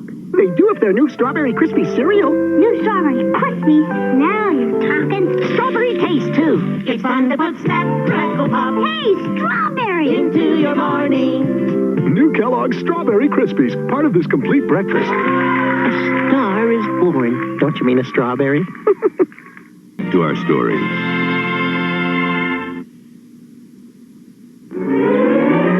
In the days that followed, more and more white tomatoes turned up. And it wasn't just tomatoes either.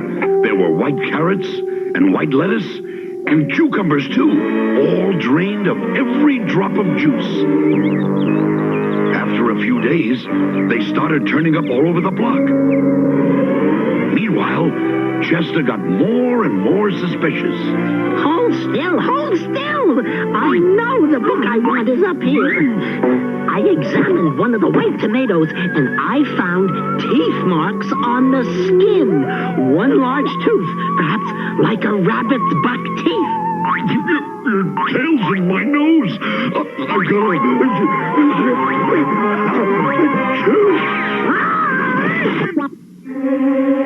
Don't worry, Harold. I'm okay. And I found the book I wanted. Thrilling. Wait, Harold, wait. This book tells all about vampires. I don't want to hear any more about vampires. Everyone is upset about the plant closing. Some of them think it was haunted by some sort of demon. Hank, down the street, claims he saw a wolf stalking through the plant. Now they're upset about white tomatoes. Folks are talking about moving away, like this whole town is haunted. Around 10 that evening, we all turned in. All except Chester, that is. Night, Harold.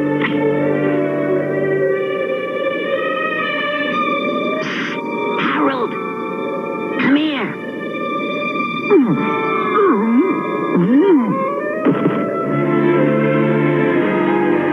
The rabbit sleeps all day. So do you. So do I. And he has long pointed teeth like a vampire has. Well, so do you, and so do I. But the note written in Romanian, the stalking at night to appease his thirst, the dirt in the shoebox, the stories of demons at the plant where he was found. That is a vampire rabbit. Okay, I'll prove to you how silly that is. Tonight, we'll keep an eye on him. We'll stay awake in shifts and see if he leaves that box. He's a vampire, like Dracula.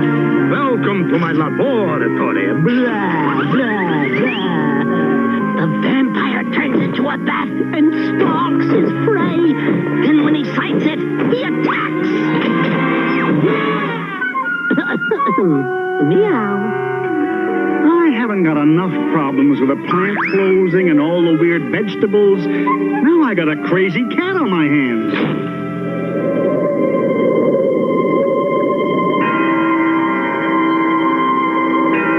It was 2 hours past my bedtime. But there I was, standing guard on a sleeping rabbit. Okay, your turn to sleep, my turn to watch. What's that I smell? It smells like garlic. It is garlic. It says in that book I read that garlic keeps vampires away. You keep that stuff on, and you keep everyone away. Phew, wake me in 3 hours. While I was dozing, Chester got a bit too engrossed in his reading.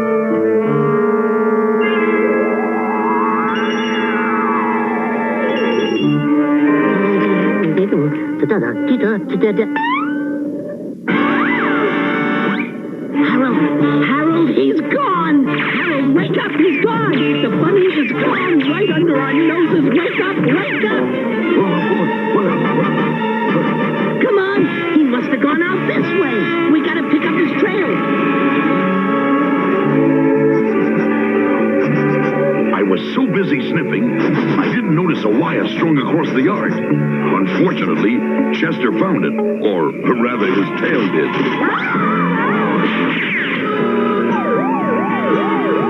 I told you, Alice. I told you those booby traps I set would catch the poacher in the garden. Hank, you'll wake up the whole neighborhood. Now we'll find who's been turning our vegetables white.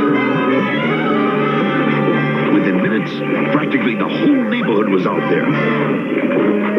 This tomato has turned white, and there are rabbit tracks around it. The only rabbit in town is the one at the Monroes. Yeah, Benicula. The one whose name sounds like Dracula. Dracula? Dracula? Hey, it makes sense.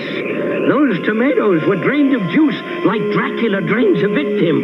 Hey, wait, listen. Dracula can turn himself into a bat, right? Maybe he can turn himself into any sort of rodent. Everyone, remember that wolf I said I saw at the plant before they closed it? Well, Dracula can turn himself into a wolf, right? That rabbit at the Monroes has something to do with this. Well, what are we waiting for? Let's get that vampire rabbit. We'll make them have it over. We'll return after these messages. Barbie, dreams don't represent. place to go shopping. Here's the Barbie Dream Store fashion department. You have to put it together. Barbie and Friends 3 doll packs sold separately. Beautiful dress, Barbie.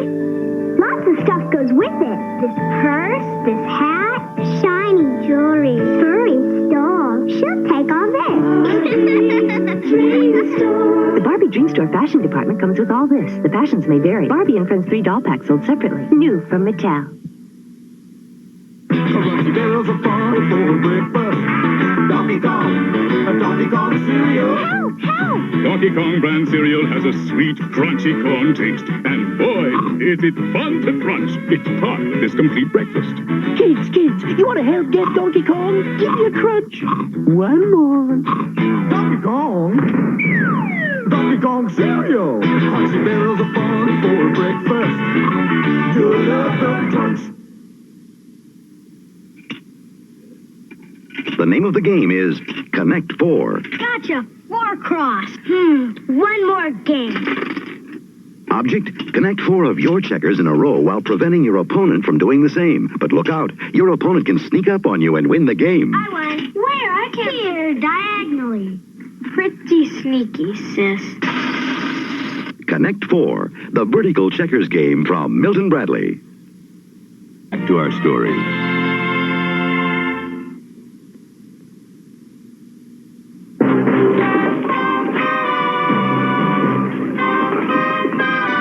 The neighbors all thought little Bunnicula was the cause of the white vegetables and the cause of the accidents that closed the plant. We got there seconds before the mob.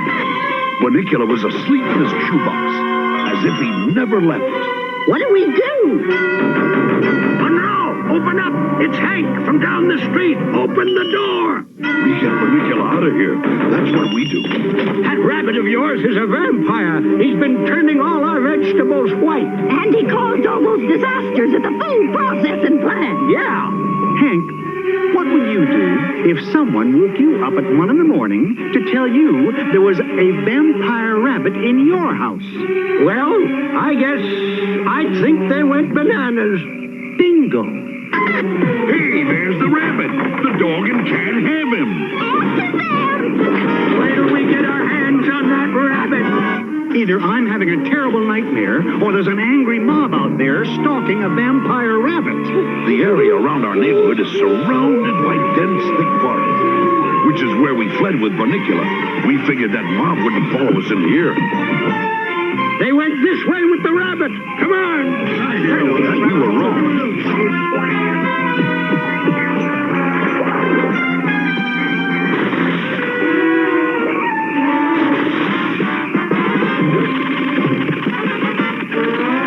We went this way, across the stream.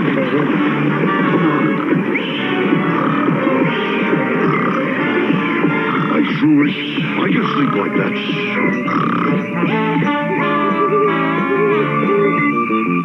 Quick, into this old drain pipe.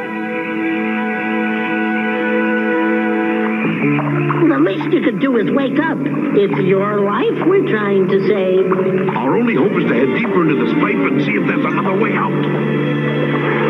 Neither of us liked the idea of crawling through this dark, smelly pipeline. Well, look who's awake. At last! Don't fret, little fella. You're gonna be all right. I figured we'd all be all right. What I didn't figure on was where that drain pipe was gonna lead. This must be the basement of the food processing plant. And we aren't the only ones who've come through this pipe either. These footprints are wet and recent. I didn't tell Chester, but I had a hunch who had made those footprints we found. Okay, the coast is clear. No sign of them. Them? Who's them? There's no them here. There's just us, isn't there? I'm afraid not. And if I smell what I think I smell, I know what caused all the accidents that closed this plant. What? Them!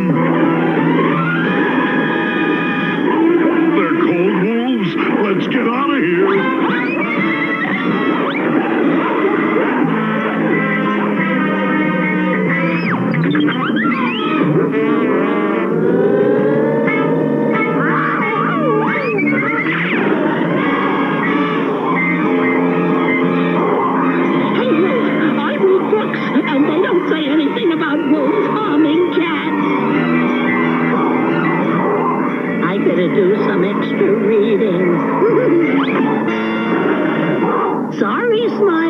Not this time.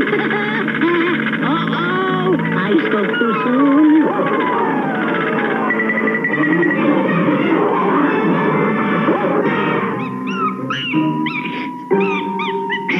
This is no time to get talkative.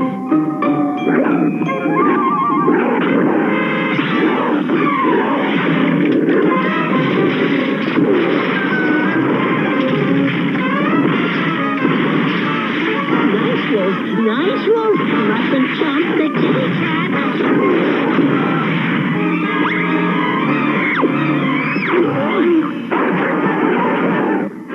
The wolves are coming. Quick, into that closet.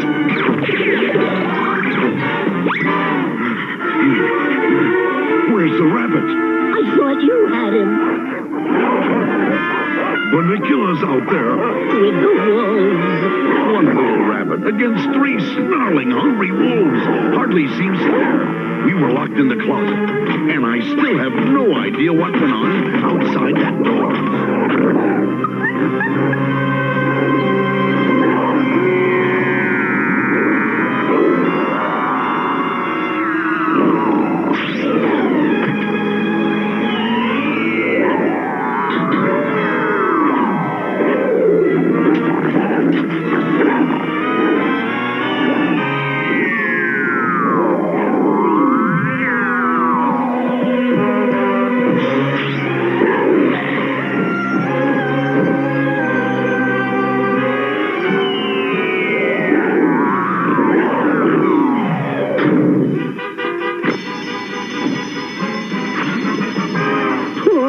Bunny, and to think I thought he was a vampire.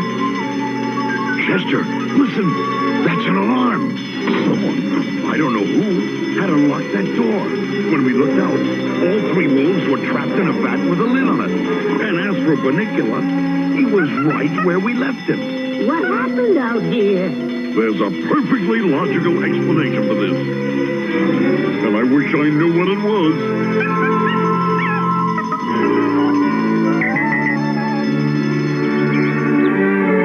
Brought the police. They took the wolves to a zoo and took us to the police station. It was morning before we finally got home. The wolves will be well fed at the zoo.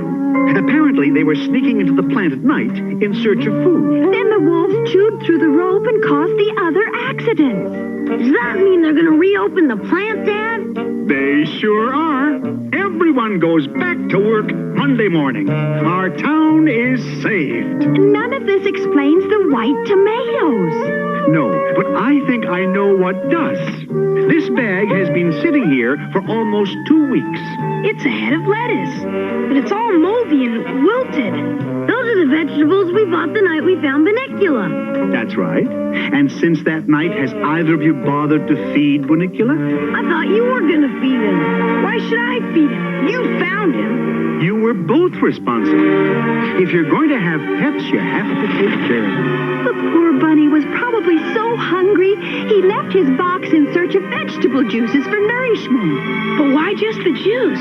Because he's just a baby. Well, that explains the white tomatoes. They'll feed him regularly so he won't have to go roaming at night. He looks so cute there. Imagine, I actually thought this was a vampire. You and the neighbors all got carried away. Vampire rabbits. Ridiculous. Yeah, ridiculous.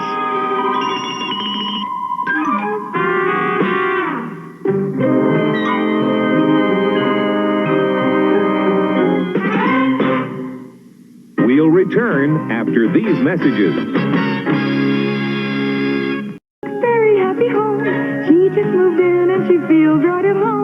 New strawberry shortcake, very happy home with furniture that Mom and Dad put together. Strawberry shortcake with custard sold separately. For my housewarming, I'm baking very hot cakes. You better hurry and take your bath.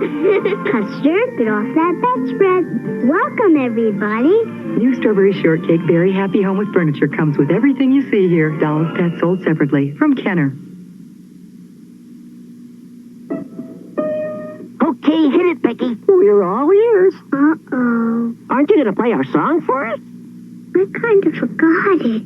How about having a bowl of Rice Krispies and we'll give you a hand? How about a foot? It's fun to put Snap, Crackle, Pop into your morning. Now I remember. Kellogg's Rice Krispies cereal, part of this complete breakfast. Into your morning. Guess I got too keyed up. Captain O.G. Reedmore here. An ordinary sidewalk on an ordinary day. But did you ever stop to think that you could get away? Take a journey on a rocket. Take a voyage on a ship. Just read a book and off you go, because reading is a trip. Explore a tropic jungle. Ooh. Discover distant planets. Or reach the glacier's tip. Just read a book and off you go, because reading, yes, is a trip. And now, here are the hosts of the ABC Weekend Specials, Willie Tyler and Lester. That's Binocular, the Vampire Rabbit, based on the book Binocular by Deborah and James Howe. Do you like vegetables, Les? Sure, I'm starved. Okay. Have some. Thank you. No, I guess I'm not hungry. On the next Weekend Special, Quentin rescues a leprechaun Thanks for saving me life, lad. who grants his biggest wish. I wish for all the money in the world. And that's just what Quentin gets. Until he loses his best friends. Come on, Quentin, you're making fun of us. Is this what you do when you have all the money in the world? I don't know what's going on. You wished for money, Quentin, not friends. All the Money in the World, based on the novel by Bill Britton.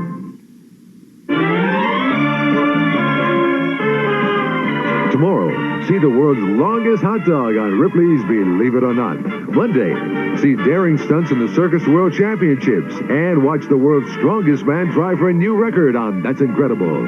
Tuesday, watch The Woman Who Willed a Miracle on the ABC After School Special. And now stay tuned for American Bandstand with Dick Clark next on ABC.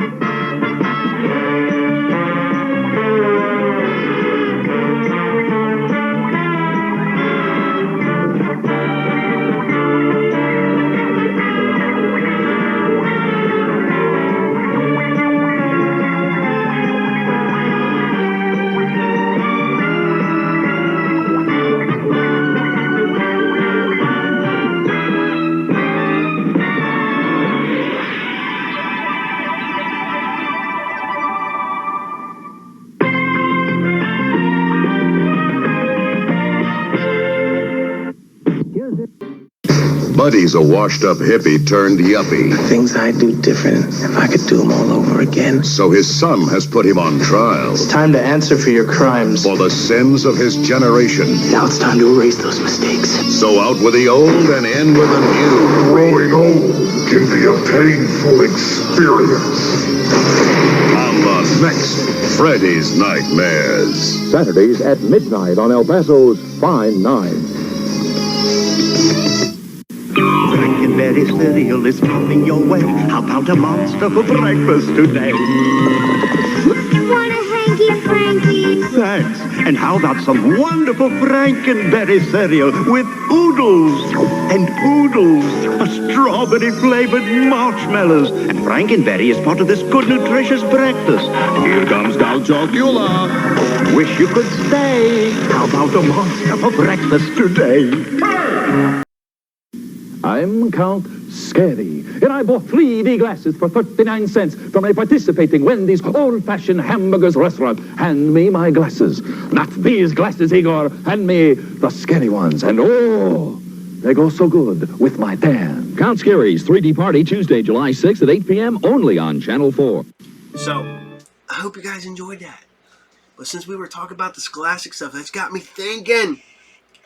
Me and the Tina were talking about the other day. We were coming home, and we were talking about, because Trick or Treat here in Piqua is actually on Halloween this year. So we were talking the other day. Tina and I were driving home, and I asked her, I was like, "Hey, when's Halloween?" She goes, "It's actually on Thursday." I was like, "It's on Halloween?" And she said, "Yes." I was like, because they would try to get away with it by calling it Beggar's Night or Trick or Treat and not Halloween. Because that's how they got around it with some of the religious groups here in town and not actually have it on Halloween. I'm like, wow, we're actually having Halloween on Halloween. Yeah. That's cool, ain't it? Yeah. Break the rock. Okay, you're good. Go play. Yeah. You're good. I'm not mad at you. You're good.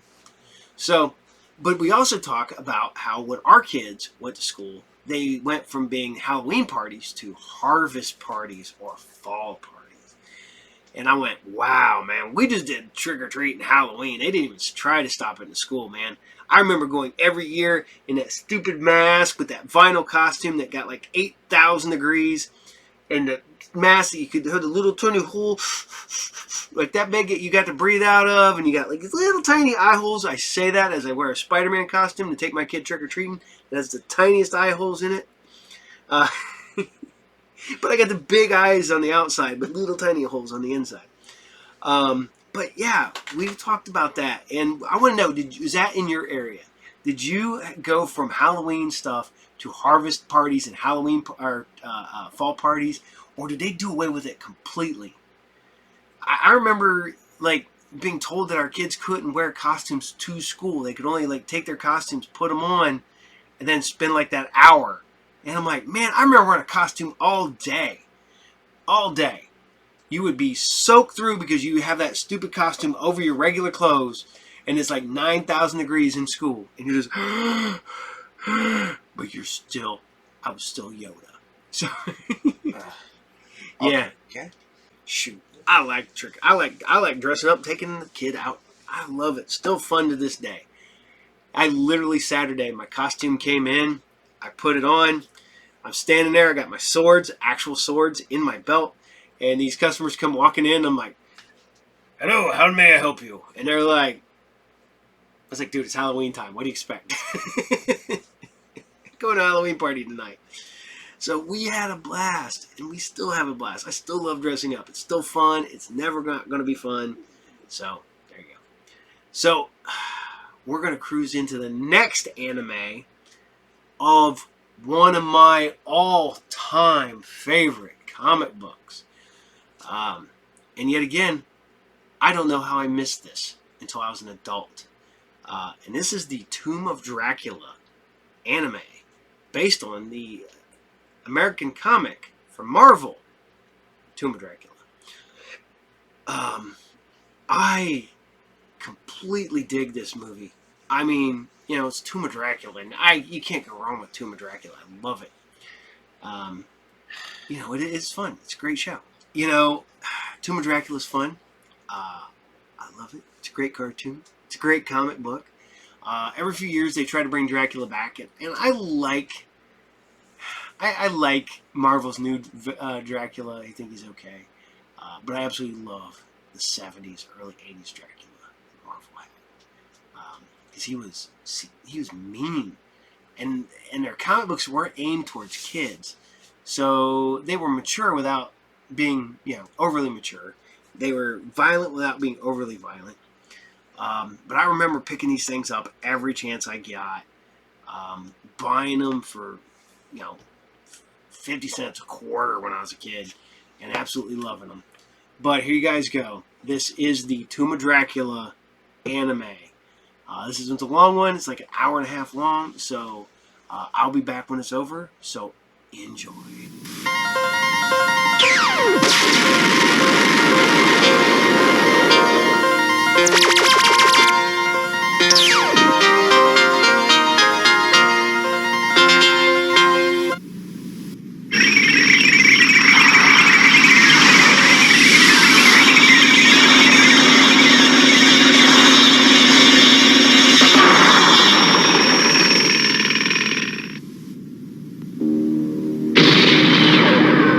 From the dawn of creation, the history of our universe has been one of violent conflict, a chaotic clash of opposing forces vying to dominate the void.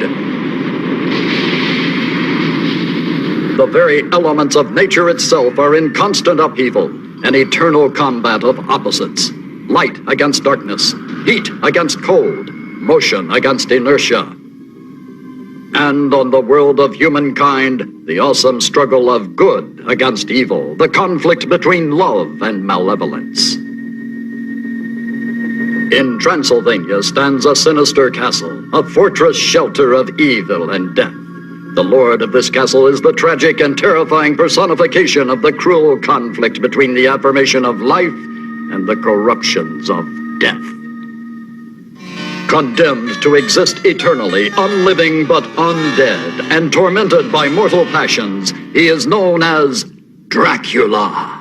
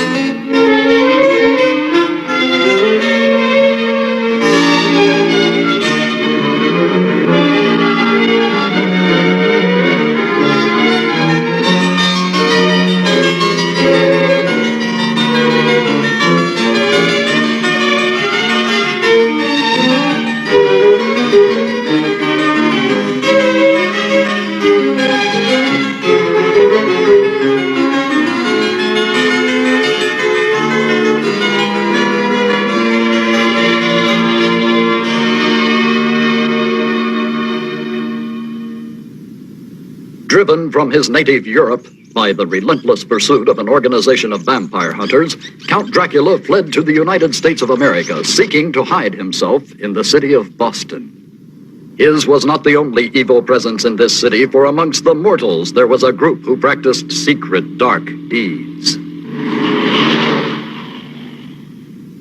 They met in a church, but their form of worship was an unholy desecration.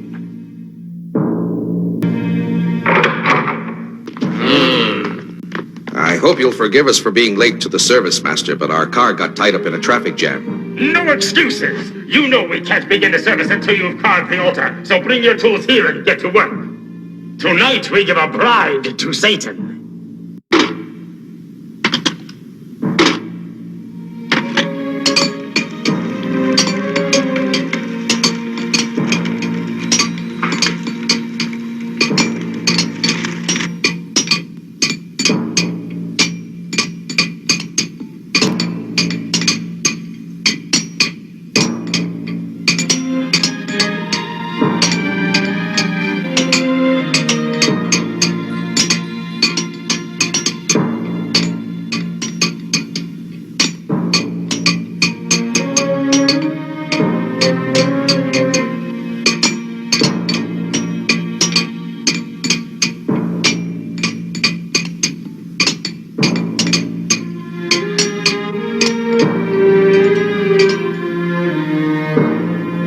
Disciples of Lucifer, hear me. Tonight we invoke the living presence of our Master himself.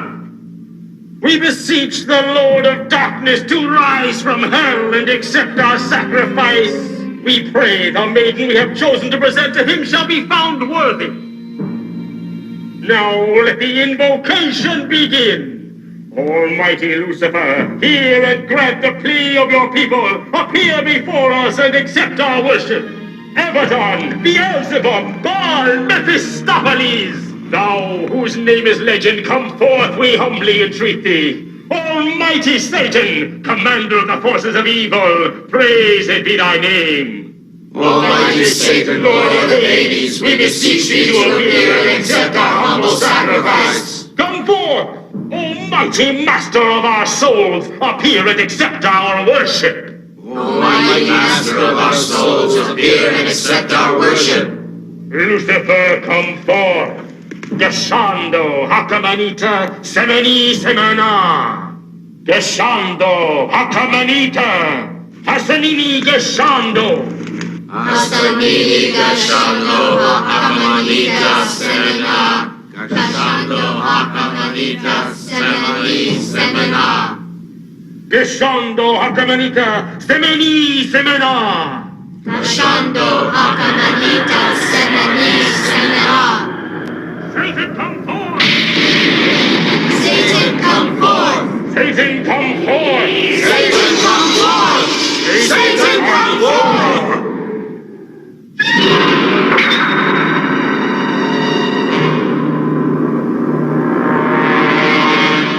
Behold, it is the living presence presence of Satan, ruler of disciples of the Black Mass, giver of immortality, ruthless destroyer of the faint-hearted disbelievers. All power to thee, and to the coming of thy dark kingdom here on earth. We, thy true believers, have invoked thy presence here in order to present you with our offering of a mortal bride. We pray you find our choice acceptable.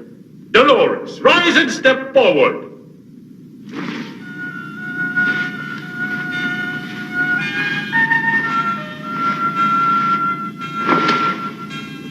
Disciples of Satan, rejoice! In this alliance with our mortal bride, Lucifer's reign on earth draws nigh. And now, let all hearts join in joyous praise of Dolores, bride of Satan! Hail, Dolores, bride of Satan! Hail, Dolores! Hail, Almighty Lucifer! Hail to the coming of the kingdom of darkness! Hail to Dolores, the bride of Lucifer!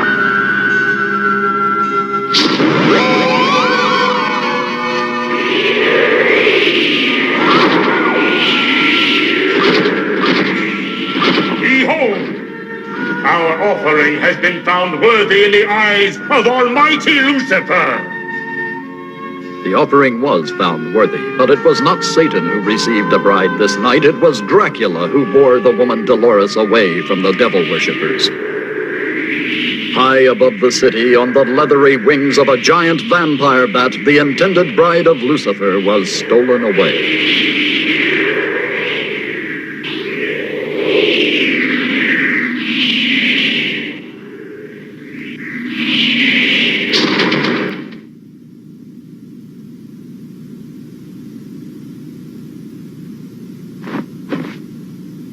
The beautiful Dolores had aroused the unholy desires of Dracula, and he intended to claim her for himself.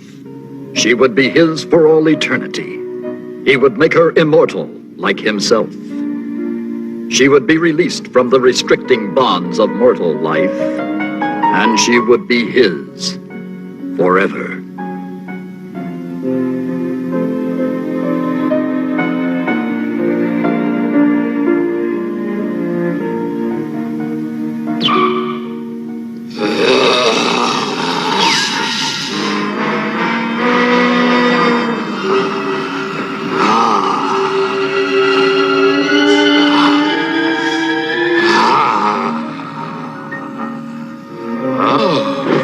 How can it be possible for a creature such as I to feel such a tender emotion as love? It can't be. But I must have blood. I can't. But I must have blood!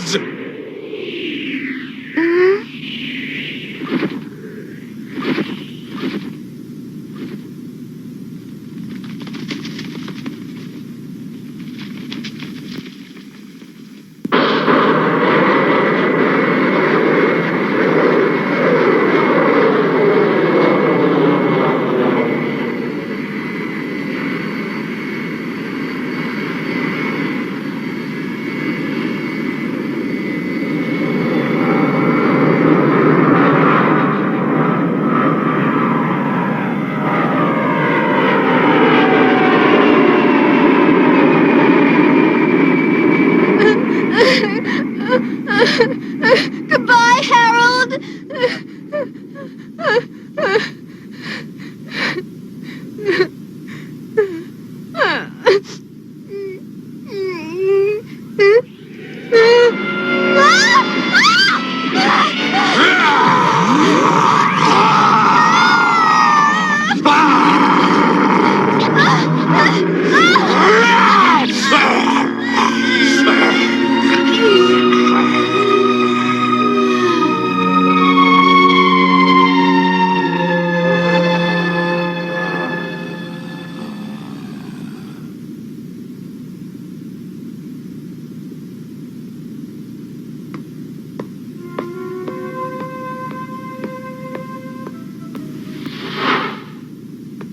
What? Huh.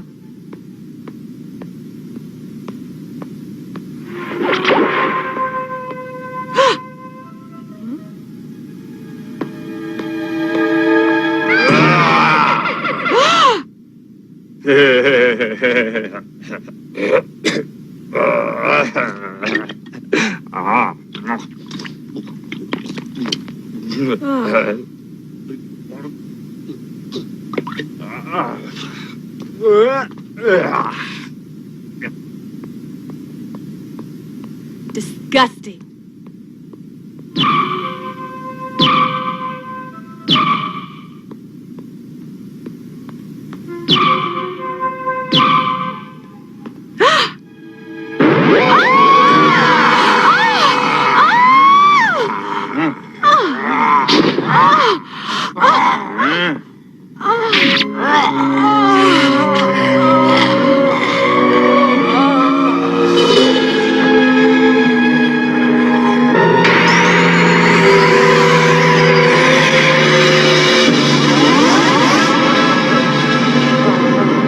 Oh, no.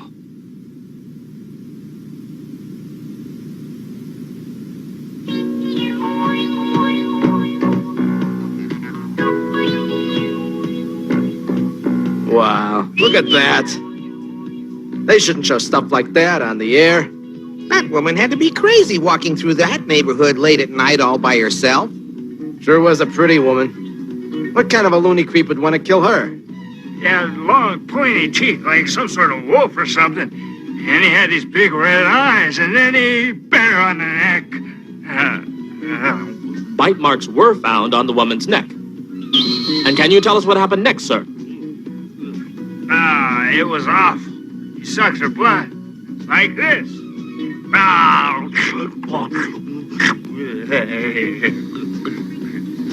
then the man turned into a bat. He grew wings like a bat and he flew away.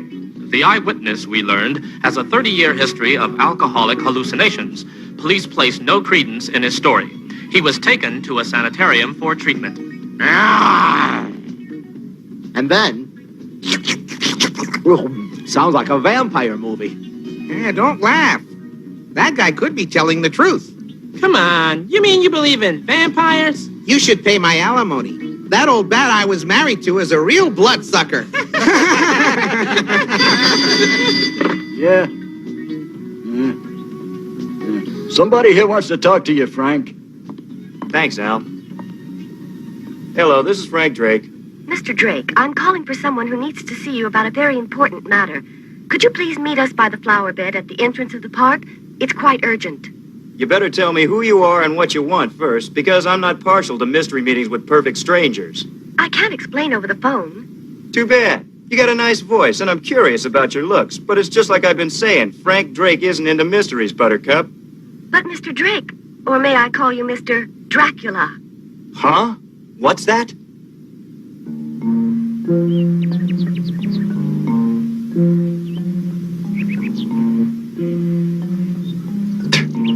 So you think my name is Dracula, huh? Well, I don't know what kind of a game it is you think you're playing here. I assure you, young man, I am not playing games, nor am I here to threaten you. But let's get one thing straight right now. I have made it my business to trace your ancestry, and I know you are a direct descendant of Count Dracula of Transylvania. Your ancestor was Dracula's first son, born before the Count became a vampire, so you were spared that evil curse. Spared, was I? I still have to carry the name of that evil monster Dracula and all the memories attached to it. If you truly hate Dracula, you will join me as a hunter whose whole life is dedicated to tracking him down and liquidating him. Well, how about it?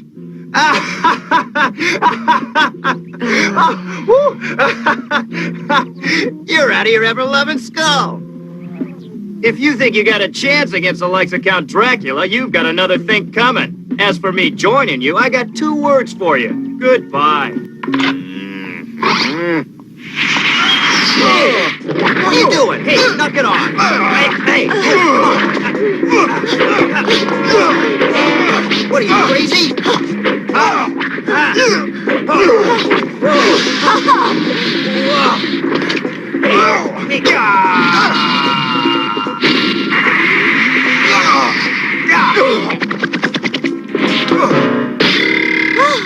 You, what's the big idea, huh? You're lucky I didn't kick your skull in, you old fool. You've got some explaining to do. My research on you disclosed that you were a master of martial arts, but I needed to test the level of your proficiency for myself in order to decide if you were qualified to be a vampire hunter. Huh?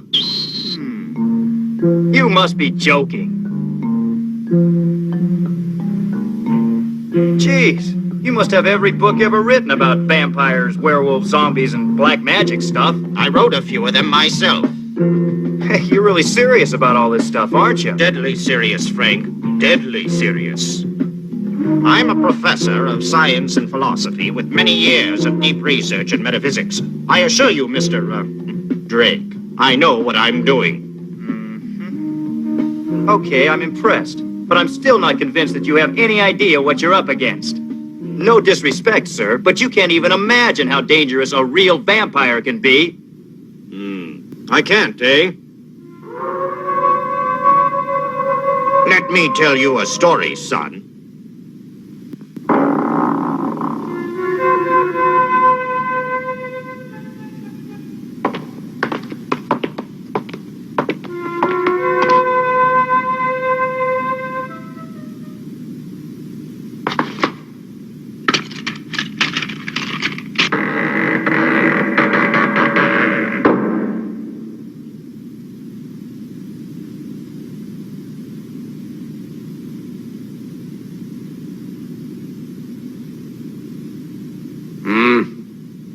Yes.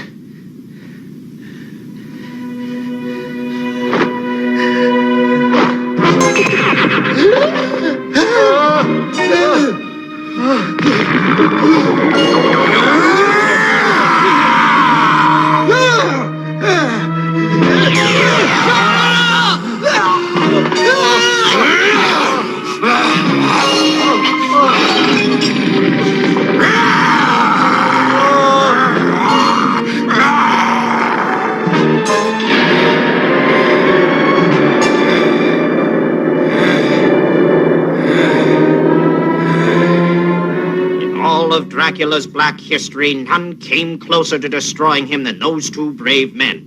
One was my father, Jonathan Harker. The other was Rachel's grandfather, Abraham Van Helsing. Well, I guess I understand now why the two of you became vampire hunters. But where do I fit in? It's your chance to clear your name and earn the gratitude of all mankind. How about it? The gratitude of all mankind, you say? Now, let's see now. At current market rates, with my good name plus the gratitude of all mankind, I might be able to buy a cup of coffee, but I doubt it. You want money?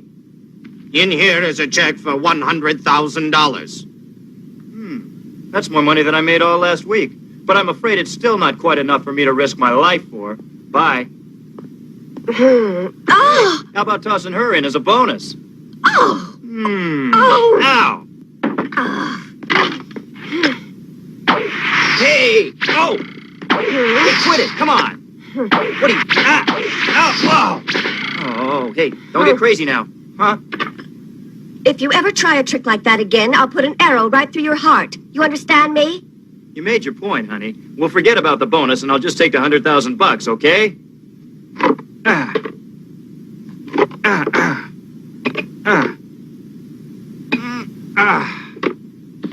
Okay, now that I've joined your little team of fearless vampire hunters, maybe you can tell me how you propose to track Dracula down.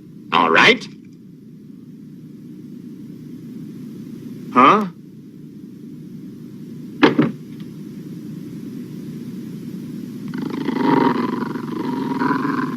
Elijah was raised in a church until they caught him drinking the holy water. I don't get it. What can he do? Elijah's nose is an unerring radar, incredibly sensitive to the scent of evil. We can depend on him to lead us to Count Dracula wherever he may be hiding. Even with his unholy powers, Dracula can't fool or confuse Elijah. You may accept my assurance that finding Dracula will be no problem. Somehow, the thought of finding Dracula doesn't reassure me an awful lot. I have a feeling that when we find Dracula, that's when our real problems will just be starting. How do you feel about that, Elijah?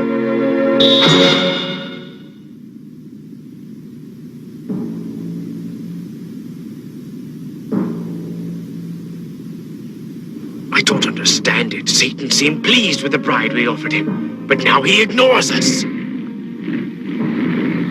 Almighty Prince of Darkness, hear the voice of thy faithful servant on earth. Why have you abandoned your disciples? Why do you ignore our sacrifices? How have we offended thee, O Satan? Master, hear your priest. I invoke you by name. Abaddon, Baal, Beelzebub, Lucifer. I command your presence, Almighty One. Come forth. Satan, come forth!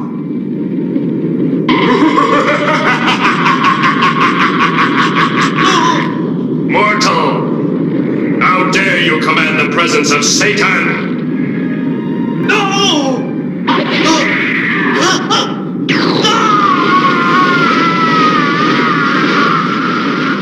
Be gone!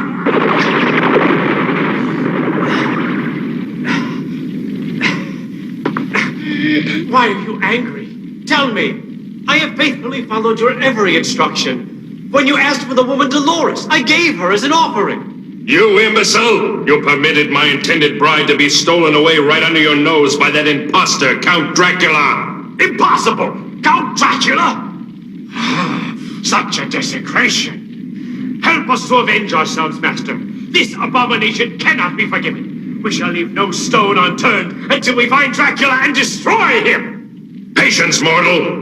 When the time is right, we'll fix Count Dracula! What do you mean? How long do we have to wait to get our revenge? I have a very special sort of revenge plan for our dear friend Count Dracula. I promise a revenge more cruel than you can imagine, but you are not to move against Dracula for 1 year, understand? I hear and I obey. Count Dracula, beware! A revenge more cruel than I can imagine. What could that possibly be?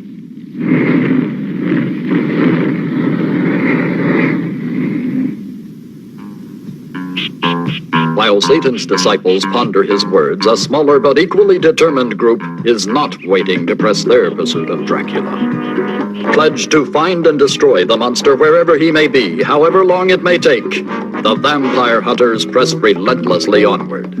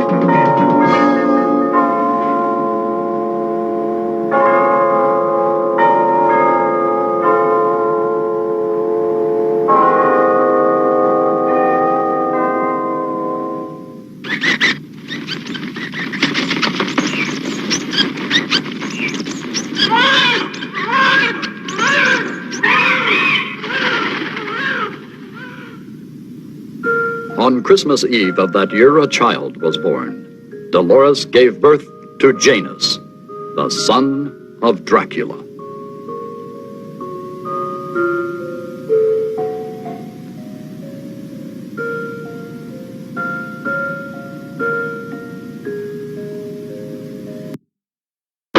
How much longer do you intend to go on with this hopeless wild goose chase? Are you aware an entire year has gone by, and we're no closer to finding Count Dracula than we were the day we started? And you know what? Your unerring and infallible flea bag there is a total, complete washout. You're not making matters any better by complaining all the time and blaming poor Elijah because Dracula has somehow managed to escape being detected by disappearing. There's been a significant change in Dracula's life of late. He used to murder boldly and never bothered to cover his tracks, but now he's acting more cautiously. Hey, do you suppose that means we're closing in on him? And maybe we've got him scared? Could be.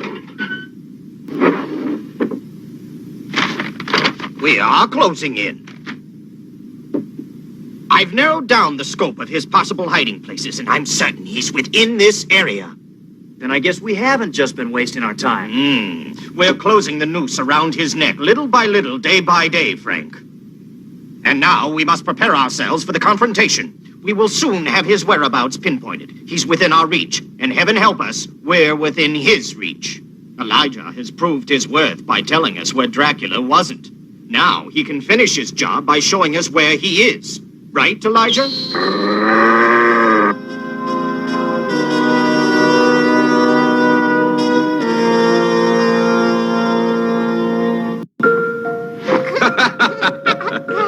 What a beautiful boy. What a beautiful, brave, cheerful, and worthy son I have. Such a good boy, my son. And now you must go to bed and get your sleep, so you'll grow up big and strong. Dolores, there's a shameful secret about myself which I have kept hidden from you all this time. How could you possibly keep a secret from me, darling? While it's true I am not a mortal man, I am not your beloved Lucifer, Lord of Darkness, whom you and your fellow disciples worship at the Black Mass. I lied to you. My true identity is revealed in the mirror. You see, I am a vampire. I am not Satan. I am a victim of him who made me this loathsome creature, hated and feared by all mankind. I don't hate you, Dracula. What? I knew the moment our eyes met you weren't Satan. There's just too much love in your eyes. I saw the torment also. Anyone who is capable of such tender feelings could not possibly be Satan. If you knew this, why did you marry me? In you, I saw hope for myself. Oh, darling, there is an awesomely powerful bond of love between us that can transform us completely from evil to good. With love, together we can conquer Satan. Darling, I want to tell you about the man I used to be before I became the cursed slave of Satan. I come from a titled family, from a kingdom in the Balkans, Transylvania. The territory over which I ruled was small, but fertile and beautiful. My life was dedicated to protecting it. It was a bountiful land. The climate was ideal. The soil was rich, the air was clean, water was plentiful from clear mountain streams that flowed through the valley. My people prospered, and they were loyal in their allegiance to me, for I was a generous and compassionate ruler. We were high-thinking, happy, peace-loving people, content with what we had. We offered no threat to any of our neighbors. But we were fearless in defense of what was ours. Countless times I led my army into battle to ward off invaders seeking to take our land by force. We repelled the Bulgarians, the Hungarians, and the barbarian Hun, Attila the Great. Time and again the barbarians rode against us. Time and again we defeated them. But they always returned to try again. Desperate to convince them of the futility of the slaughter, I adopted my own savage method. I skewered the bodies of the invaders and scattered them about the surrounding countryside as a horrible warning to potential future enemies. I shuddered at my own action, but it spoke to the barbarians in a language that they understood. The strategy worked. Enemies lost their fighting spirit and retreated at the grisly sight of my signposts of death. I had become a butcher in pursuit of peace, and my soul was irrevocably tarnished. I became the target of hatred on all sides, and every warrior who rode against me burned with vengeance. Enemies joined forces with the sole purpose of destroying me, and they succeeded.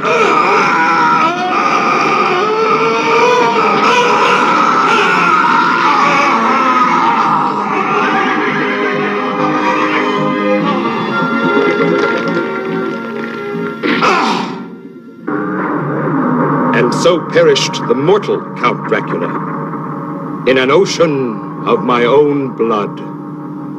Oh, if only that could be the end of my story.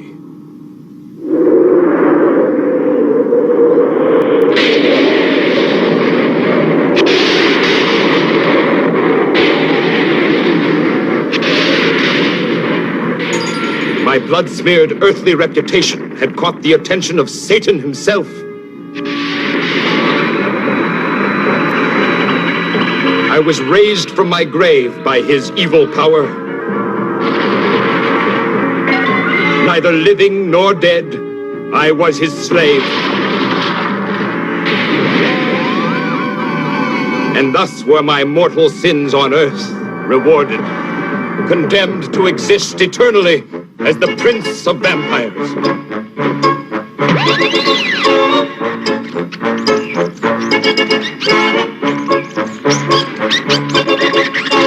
For 500 years, I have fed my insatiable bloodlust, and the name Dracula has become a horrifying abomination to mankind. Formerly a symbol of hope, the cross became for me a source of terror, and I shrank from the reminder of the eternal damnation which it represented to me and to all vampires.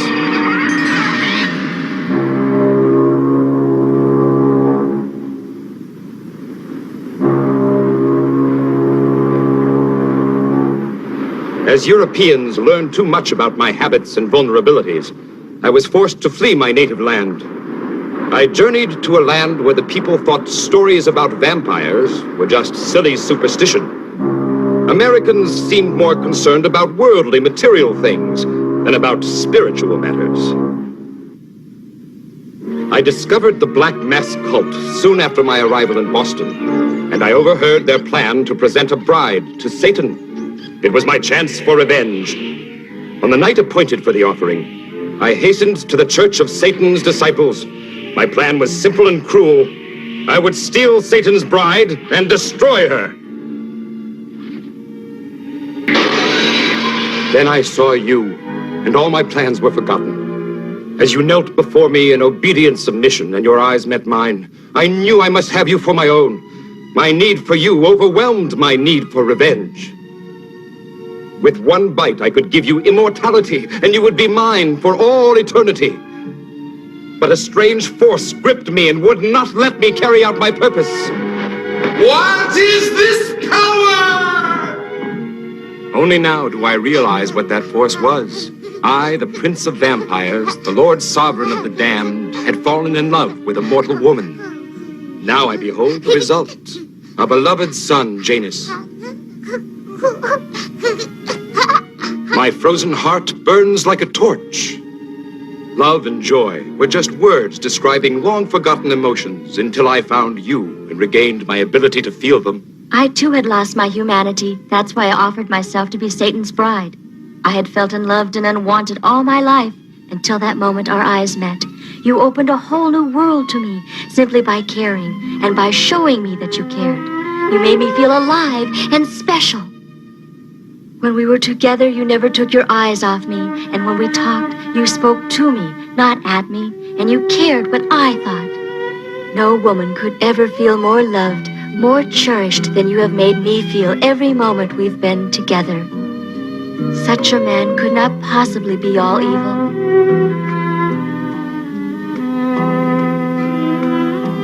I know how you suffer, my darling. My heart suffers with you, but our love is worth suffering for. Oh, my love. Darling.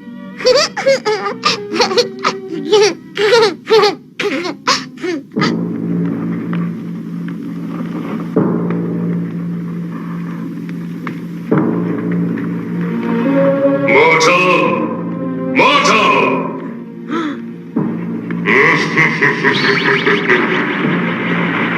Our long-awaited and long-cherished time for revenge against Count Dracula has now arrived. Wonderful.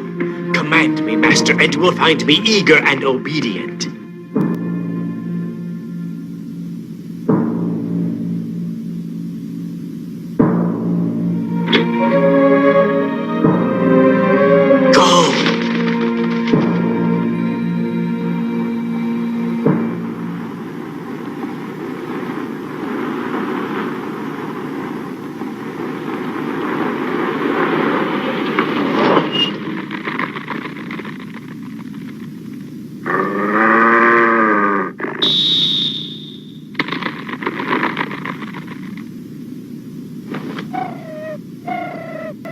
It's a message from the disciples of Satan, darling. I wonder what it could be. Ah, we hail the birth of your Satan-sent child, and we shall gather tonight for the purpose of baptizing your beloved Janus into the fellowship of the Black Mass. This ceremony will place your son under the protection of Satan and will render him safe from all harm. I'm frightened, darling. That priest is a vengeful person who can't be trusted. Don't worry. I can handle that old phony. But the protection that they offer could prove to be very valuable to Janus.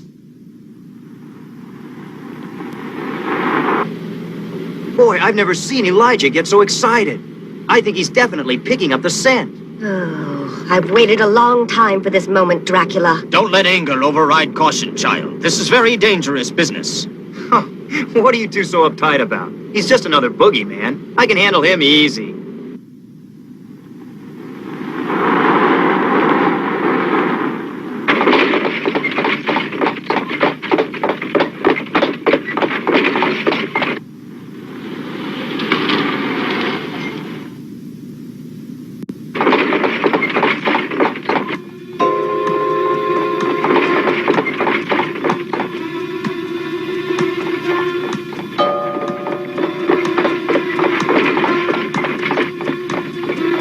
It's him, all right. Just one arrow right in his heart, and my grandfather will be avenged. Not yet. Why? We can't afford any slip-ups at this point. I want to know who that woman is. And I'm very curious about that baby. Could it be Dracula's child? We'll see. Follow them, Frank.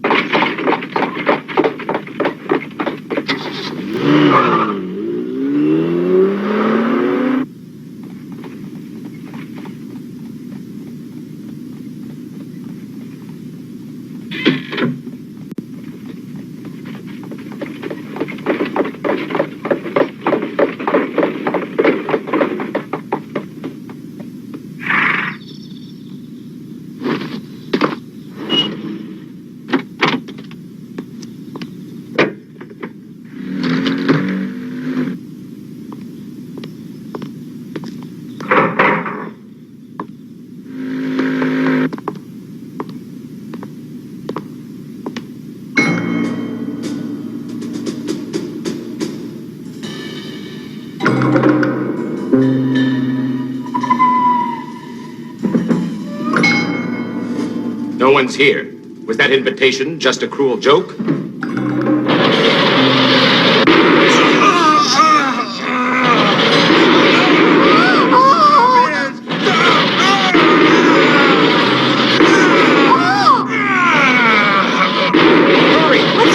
I don't know, but I don't like it. Sealed tight. That solid steel will never be able to break it down. Dracula must have known that we were following him. We've got to get in there and destroy him before he gets away from us. You two settle down and quit panicking or we'll lose control of the situation and play right into Dracula's hands as so many before us have done. Just be calm, keep your eyes open, and we'll see how the situation develops. No! Stop! Darling! I can't stand it! Stop!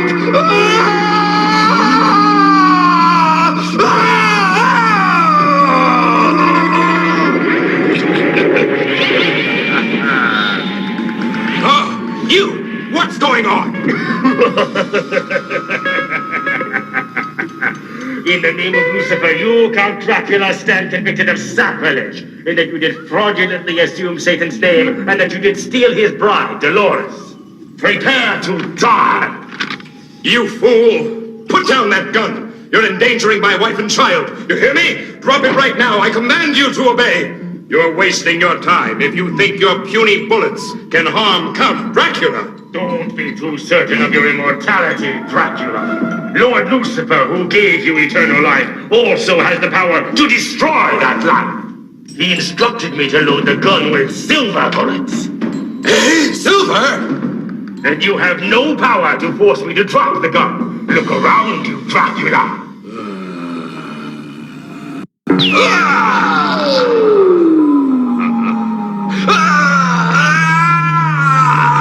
Take it away!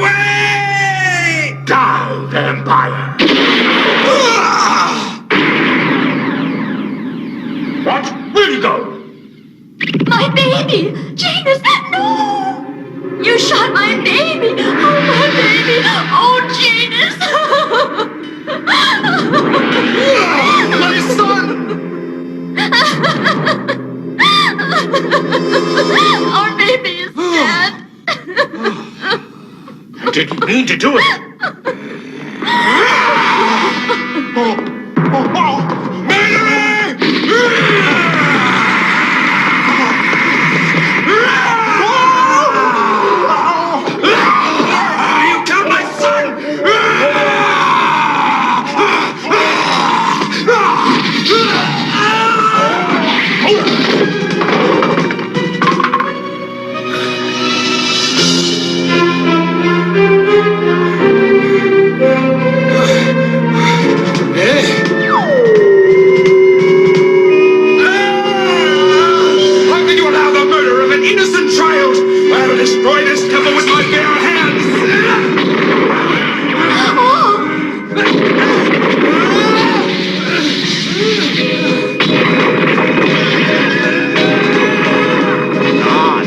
Will be our chance. Get ready. Look out!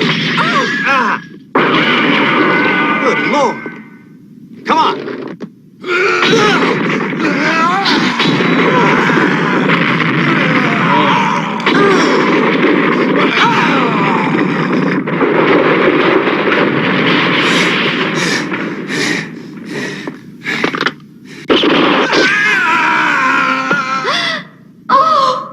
Attack Elijah. Frank, move in and try to throw him down so we can drive a stake through his heart.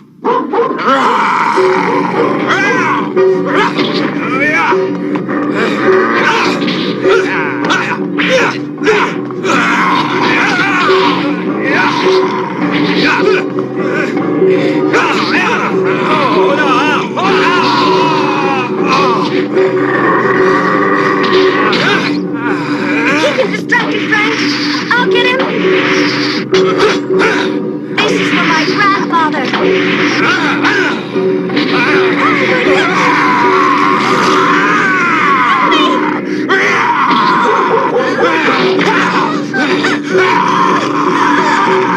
Monster!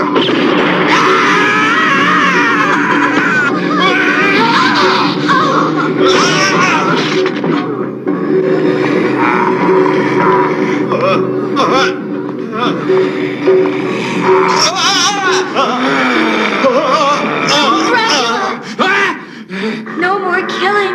Our baby is dead, and you can't bring him back to life by spilling these people's blood in revenge. Hear me with the human heart that I know beats within you, Dracula. No more killing, please.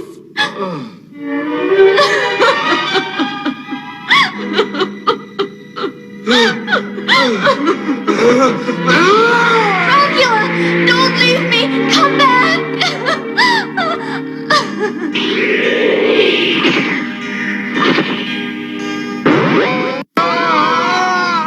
My darling baby! Why couldn't you have destroyed me instead of my dear innocent son? Mourn him now, with storm clouds! All nature must mourn the murder of Janus, my son!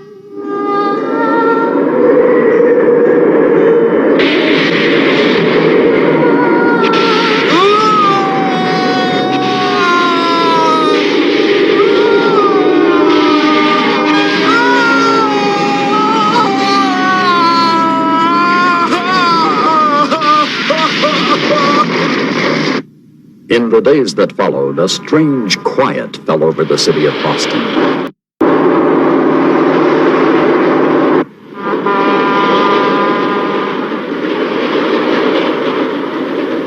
4 hours west of Boston by limited express lies the largest city in the Western Hemisphere, the teeming metropolis of New York City.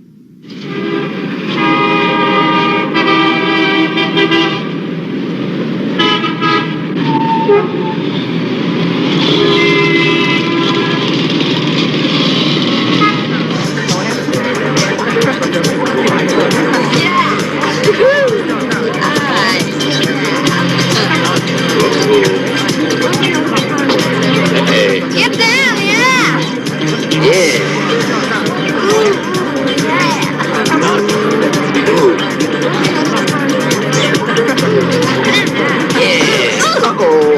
Hey, I'm sorry, Dave. It's too noisy to apologize properly, though. Why don't we go out to the car? Okay, dude.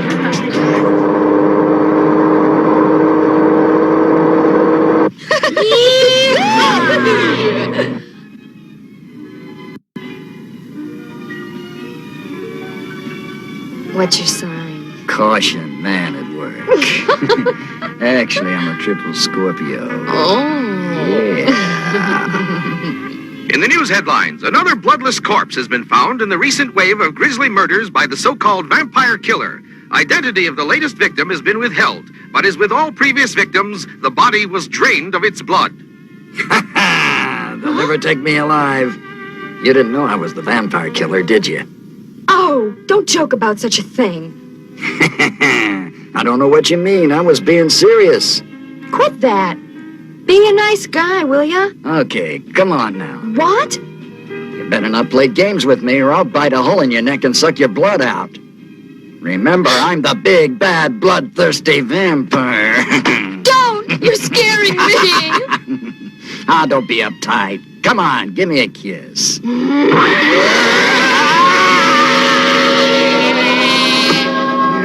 What's happening? I don't believe it. Meet the real big bad vampire. The real vampire?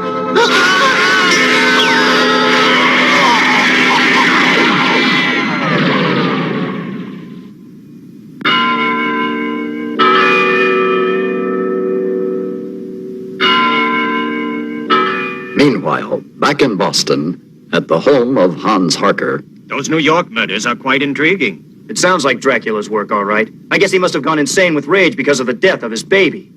At any rate, there's one thing for sure. Those New York murders are definitely the work of a vampire.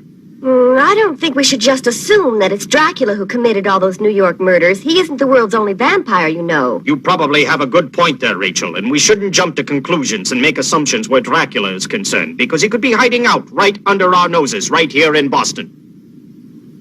I've noticed that Elijah doesn't seem restless or in any hurry to leave here. Our best bet is to keep an eye on Dracula's wife. I've been keeping tabs on her. She visits the baby's grave every day, and she still seems to be in a state of shock. I feel sorry for her. She's had to endure so much tragedy in her lifetime. You must harden your heart. Remember, we must destroy her husband. He seems to be more genuinely devoted to his wife than any husband I've ever heard of, Hans. I don't think he'd abandon her without ever trying to see her again. We all seem to be in agreement then. If we keep our eye on her, Dracula's bound to show up sooner or later.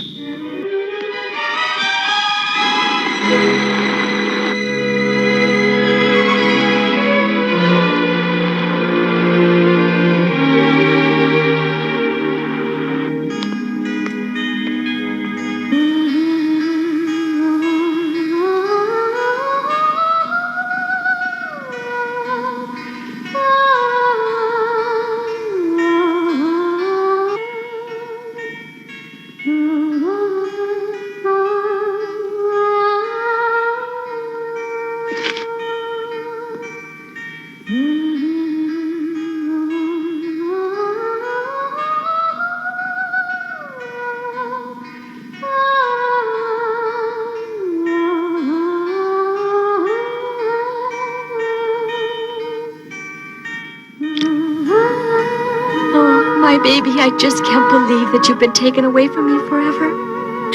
I see you so clearly, and I hear your sweet voice in all my dreams and in my every waking thought as well. How he loved you.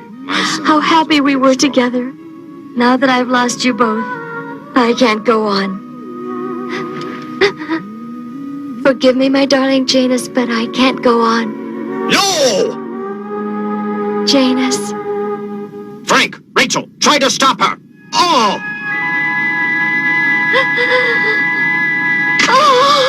Thou shalt not take thy life, Dolores. Heaven forgive me, but without Dracula or Janus, I have no reason or desire to live. Have mercy on me and allow me to end the unbearable misery I've brought upon myself by turning my back on heaven and offering myself to the black forces of evil. I regret ever having been born into such a life of wickedness and suffering. You have sinned, and you have therefore suffered greatly. But heaven has never turned its back on you. You shall be granted a second opportunity.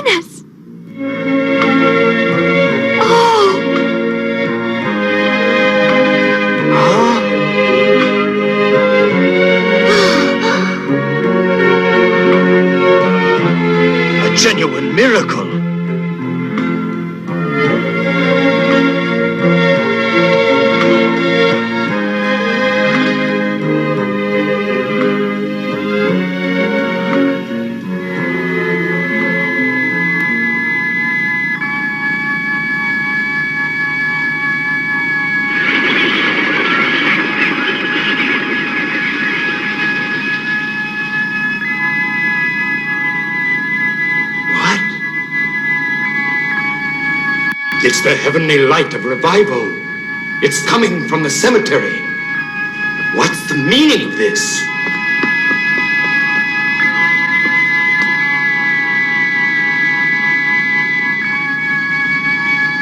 It's shining directly over the place where Janus is buried.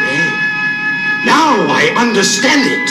The enemy is going to bring him back to life in an attempt to bring about my downfall by making me confront my own son in a test of his heavenly powers against the black powers given to me by Satan. I must stop it.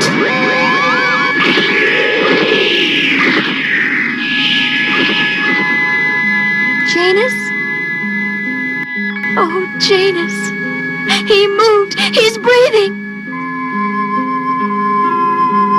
My baby, my baby. Come, let me hold you in my arms. Janus.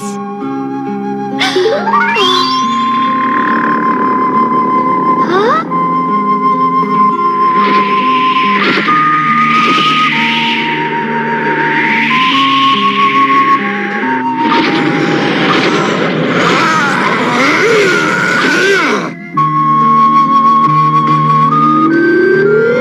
What's happening?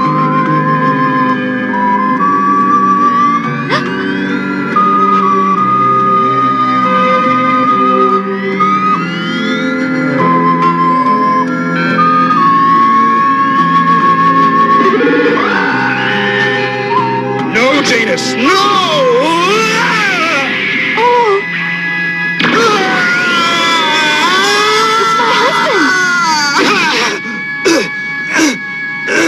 You will not turn my son against me!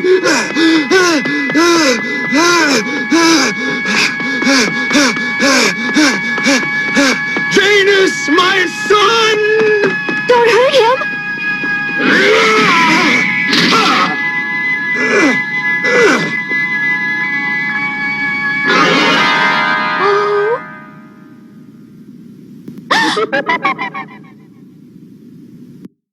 It just isn't possible you could be my son, Janus. Yes, it is, Mother. Oh, darling Janus, it is you. I don't understand it, but I know it's true. My loving heart recognizes you. Oh, no! Janus! You have been revived solely for the purpose of destroying your own father! Janus, he's your father. That poor tortured and tormented creature deserves your mercy. Is he not the vampire Dracula, servant of Satan? Yes. He's more a victim than a willing servant of Satan, my son. He did not choose to be a vampire, and you must not blame him. Mother, I have to kill him. Kill your father? I have no choice in this matter. That's why I was revived. But he loves you so much. I am only doing what I was created to do, Mother. I have no choice. That's it. Try to understand. It's not my choice to do this thing any more than it was his willing choice to be a slave of Satan. You're both helpless then, aren't you? He is the personification of evil, and I am the personification of goodness. We are mortal enemies by our nature. Well then, does this mean it is my fate to be the personification of hopeless suffering, to look on helplessly while my son and my husband struggle to destroy one another? Is this the punishment heaven has chosen for me? I have to do it, Mother. And it isn't a matter of revenge and punishment. It's only justice. Oh, Janus, he loves you so. No child ever had a more devoted father, and he has suffered so much. 500 years of hatred and torment. Oh, Janus, can't anything be done to stop this? Please?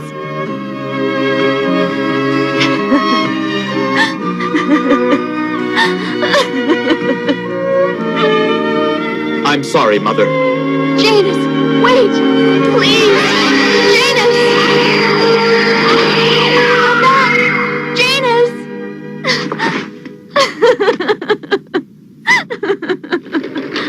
Excuse me. Were you speaking to me? I hate to intrude upon your grief, but I must have a word with you. What is it you want? My name is Hans Harker, and I have some rather distressing information about your husband's past, which I think you should know. I know everything about my husband's past. He has never kept secrets from me. Then no doubt he told you that he brutally murdered my father and my wife and my daughter as well. The man is a vampire, a vile monster. He's a demon from hell whose total life is dedicated to committing horrible obscenities upon all mankind. I have vowed upon my sacred honor that I will destroy him. Your noble purpose has already been accomplished. My purpose will not be accomplished, madam, until Count Dracula is dead.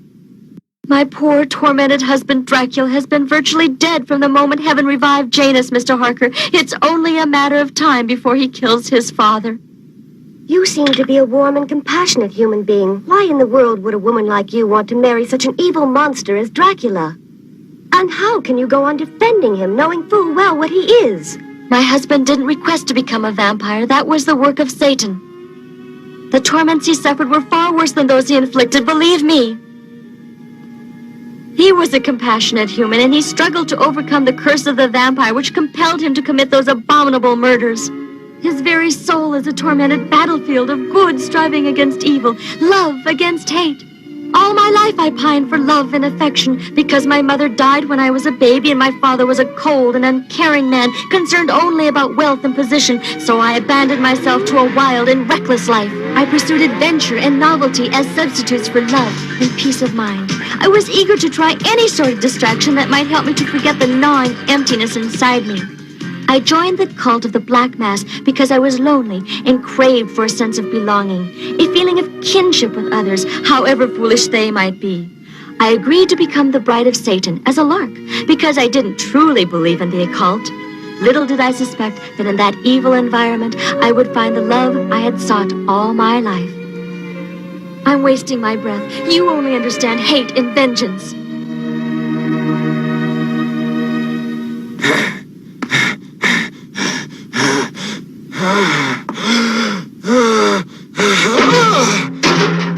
It's no use. I must have blood.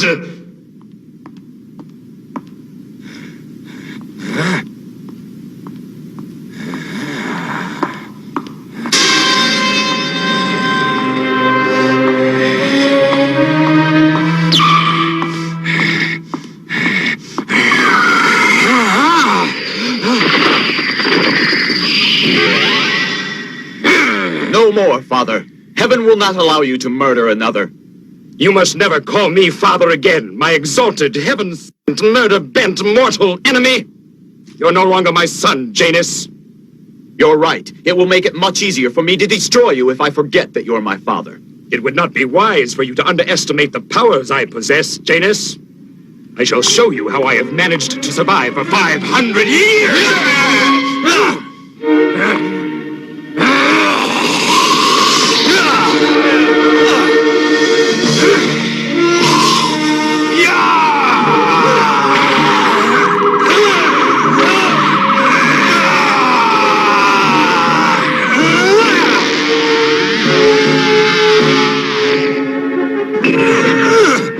So you did inherit some of my powers, and that must be why you were revived, so you could use my own powers against me. But you haven't seen the full extent of the powers of Dracula!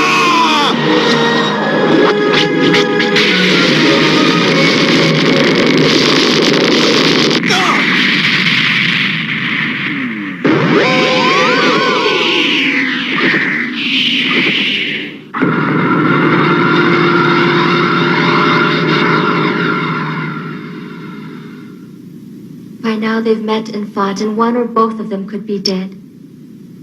Oh, my husband and my baby.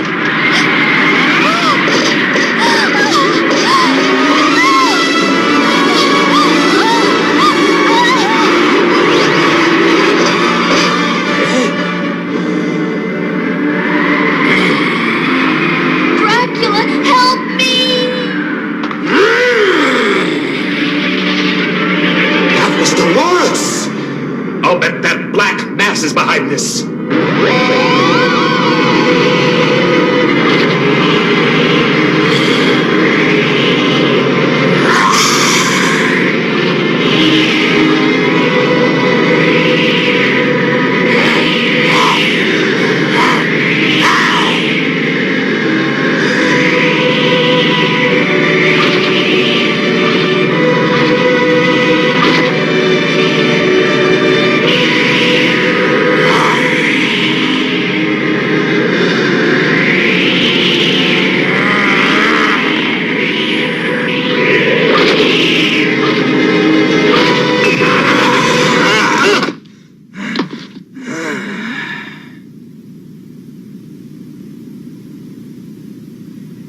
Dolores! If they've harmed her...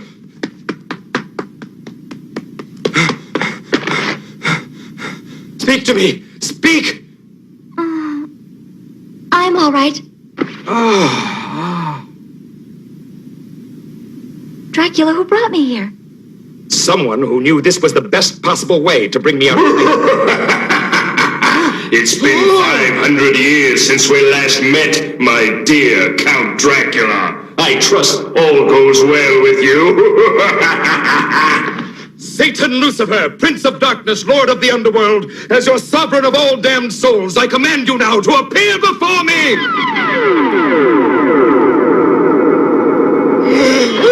It is I who command you here to face judgment.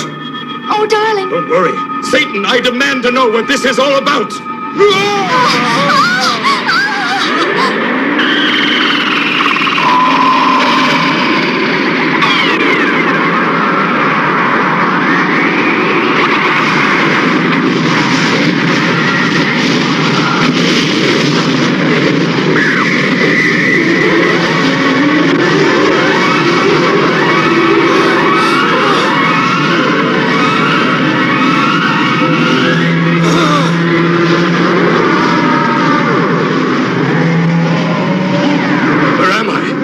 Brought you home, dear Count.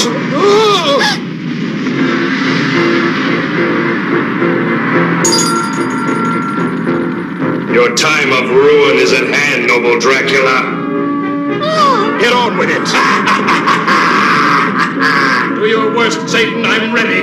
Why did you turn against your master, slave? I served you well. You have betrayed me and given comfort to my enemy, you ungrateful wretch. For this you will pay dearly. You shall feel the unholy wrath of Satan Lucifer. The woman you stole is nothing to me, but you blaspheme by loving her. Love is the vilest transgression possible in the eyes of Satan, and as my servant you are expressly forbidden to love anyone. Yet you and this woman did love one another. And from your love there came a child of heaven. Hear me now, Lord Lucifer. Do what you will with me, but leave the woman out of this and let her go free at once, you hear? Why should I do that? You flatter yourself in the belief that the child inherited his powers from you, but in reality it was this mortal woman, his mother, who gave him the awesome power which threatens my very empire now. Huh? Power? Power? I'm just an ordinary mortal. I have no special powers. You must be mistaken. No mistake. You have it. An awesome power. You aren't aware of it, but once you gain control of this faculty, you'll want to use it for the good of mankind, and that could destroy centuries of my evil work on Earth. I destroy you, Dracula, for punishment, but I must destroy the woman because she is so exceedingly dangerous. No, Satan, I will not permit you to destroy her precious life. I will oppose you, and somehow I will find the power to prevent your bringing harm to my wife. Brave words won't stop me from deposing my just punishment on you.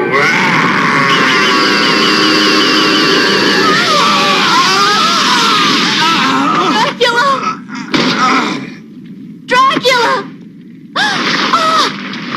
What are you doing to him? Stop it!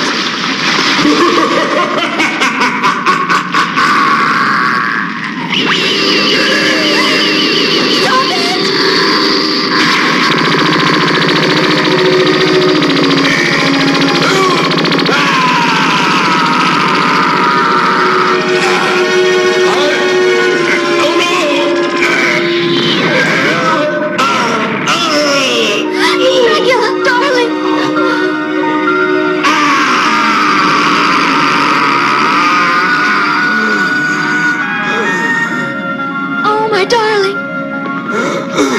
What's come over me? I've never felt like this before.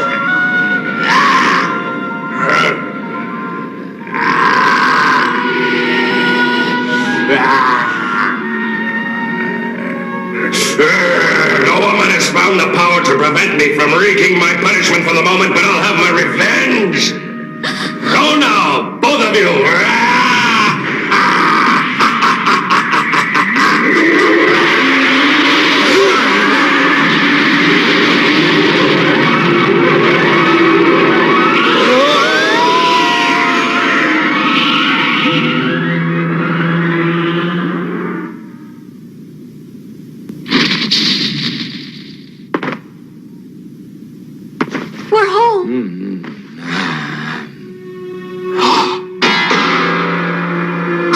image is reflected in the mirror.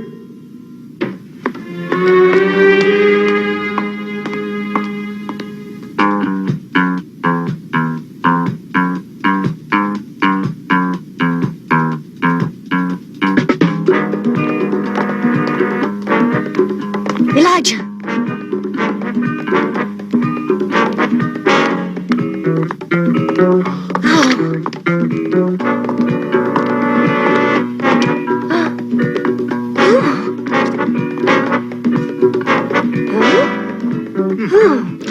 You two look like you've just seen a ghost or something.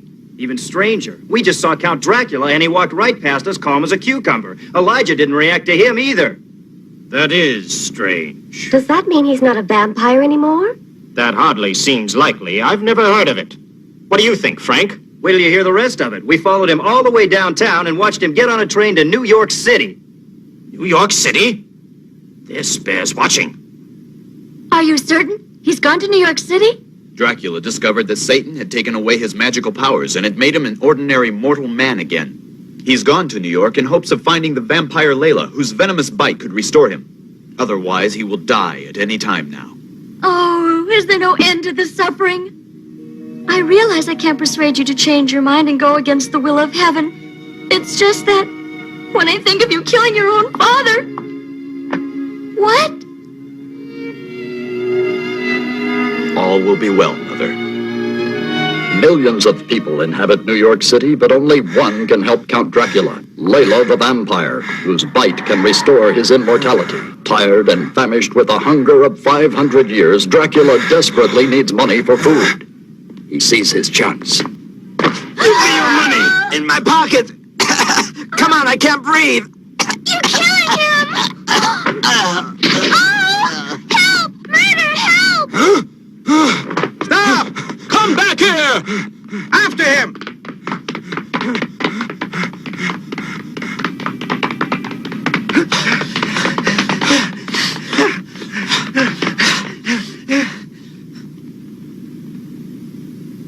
Has it come to this, that I've become a common thief in the streets?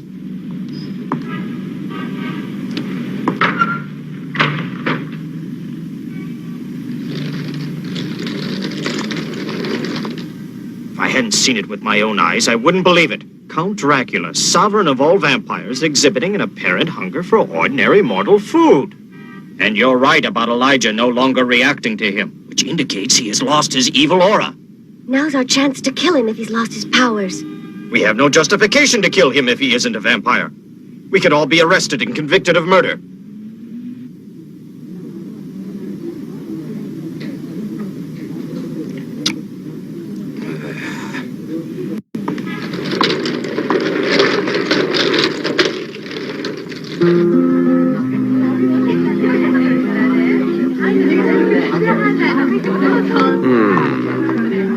I have it in silver or gold.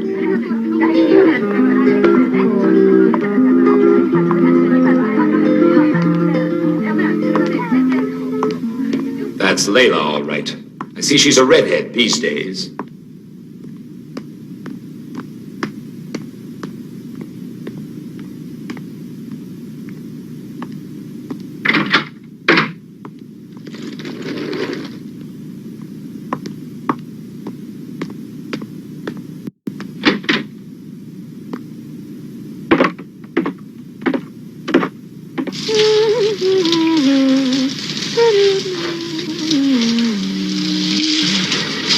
Hey, I found some wine in the refrigerator. Okay if I open it and pour us a drink, babe? Sure, you go ahead and pour yourself one.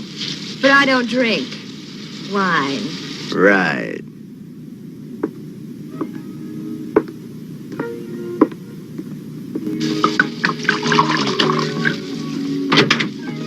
Huh?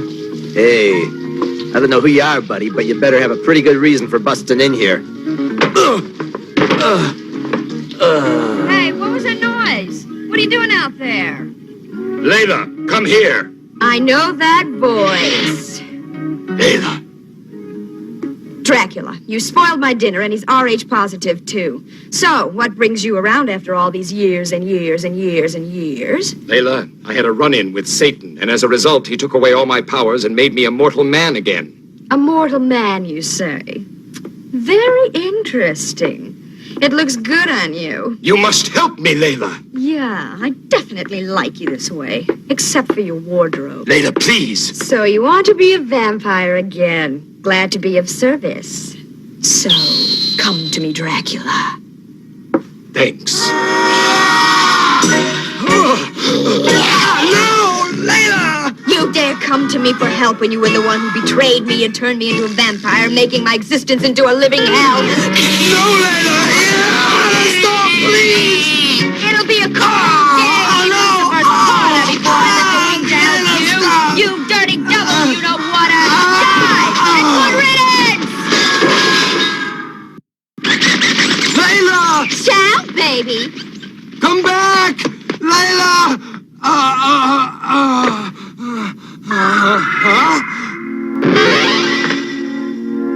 All right, you've got me now. I hope you'll make quick work of it, my loving son. I cannot harm you now that you're a mortal human being. I am empowered solely for the destruction of Lucifer's demons.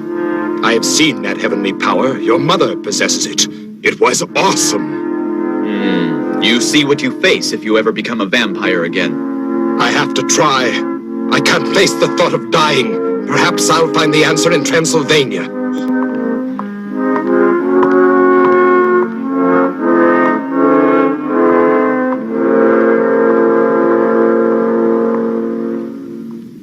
He's going to Transylvania to find another vampire to transform him, and if he's successful, we better be on hand.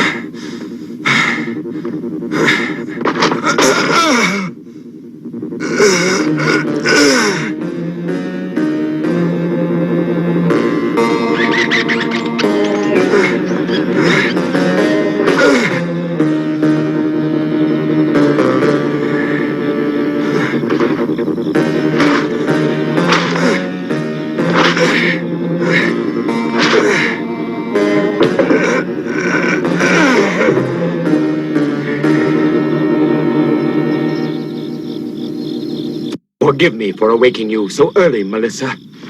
But I need your help immediately. Melissa, awake! Melissa!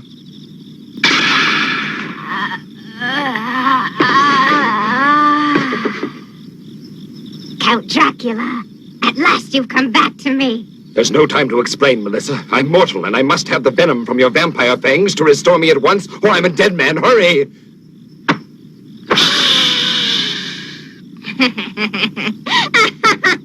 What's so funny, Melissa? You, Dracula! I won't do it! What? You dare disobey the command of your vampire master? You're no longer our master, Dracula, since you became a human being. We know you married a mortal woman and fathered a human baby. Thunder. It was because of this that Satan took away your powers and your immortality, and he gave us a new master. New one? And I'm not a bit sorry. You promised that I would be your wife, and then you abandoned me. Now I've promised to marry our new master, Sir Tomo. Tomo? How dare he call himself master?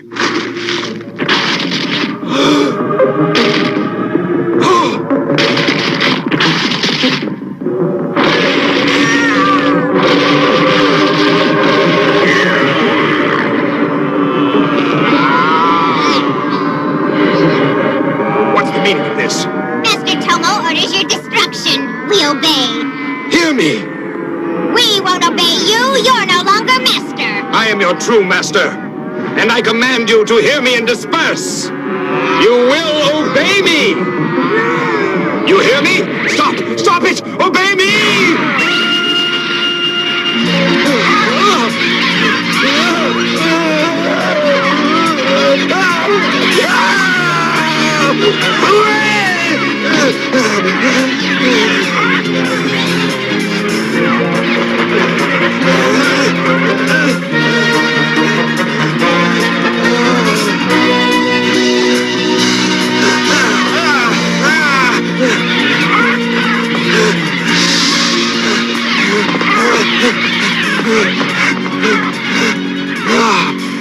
might just make it.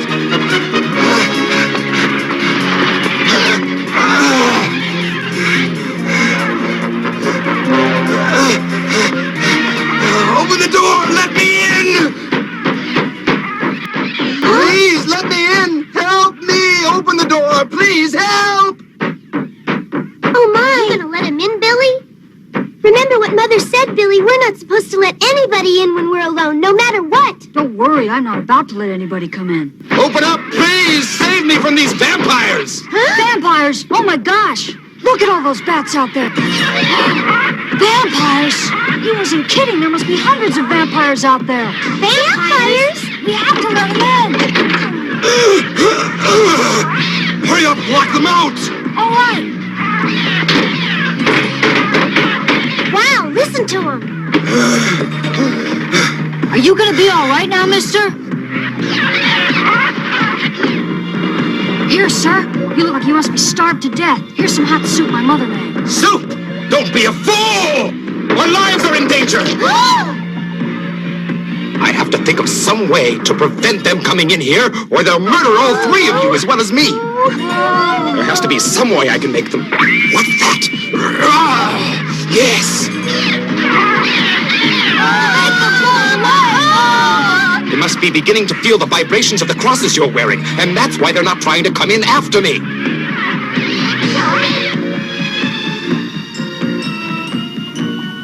It's awful quiet all of a sudden. I'll see if they've gone away.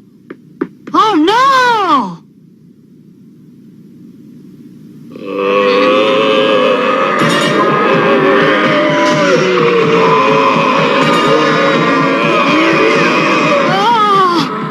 We're surrounded by a bunch of walking dead people. What? Stand back from the window.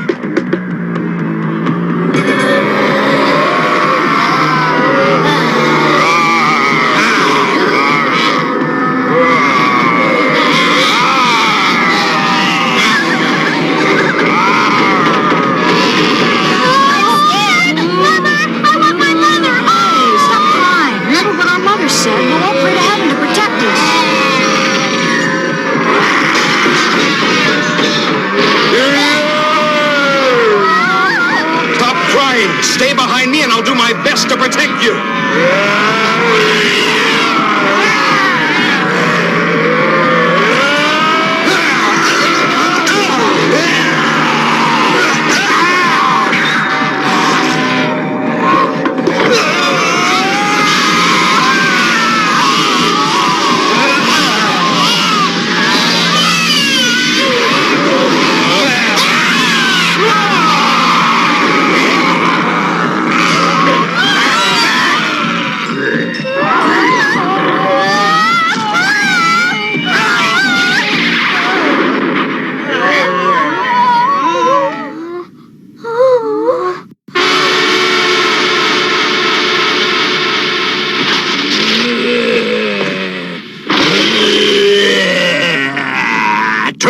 Mortal, you are not welcome here on the sovereign soil of Como, the Vampire Master. Como, you imposter! I have come to challenge your right to assume my title. My title was given to me by my patron, Lord Lucifer himself, when you betrayed him by committing yourself to a blasphemous marriage with a mortal woman. Enough talk! There's only one way to settle this. I challenge you to prove yourself worthy of usurping my title by facing me in combat. It will be a pleasure to have my followers witness your fall in humiliating defeat. On guard, Dracula!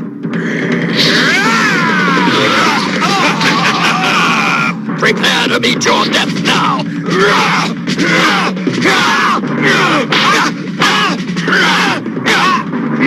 You're not even giving me any competition, you ridiculous mortal. I'll slaughter you.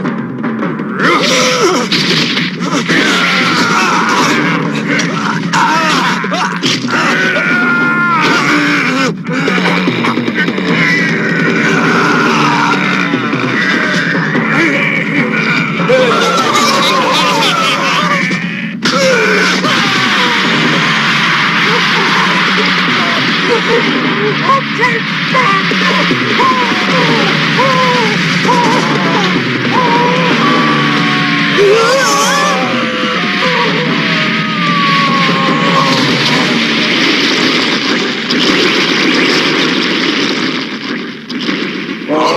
powerful master, prince of vampires, we'll obey you. It's the mark of the cross. I didn't defeat him after all. It was the power of the cross that destroyed Tomo. I have been used as an instrument of heaven. Master.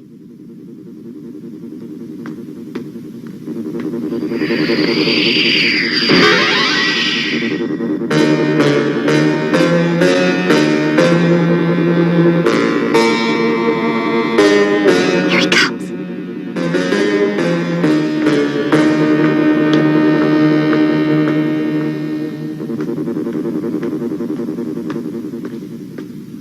Hold it! Huh? I can get him now. My arrow can kill him now that he's lost all of his supernatural powers. Parker has a plan to get him in the castle, and we don't dare interfere with him, Rachel. Don't you remember what he told us at our last planning session this morning? Remember? Our promise. Yes. We have had no success with any of our weapons or strategy against Dracula so far, but I have a secret trump card which I'm ready to spring on him now. I can't divulge the details of my plan, but it's something I must do entirely on my own. You must not interfere. You can't take him on alone. Rachel's right, Hans. Whatever your plan is, we want to be in on it too. I'm afraid I must insist that you trust me in this matter, and that you do exactly as I tell you, because if you don't, all of our efforts will have gone for nothing. Why are you looking at me as though you think I've gone insane? I assure you, life is very dear to me, even though I am just an old cripple. You needn't worry about me. All right. Good girl.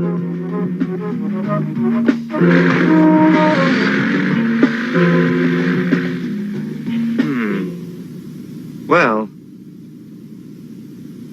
let's hope.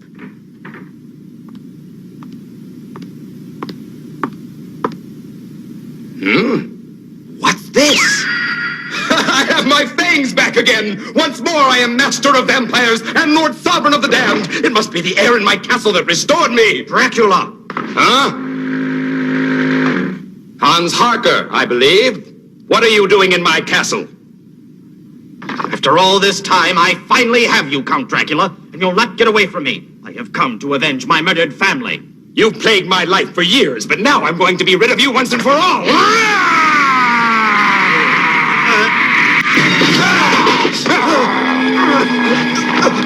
Die, Harker!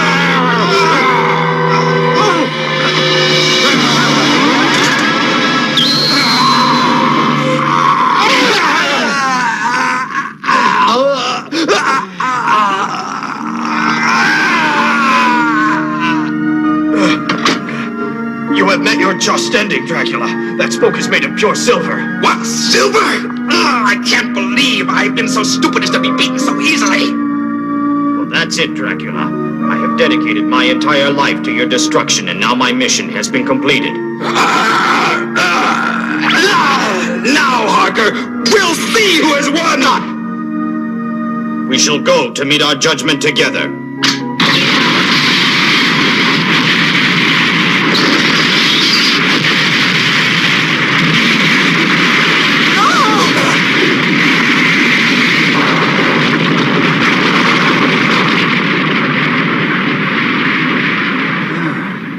He did it.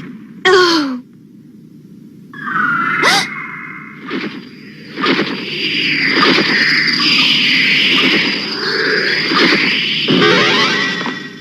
I'm sorry. You don't have to tell me, Janus. I already knew it. Dracula's gone. He's dead. I know what a nightmare of suffering your life has been, Mother, but that's all in the past now, and you must try to make a new beginning. Oh, how can I think about a new beginning, Janus? There's nothing to live for anymore. I'll always be with you, and through me, he'll be with you as well. You represent the best of both of us, son. I know he's as proud of you as I am. You think so? Of course he is.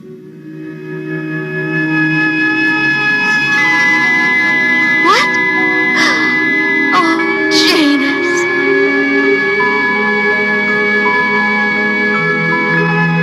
There is something left to live for after all, my son, and we shall make a new beginning together.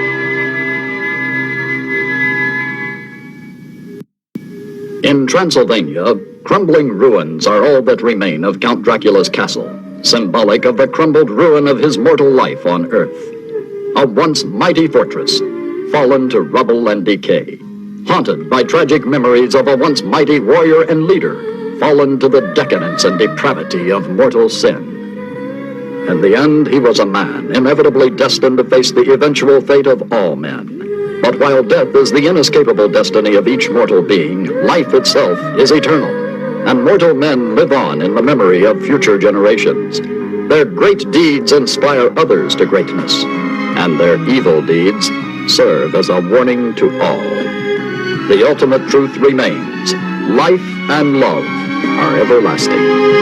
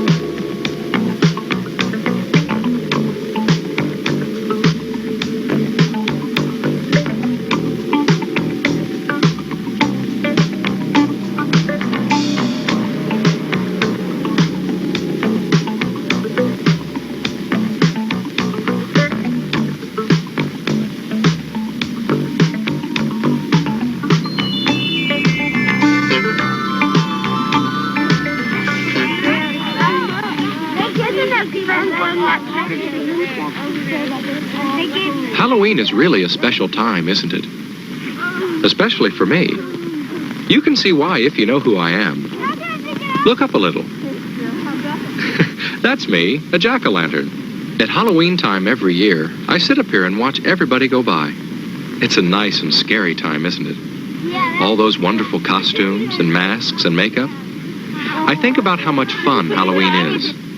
I also worry a little bit about the things that can spoil the fun of Halloween. Those kinds of things scare me too, but in a different way. For instance, look next door. That's where Corey lives. Corey, have you got that pumpkin ready yet? Corey's going to carve a pumpkin with her dad. Weighs 50 pounds. Well, that's a big one. It probably weighs close to that. Probably. Come on here and set it down. Okay. Let me get the paper straightened out. How's that? That's fine. Have you decided what kind of face you're going to make on it yet? A happy face. I'll do that. Now, a pumpkin's not easy to carve. I know that. You need the proper tools. But first you have to draw a face that you can carve. So you got to be careful. Corey's doing that. That's a nice pumpkin face. Thank you. Let's see if we can cut the top off now.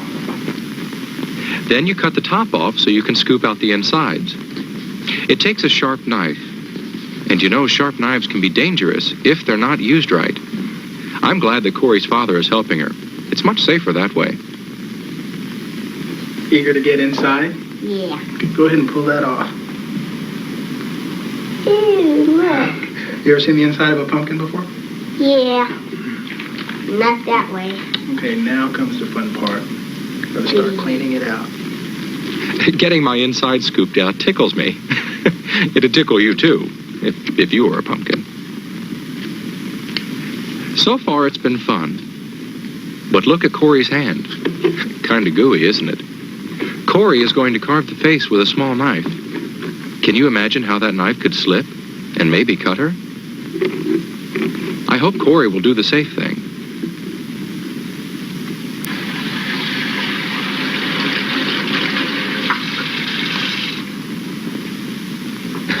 Good, that's a lot better.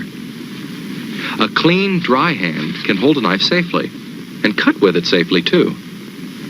Cut slowly, carefully, in small slices, and always cut away from yourself. Thank you. Make sure there's an adult, or someone a lot older than you, who can help you if you need help. That's the safe way to carve a pumpkin. I'm glad Corey isn't going to spoil her Halloween fun. Carve carefully. That's one way to have a Halloween that's fun and safe.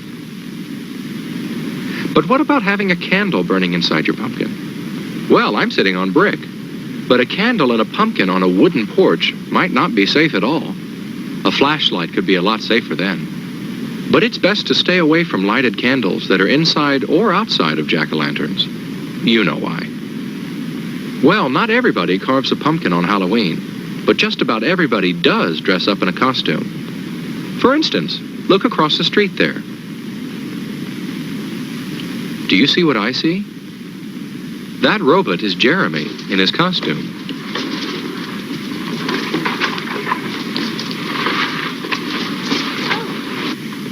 Oh, Jessica, it's you. How do you like my costume? You look great. Well, it may look great from the outside, but from the inside, things don't look very good at all. Jeremy can't see very well with his robot head on, and I don't think the rest of his costume lets him walk very well. He can't bend his knees. How are you going to walk in that? I don't know. It's hard for Jeremy to keep his balance. If Jeremy went out like that, he might keep losing his balance all the time. He might fall down just anywhere, and probably everywhere. Sidewalks hurt you when you fall on them, and so do streets. And streets are especially dangerous to fall down on. Jeremy has to be able to walk better if he doesn't want to spoil his Halloween fun. There, that's better. A costume shouldn't make you trip or fall. That's not safe. It should be easy for you to move in your costume. And you have to be able to see where you're going. Look, Jessica. A mask that makes it hard to see could get you into all kinds of trouble. There, that's much better. Jeremy can see well now and move safely in his costume too. Now I'm going to try my... Oh, but look at Jessica. She can't see much with her mask on. It's too big for me. A monster needs an ugly face. But does it have to be a mask? Makeup can be just as good, and it's always just the right size for you. Just don't get it in your eyes. Okay. Another one. If you're not too good at putting on makeup, get an adult to help you. Make sure your mask and costume let you see well and walk well, and they won't spoil your fun on Halloween. Of course, the reason you get all dressed up at Halloween is so you can have fun going trick-or-treating.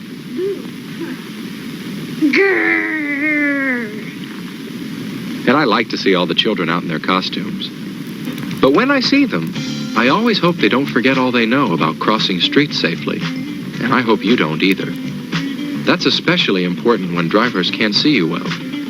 And for you to see the cars well, it's a good idea to take off your mask when you cross. Even though it may not be night yet, it's dark enough to make things outdoors hard to see. You and the cars.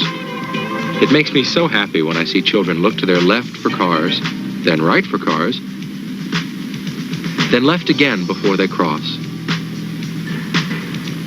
You mustn't forget all the safety rules you know on Halloween, and especially because it's dark. It's safest not to cross between parked cars.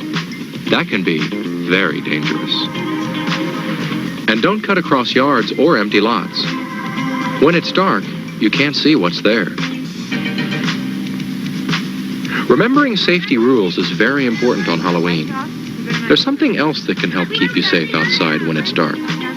You'll see right away. Yes, just as I thought. They're coming up my walk now. The people who live in my house like to take pictures of the children who come by. Okay, we're going to take a picture for a treat, too. Everybody smile. Now you'll see what there is about their costumes that makes it easier for drivers to see them when it's dark. Do you see how easy it is to see the bright colors in the costumes? Bright colors are easier to see at night than dark colors are. But there's something else. Some parts seem to glow from the camera flash. That's how those parts will look when car headlights shine on them. Those are just pieces of special tape that reflect light very well. You can put tape like that on your costume and on your trick-or-treat bag. Some costumes already have reflecting material on them. Making your costume and your bag easy to see makes you easy to see. And that's a good way to help make Halloween safe. The safer Halloween is, the more fun it is, for you and for me. That's what I think. But some people have a strange idea of fun. They think it's fun to mess up other people's things with paint. They don't think about how the people feel whose things are ruined.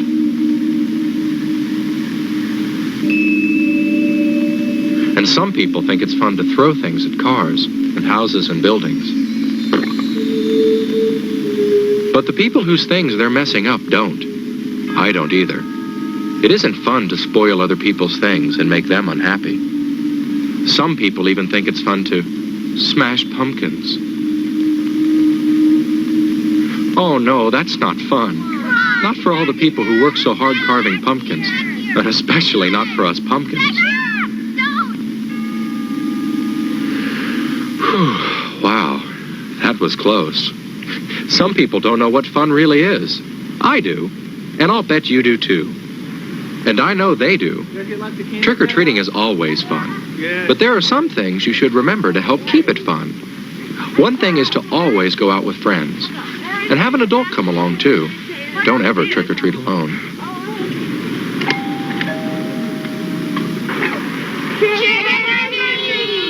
And if someone you don't know very well invites you in. Look, tonight.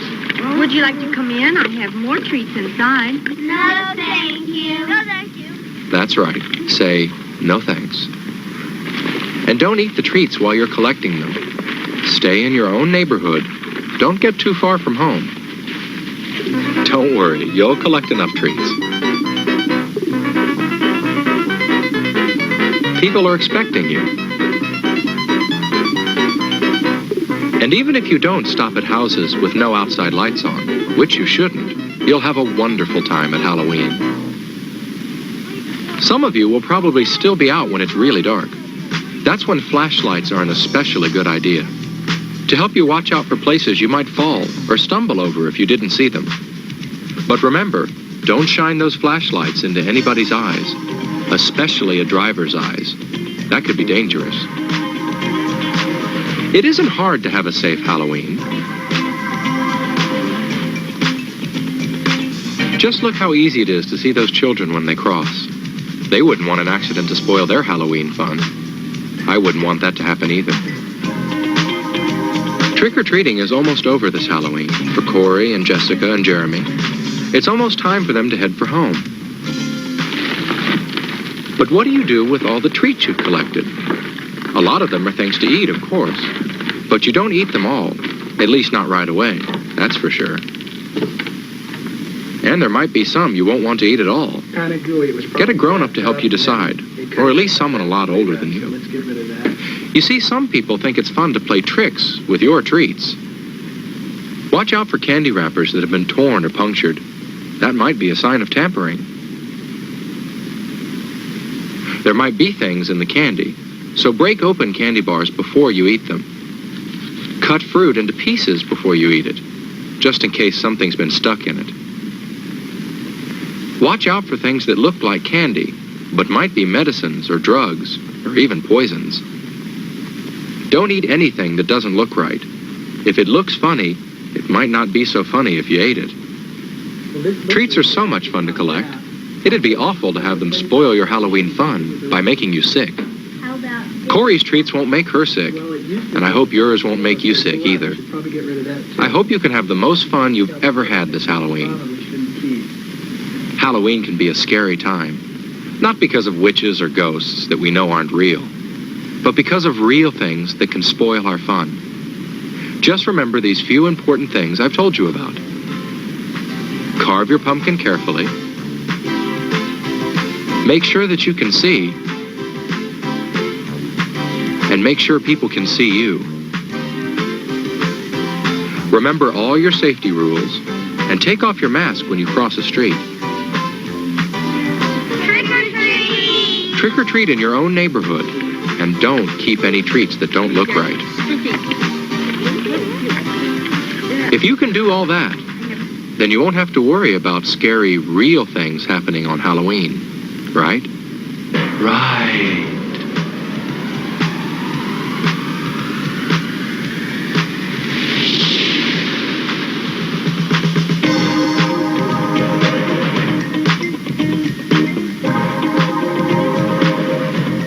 Have a fun and a safe Halloween.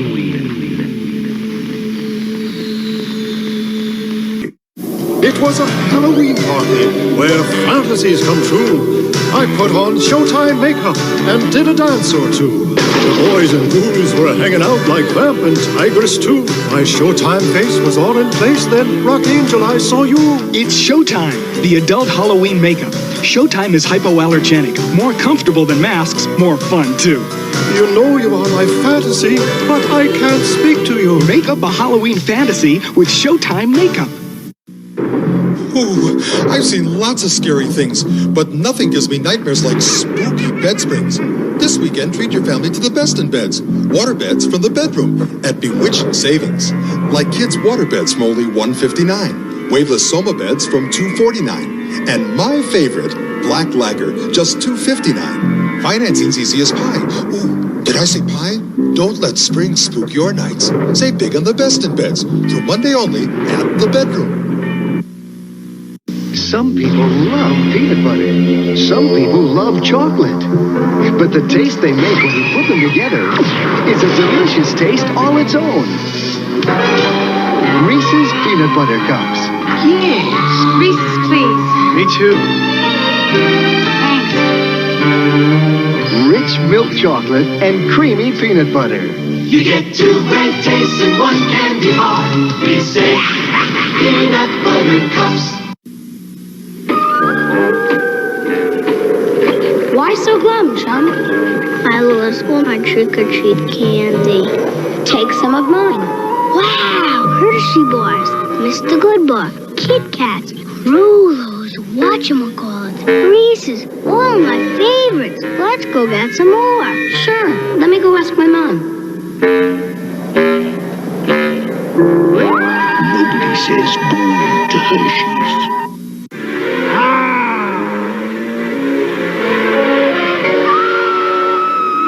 This part always chokes me up. This Halloween, nothing sets the mood like a movie from Blockbuster. You're getting my foot away. Sorry. Alright, so I hope you guys dig Tomb of Dracula. Absolutely one of my all-time favorite comic books. Gene Colan, Lynn Wein. I've got them signed by Lynn. I've never met Gene. Every chance I had to meet Gene, he would cancel, but it was towards the end. He was getting unhealthy.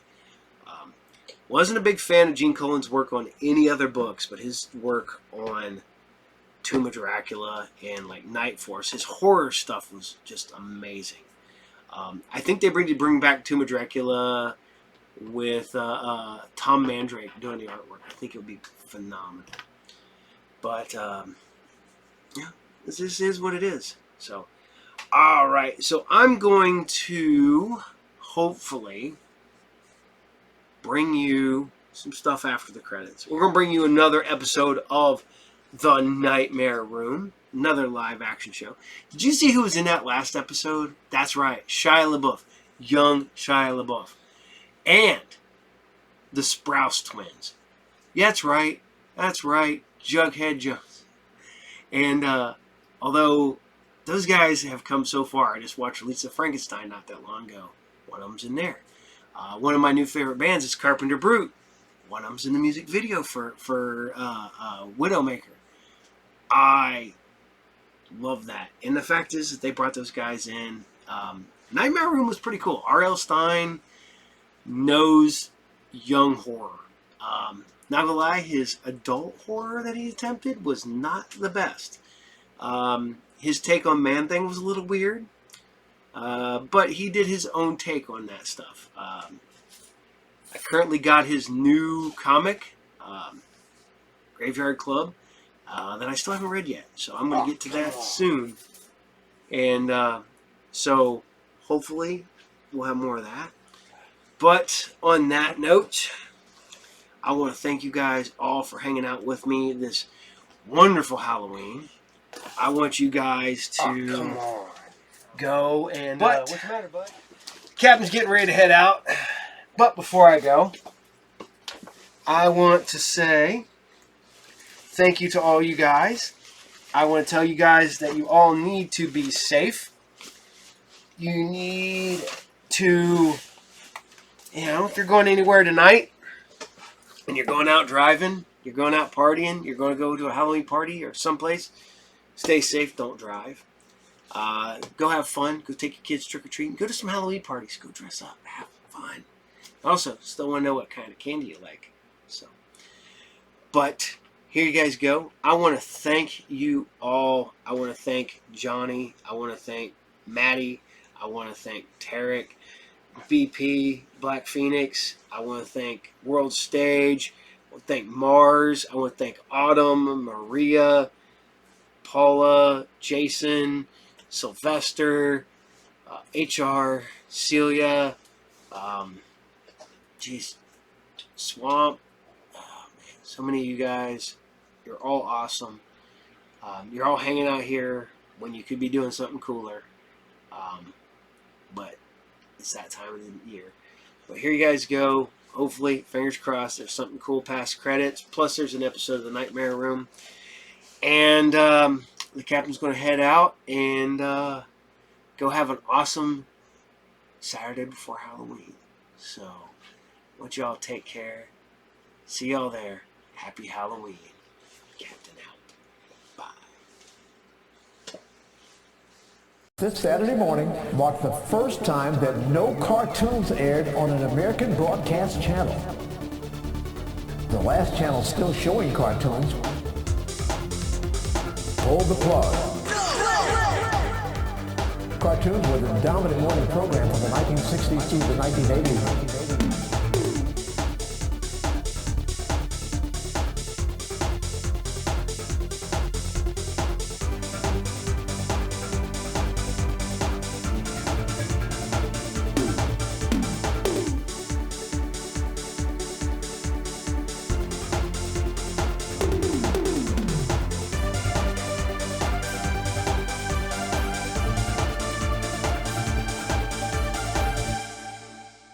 See the American Indian display at the Field Museum.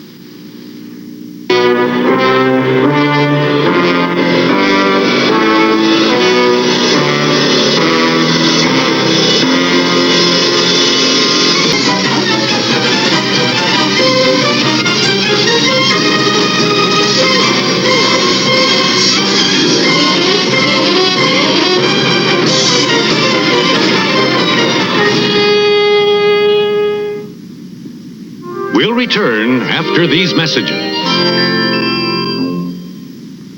Halloween is Grinch Night. Brought to you by Parker Brothers. Homemade fun for over 90 years.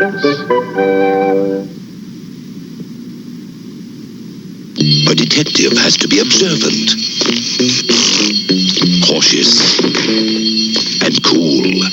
When you play Clue, you have to figure out who did it. There are suspects, weapons, and scenes for a crime. Mr. Green did it in the study with a knife. I got a clue card. I know. It was Miss Scarlet in the conservatory with a candlestick. Wow! Elementary, my dear Betsy. Clue from Parker Brothers. Snow is falling, fun is calling, smiles are everywhere. The window on the winter world is magic you can share. We're ready for you, you are where it really all began.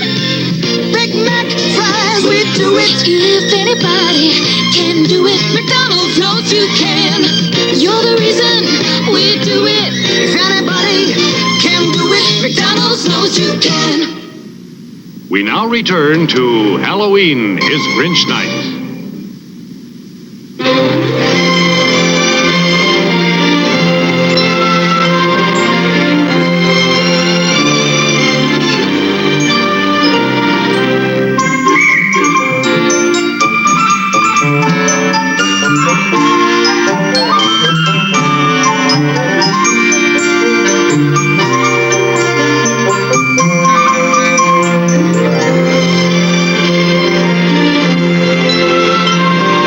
A mighty gorgeous sunset sunset, it was truly a beautiful sight. All the friendly small housetops of Whoville glowing bright in the changing light.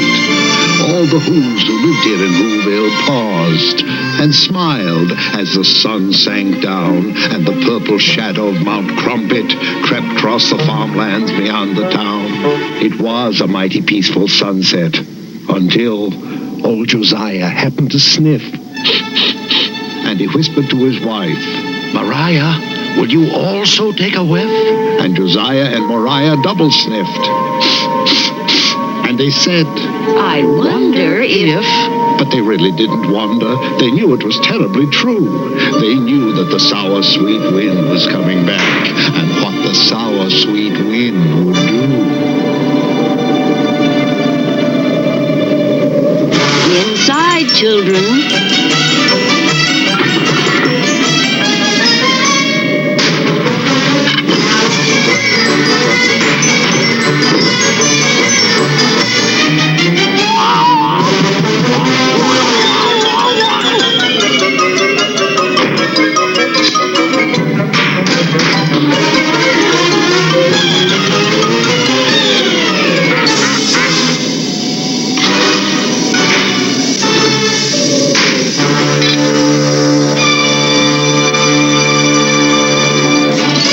I suggest we stay indoors tonight. I suggest we lock ourselves in tight.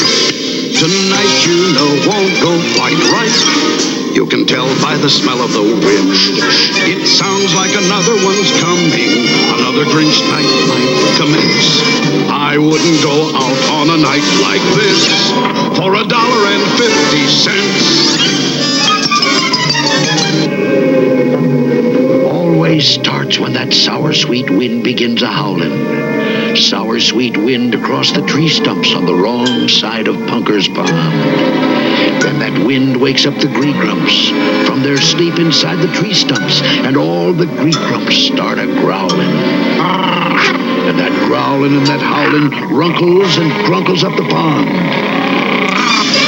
And that's why I'm suggesting to all you ladies, kids, and gents, I wouldn't go out on a night like this for $2.50. Cause when old Punker's Pond gets grunkled by that howlin' and that growlin', that always disturbs the Hackencracks. The Hackencracks start a-yowlin'. And the yowlin' of the Hackencracks, plus that runklin', grunklin', howlin', growlin', always irritates the Grinch. And then that Grinch starts in a-brawlin'.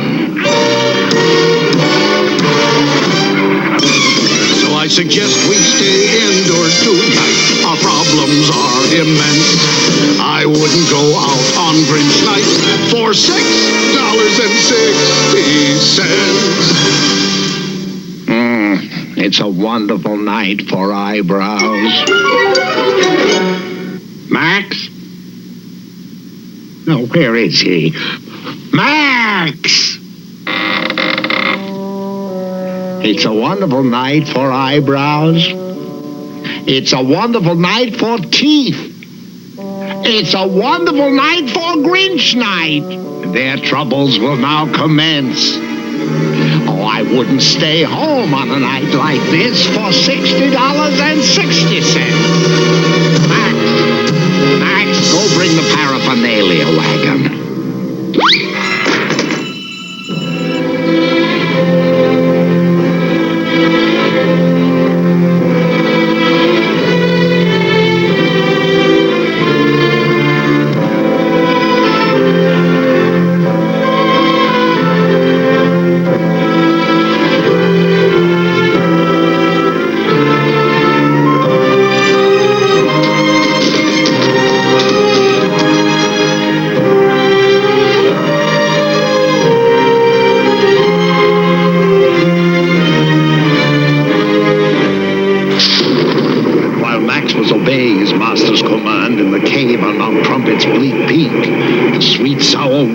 Swazzled over the land. And in the home of Josiah and his good wife Mariah, they just stood there, and no one could speak. Until finally Euchariah said, Grandpa Josiah? And Grandpa Josiah said, yes, Euchariah? And Euchariah said, Grandpa, we've stood and we've stood, and stooding just stooding produces no good. The least we could do is find out without doubt whether or not the Grinch is coming out. And so I suggest we don't stood here like sticks. Call the Grinch Alarm Center. Dial area code 519006. excellent suggestion, Euchariah. Area code 519006. Line's busy. Very busy. Here he is. This is not a recording. This is me in person. Your Grinch Alarm Warden, Sergeant Samuel S. McPherson. It is my duty to inform you if conditions improve or if they worsen. I have infiltrated his territory, keeping sharp eyes upon this schnook. And I'm focusing my focusella to take still another look. Conditions are worsen. Hurry up, Max. I'm raring to go. Be the guest of honor, an exclusive Grinch I know. Gonna be the only dancer in the Whoville Town Hall. I might enter the ball quite small, or I might go in quite tall. But I assure you nobody, but nobody is gonna dance with me at all when I enter front and center at the exclusive Grinch Night Ball.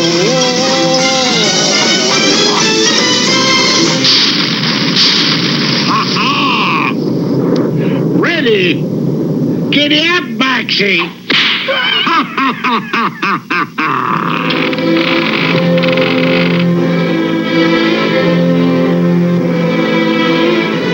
Attention, attention all who's. This is Sergeant McPherson, and conditions, I'm afraid, are now worser than worsen.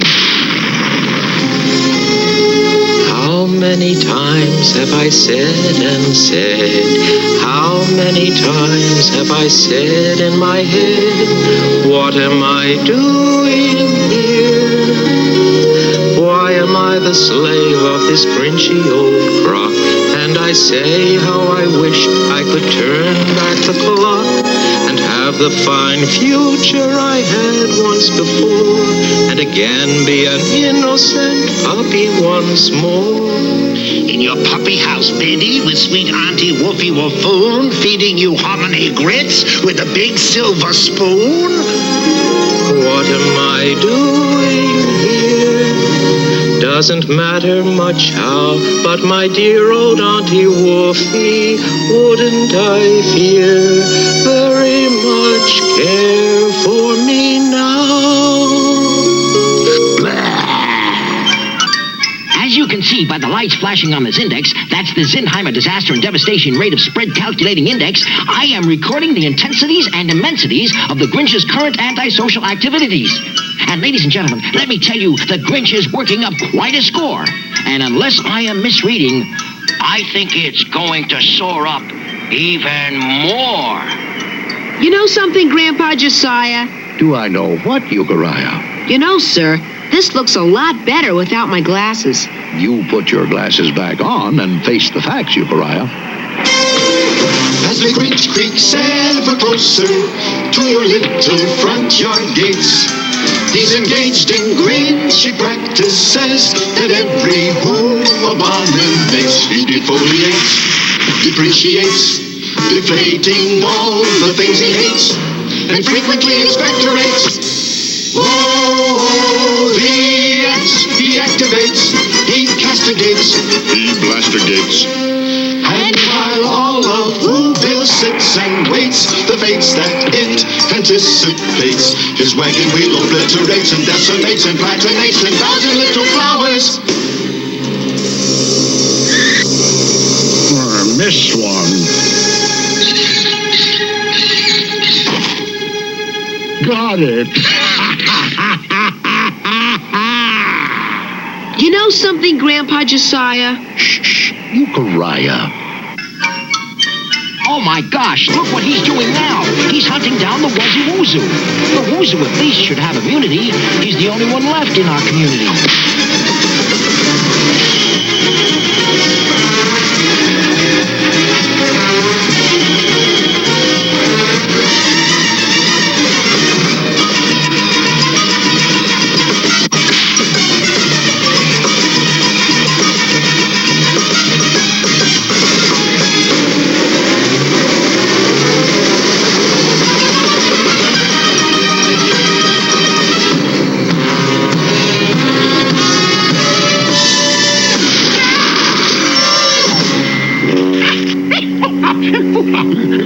Gall darn Bricklebush. I got brickles in the britches. Phew, that was a mighty tight pinch, but the Wuzzy Woozoo has eluded the Grinch. He's safe inside a bricklebush. You know something, Grandpa Josiah? Do I know what, Euchariah? I gotta go to the euphemism. The euphemism?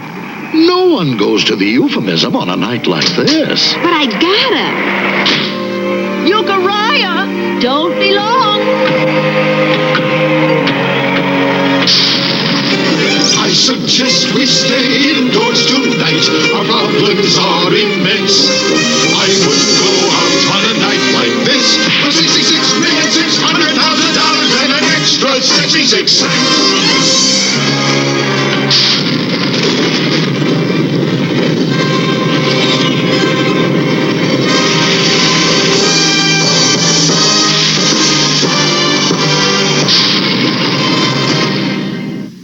We'll return after these messages.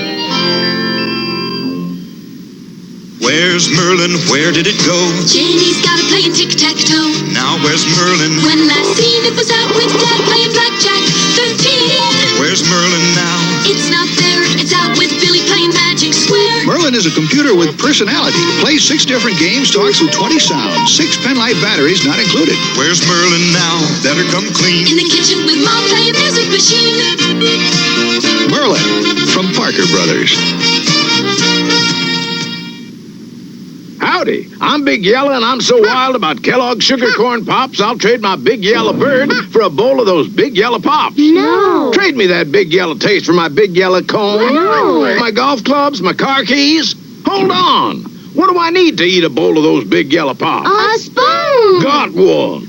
Kellogg's Sugar Corn Pop cereal, plus toast, juice, milk, and spread is a smart start to your day. Kellogg's Sugar Corn Pops. Those Big Yellow Pops are top. Then on Angie, a burglar breaks in. But it's more than money he's after.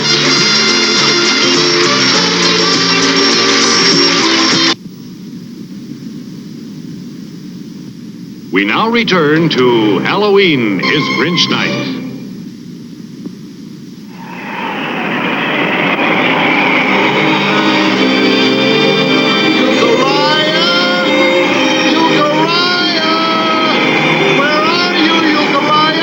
He is wandering, cracks are yowling, and the grey grumps are a-growling.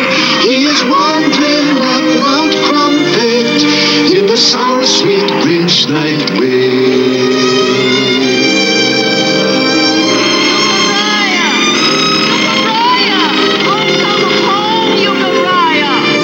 No one comes home through the wind. No one comes home through the growling. He is lost amongst the yowling, lost forever in the darkness of the sour, sweet Grinch night wind.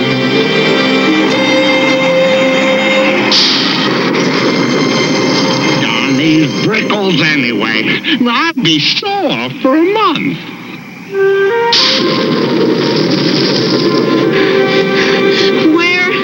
Where is that euphemism? Huh? Oh, a woozoo. Oh, a doggy. Nice doggy. Poor lost doggy. I'm gonna take you home with me. If I ever find it again. Brickleize me, will they? I'll brickleize the entire township. Who are you? Euchariah who, sir? You're a rather small who, aren't you? Well, I do the best I can, sir. Are you really the Grinch? Am I the Grinch? Sorry, sir. I have a slight astigmatism, an optical condition in which parallel rays of light from an external source converge or diverge unequally in different meridians. You know, sir, I like you much better with my glasses off. You put your glasses back on and face the facts. Am I the Grinch? Ha! I'll show him. Oh, cop, pop, pop, boom, pom, pom, pom. oompa potty papa, oompa potty oompa, oompa oompa oompa lunka, ibzim troika, foldimado pam tusk. Am I the Grinch? Out of my way, small who. I got bigger things to do than to waste my time with you on Grinch night. Achtung! Giddy up, Maxie! Next stop, Whoville! So the sweet sour wind still a-howlin'. Now the Grinch was really prowlin', and Euchariah watched him go a-clunkerin', skunkerin', skunker-punkerin' toward the helpless town below. And he thought about Josiah, Mariah, Obadiah, and Matthiah. He would have to save them somehow. He would have to save the town. He would simply somehow have to stop that Grinch from getting down. And suddenly Euchariah knew precisely what he had to do. Stall for time.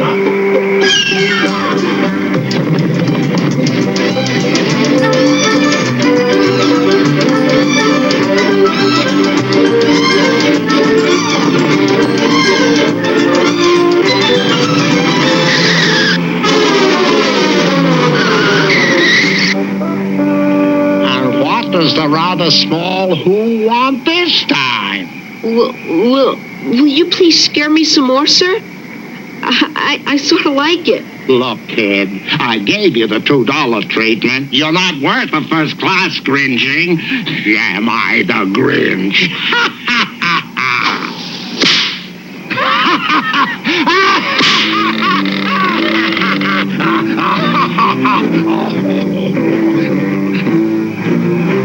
Euchariah! Euchariah! Where are you?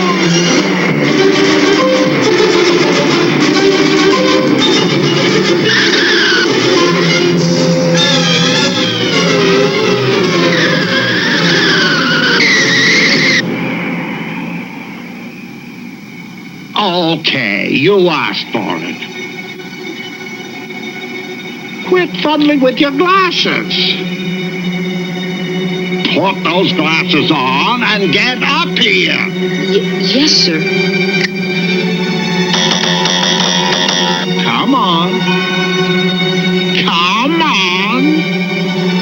Closer, Euchariah. That's a nice little who. Now closer. Closer. Closer.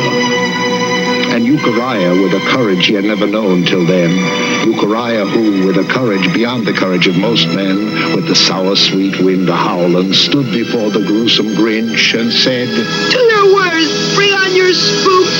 Shoot the works, I will not flinch.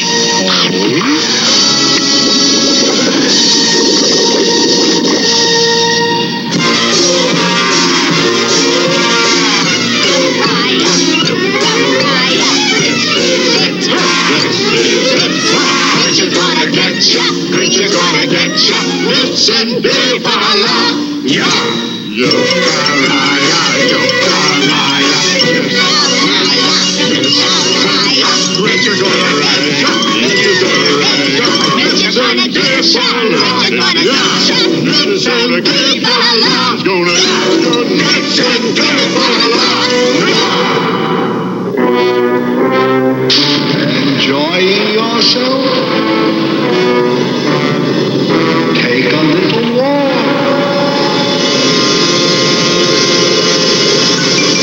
No, I wouldn't step here. And I wouldn't step there. I would only step round with the greatest of care. And it's hopeless to try to escape through the air. It's prime time pursuits. We are every which way. Oh, you can't turn your back. And you can't turn your face. Without being some member of the unhuman race, we're a grisly, ghastly disgrace. Yes, it's prime time pursuits. We're all over the place.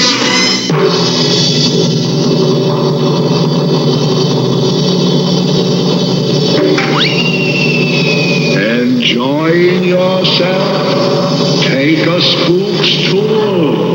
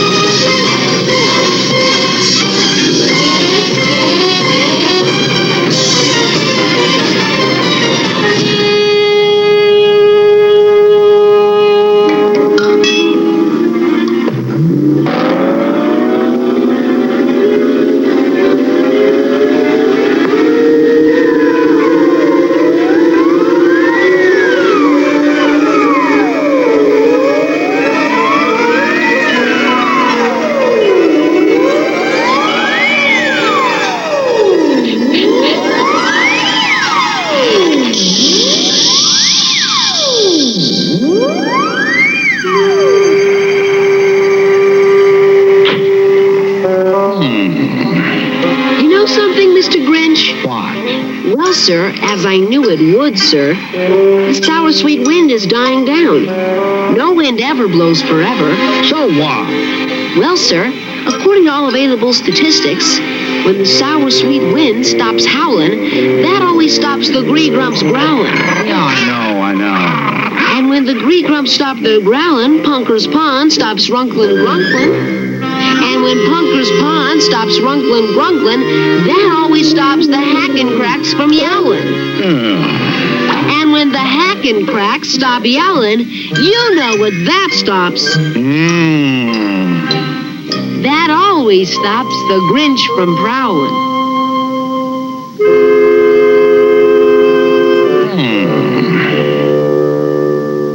Well, I'll be Grinched. Well, I'll be Grinched. Come on, Max.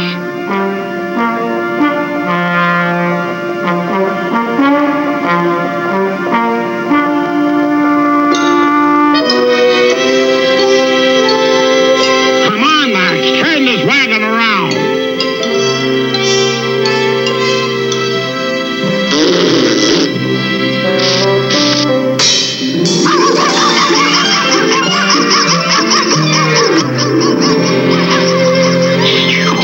Attention all who's.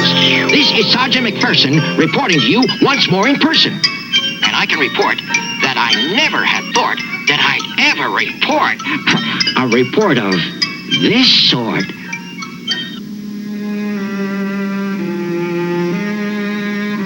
I'm sure gonna miss that Grinch night ball.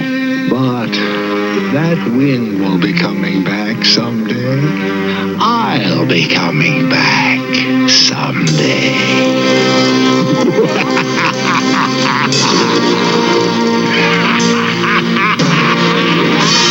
Look, Mariah, there's Euchariah. Oh, what an unusual way to come back from the euphemism. The nasty old sour sweet wind has blown away. All the green crop growling's growled itself away. Gone is the Grinch up the mountain far away. Hey, gone is the Grinch, that Grinch has gone away. Sing hallelujah, wind has blown away. Sing hallelujah, sing tra-la-booey-ay. Sing za-za-zooey-ay, up the mountain far away. Sing hallelujah, Grinch has gone away. We'll return after these messages. Country times for summertime, country times for fall. We love that good old-fashioned taste anytime at all. Seasons come and seasons go, changing all the time. But winter, summer, spring, or fall, it's always country time. Country time, anytime. Tastes like that good old-fashioned lemonade. Country Time lemonade flavored drink. Tastes great anytime. Tastes like that good old-fashioned lemonade. This is Rom, the Space Knight. You can imagine he comes from another galaxy with his flashing neutralizer. Activate Rom. You can imagine he has rockets to blast into space and a translator that communicates with lights and sounds. You can even imagine his respirator lets him breathe in any atmosphere. Rom comes with the 3 plug-in accessories shown. 9-volt battery not included. Rom, the Space Knight, an electronic toy new from Parker Brothers. Tonight it's Halloween hilarity when Way Out Ghost possessed Mork and turn a haunted house into a fun house on Mork and Mindy, 30 minutes from now, followed by more comedy on The Associates. Now stay tuned for the Halloween that almost wasn't, next on ABC.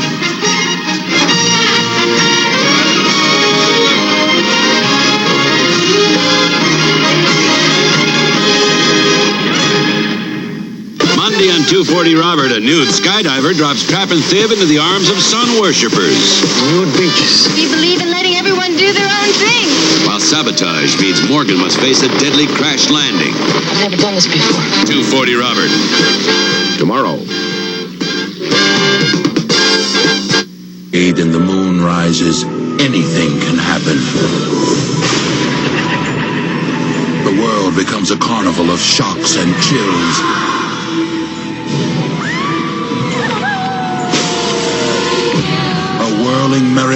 sound that never stops, spinning faster and faster, taking you on a frightening ride.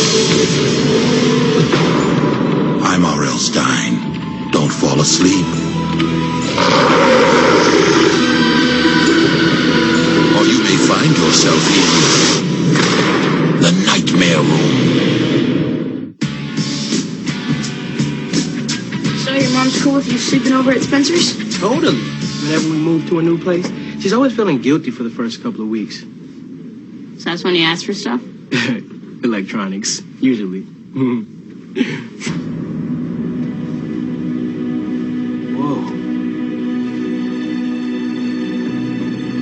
Oh, man.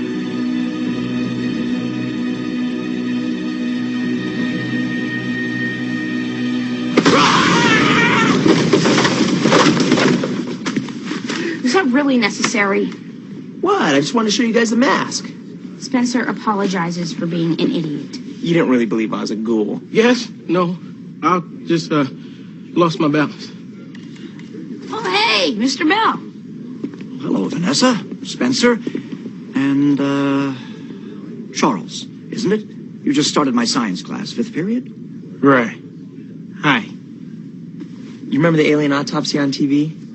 Mr. Bell got me the tape with all the cool stuff they couldn't show. Well, look forward to seeing you on Monday. That guy is really bizarre. No, he's not. He's just open-minded. Yeah. Hey, you want to rent some videos next door? Spencer can catch up with us. Forget videos. I just found the perfect thing for us to do tonight. The Howler? Developed through years of scientific research.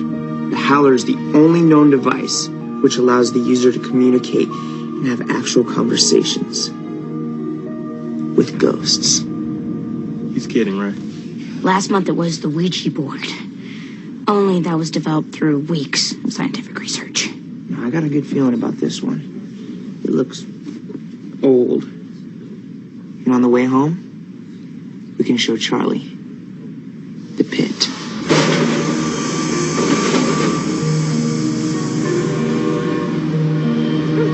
The basement of this place used to be a major hangout till around 4 years ago. What happened 4 years ago? Just 3 kids snuck in, took the freight elevator down like always, never came back up. It's true. Nobody ever saw him again. How could 3 kids just disappear? Nobody knows. That's the mystery. Spencer's been obsessed with them ever since. Best results. Use the Howler where souls departed the living world. That'd be the pit. Forget it. No way. Then we need something from the pit to take with us.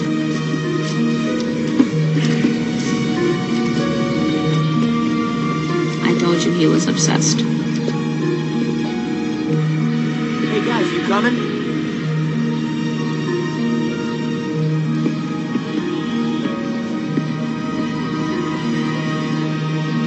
Where'd he go? Nuts! It's a floor button from the elevator. It's perfect. Come on.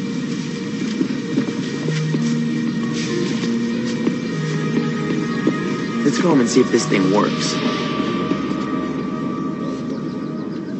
Okay, it's ready.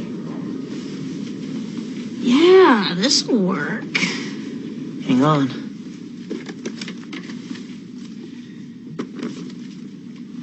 The Howler does not require batteries. To activate, make sure regulators turn to 1, then crank forward to begin generating paranormal energy. Hey, what happens if you crank it backwards? Look, if you're not going to take this seriously, I'm gonna go watch TV. hit the lights.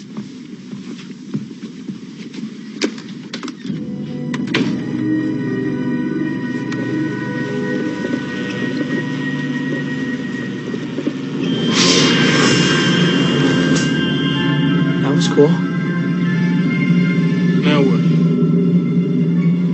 I guess we start asking it.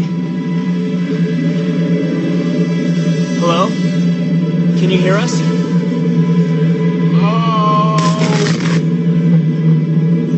Hello?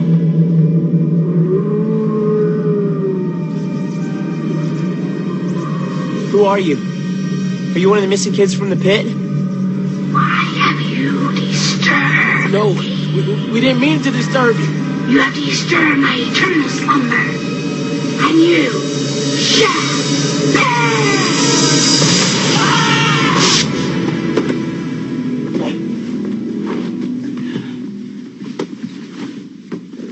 Not so fun being the scary, is it? Who said I was scared?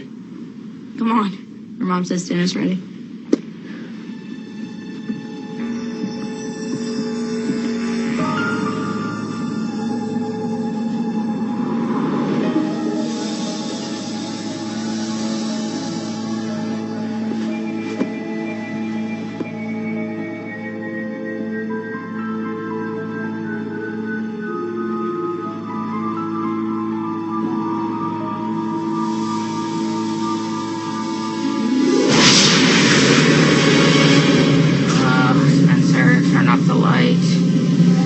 Turn it off.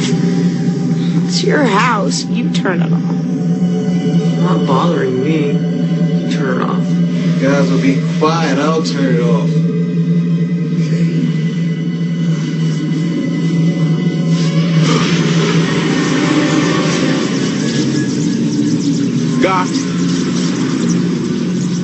Guys!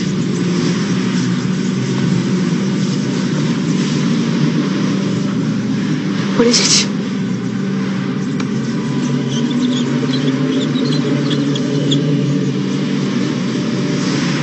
It's them. The kids from the pit. What are you trying to say? Do you want to tell us what happened to you? No. So sweet.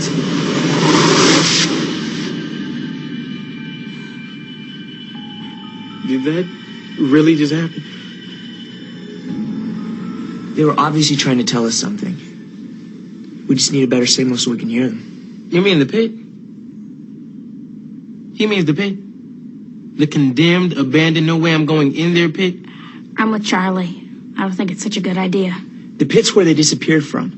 That's where the howler has to be to get the strongest connection. Look, if those things really want to contact us, when they send us a sign or something? Do it. Like this? You did that, man. Do it. Maybe, but he didn't do this.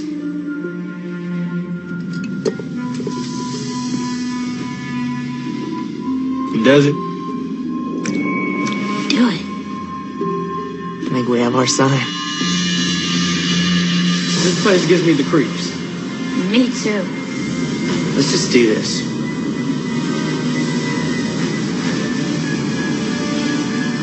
Ready?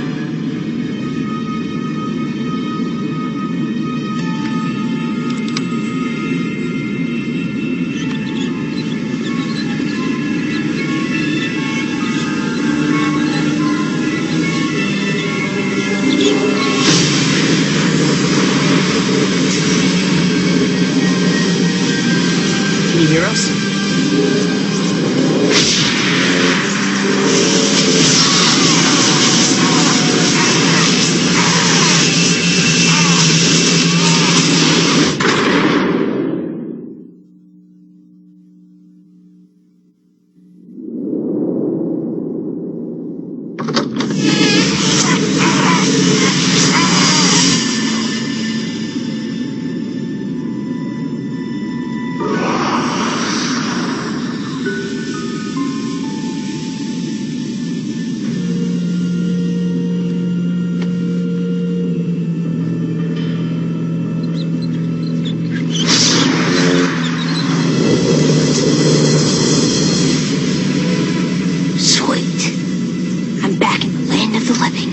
We're not. You made it. Guess this thing can only do like one transfer at a time. So you're like that girl now? At least it's better than being where you guys still are. Just get us out of town. I'm sick of this place. I don't care whose body I get stuck with. Wait. I have to crank it again. Don't go anywhere. What are you doing? I don't know. I feel so funny. Are you guys okay? Whoa. Major headache. What happened? Last thing I remember was that light beam in my eyes. Man, it's getting late. We gotta get back home. Wait. Don't you want to try it again? No? What are you, crazy? Come on. We made a connection. This thing is so sweet. Since when do you say sweet? Since I felt like it. Come on. We're so close. Yeah, to our heads exploding. This place isn't going anywhere. We can always come back. I'm not getting near that pit ever again. Guys, look, we made contact. None of us got hurt. So what are you afraid of? You know, yesterday you were the one that said this was a bad idea. Well, you know, that was because I thought we were wasting our time. I vote we go back tonight and try again. Well, I vote no chance. Spencer? Well, this is why I bought the Howler in the first place. Let's see what Mr. Bell thinks. Well,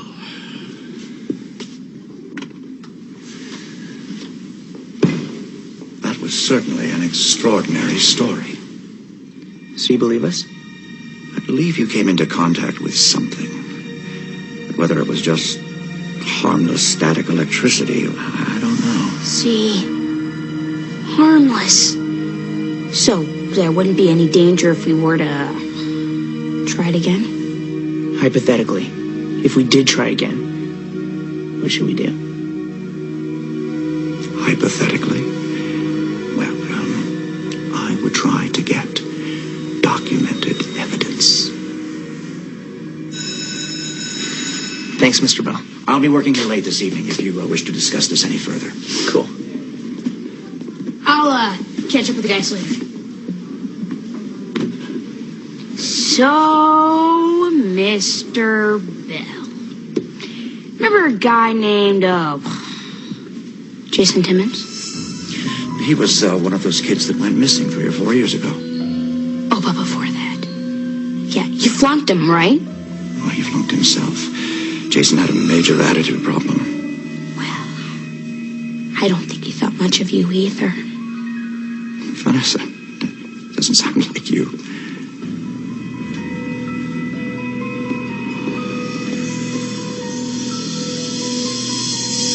I can't believe I let you guys talk me into this.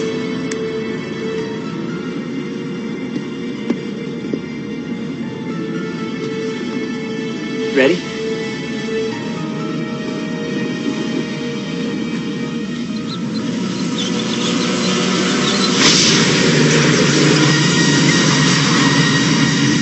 Hello? Are you there?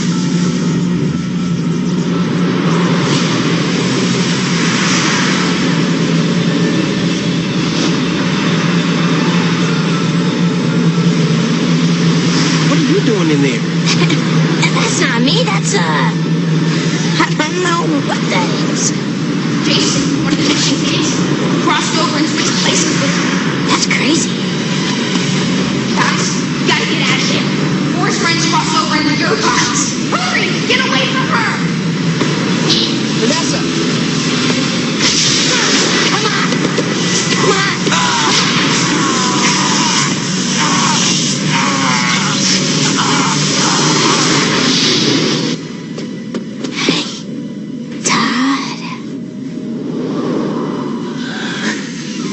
It worked. Sweet. He's got the camera! Stop it! No! Get off me! Help me!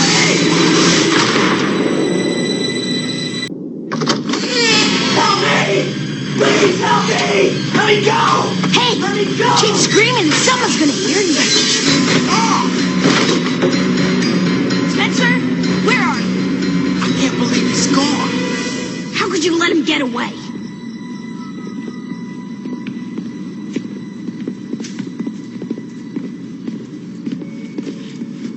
Come on. We gotta find him. He's got the tape. So what? Nobody's gonna believe it's real. Bell, I have to show you this tape. Mr. Bell? Mr. Bell, you in here?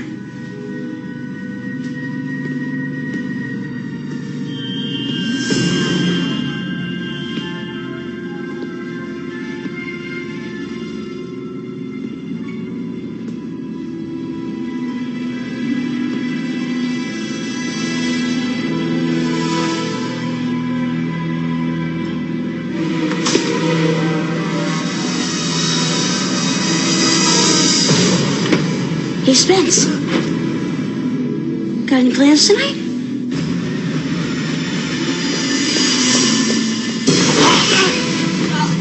Let me go! Hey, I don't know what you're complaining about. I gotta be this girl forever. Hold on, guys. This won't take long.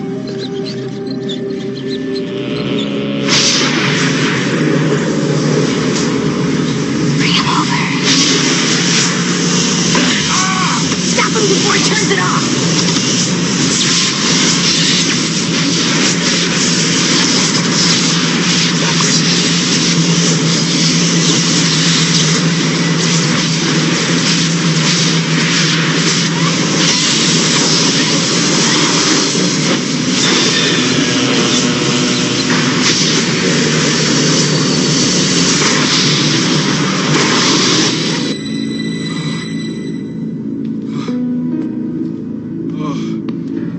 Guys? Yeah, it's me. Charlie? Charlie? Charlie, if that's you, say something to me. I told you this was a bad idea.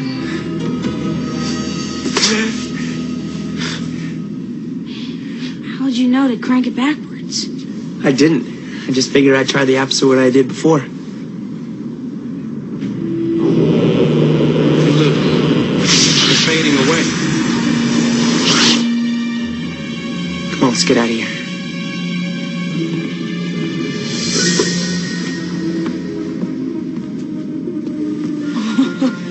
You are not taking that thing.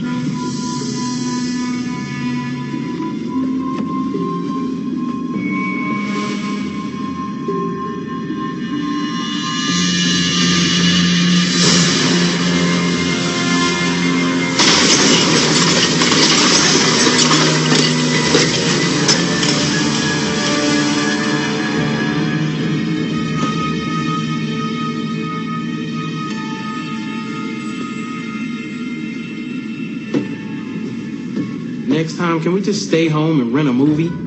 Yeah, how about a scary movie? Spencer, stop it. I hate scary movies. Can we rent something like a comedy? I like comedies. Come on, they're not that bad.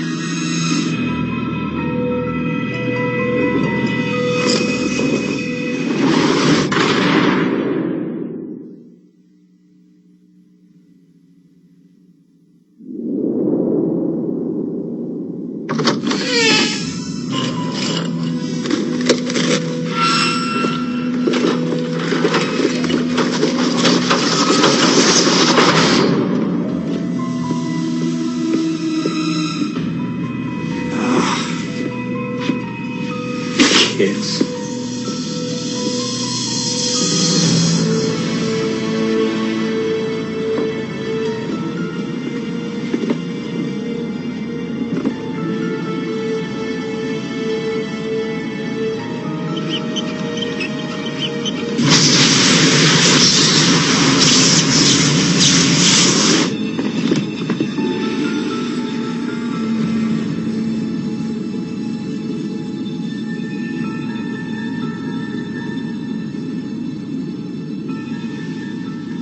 Sweet.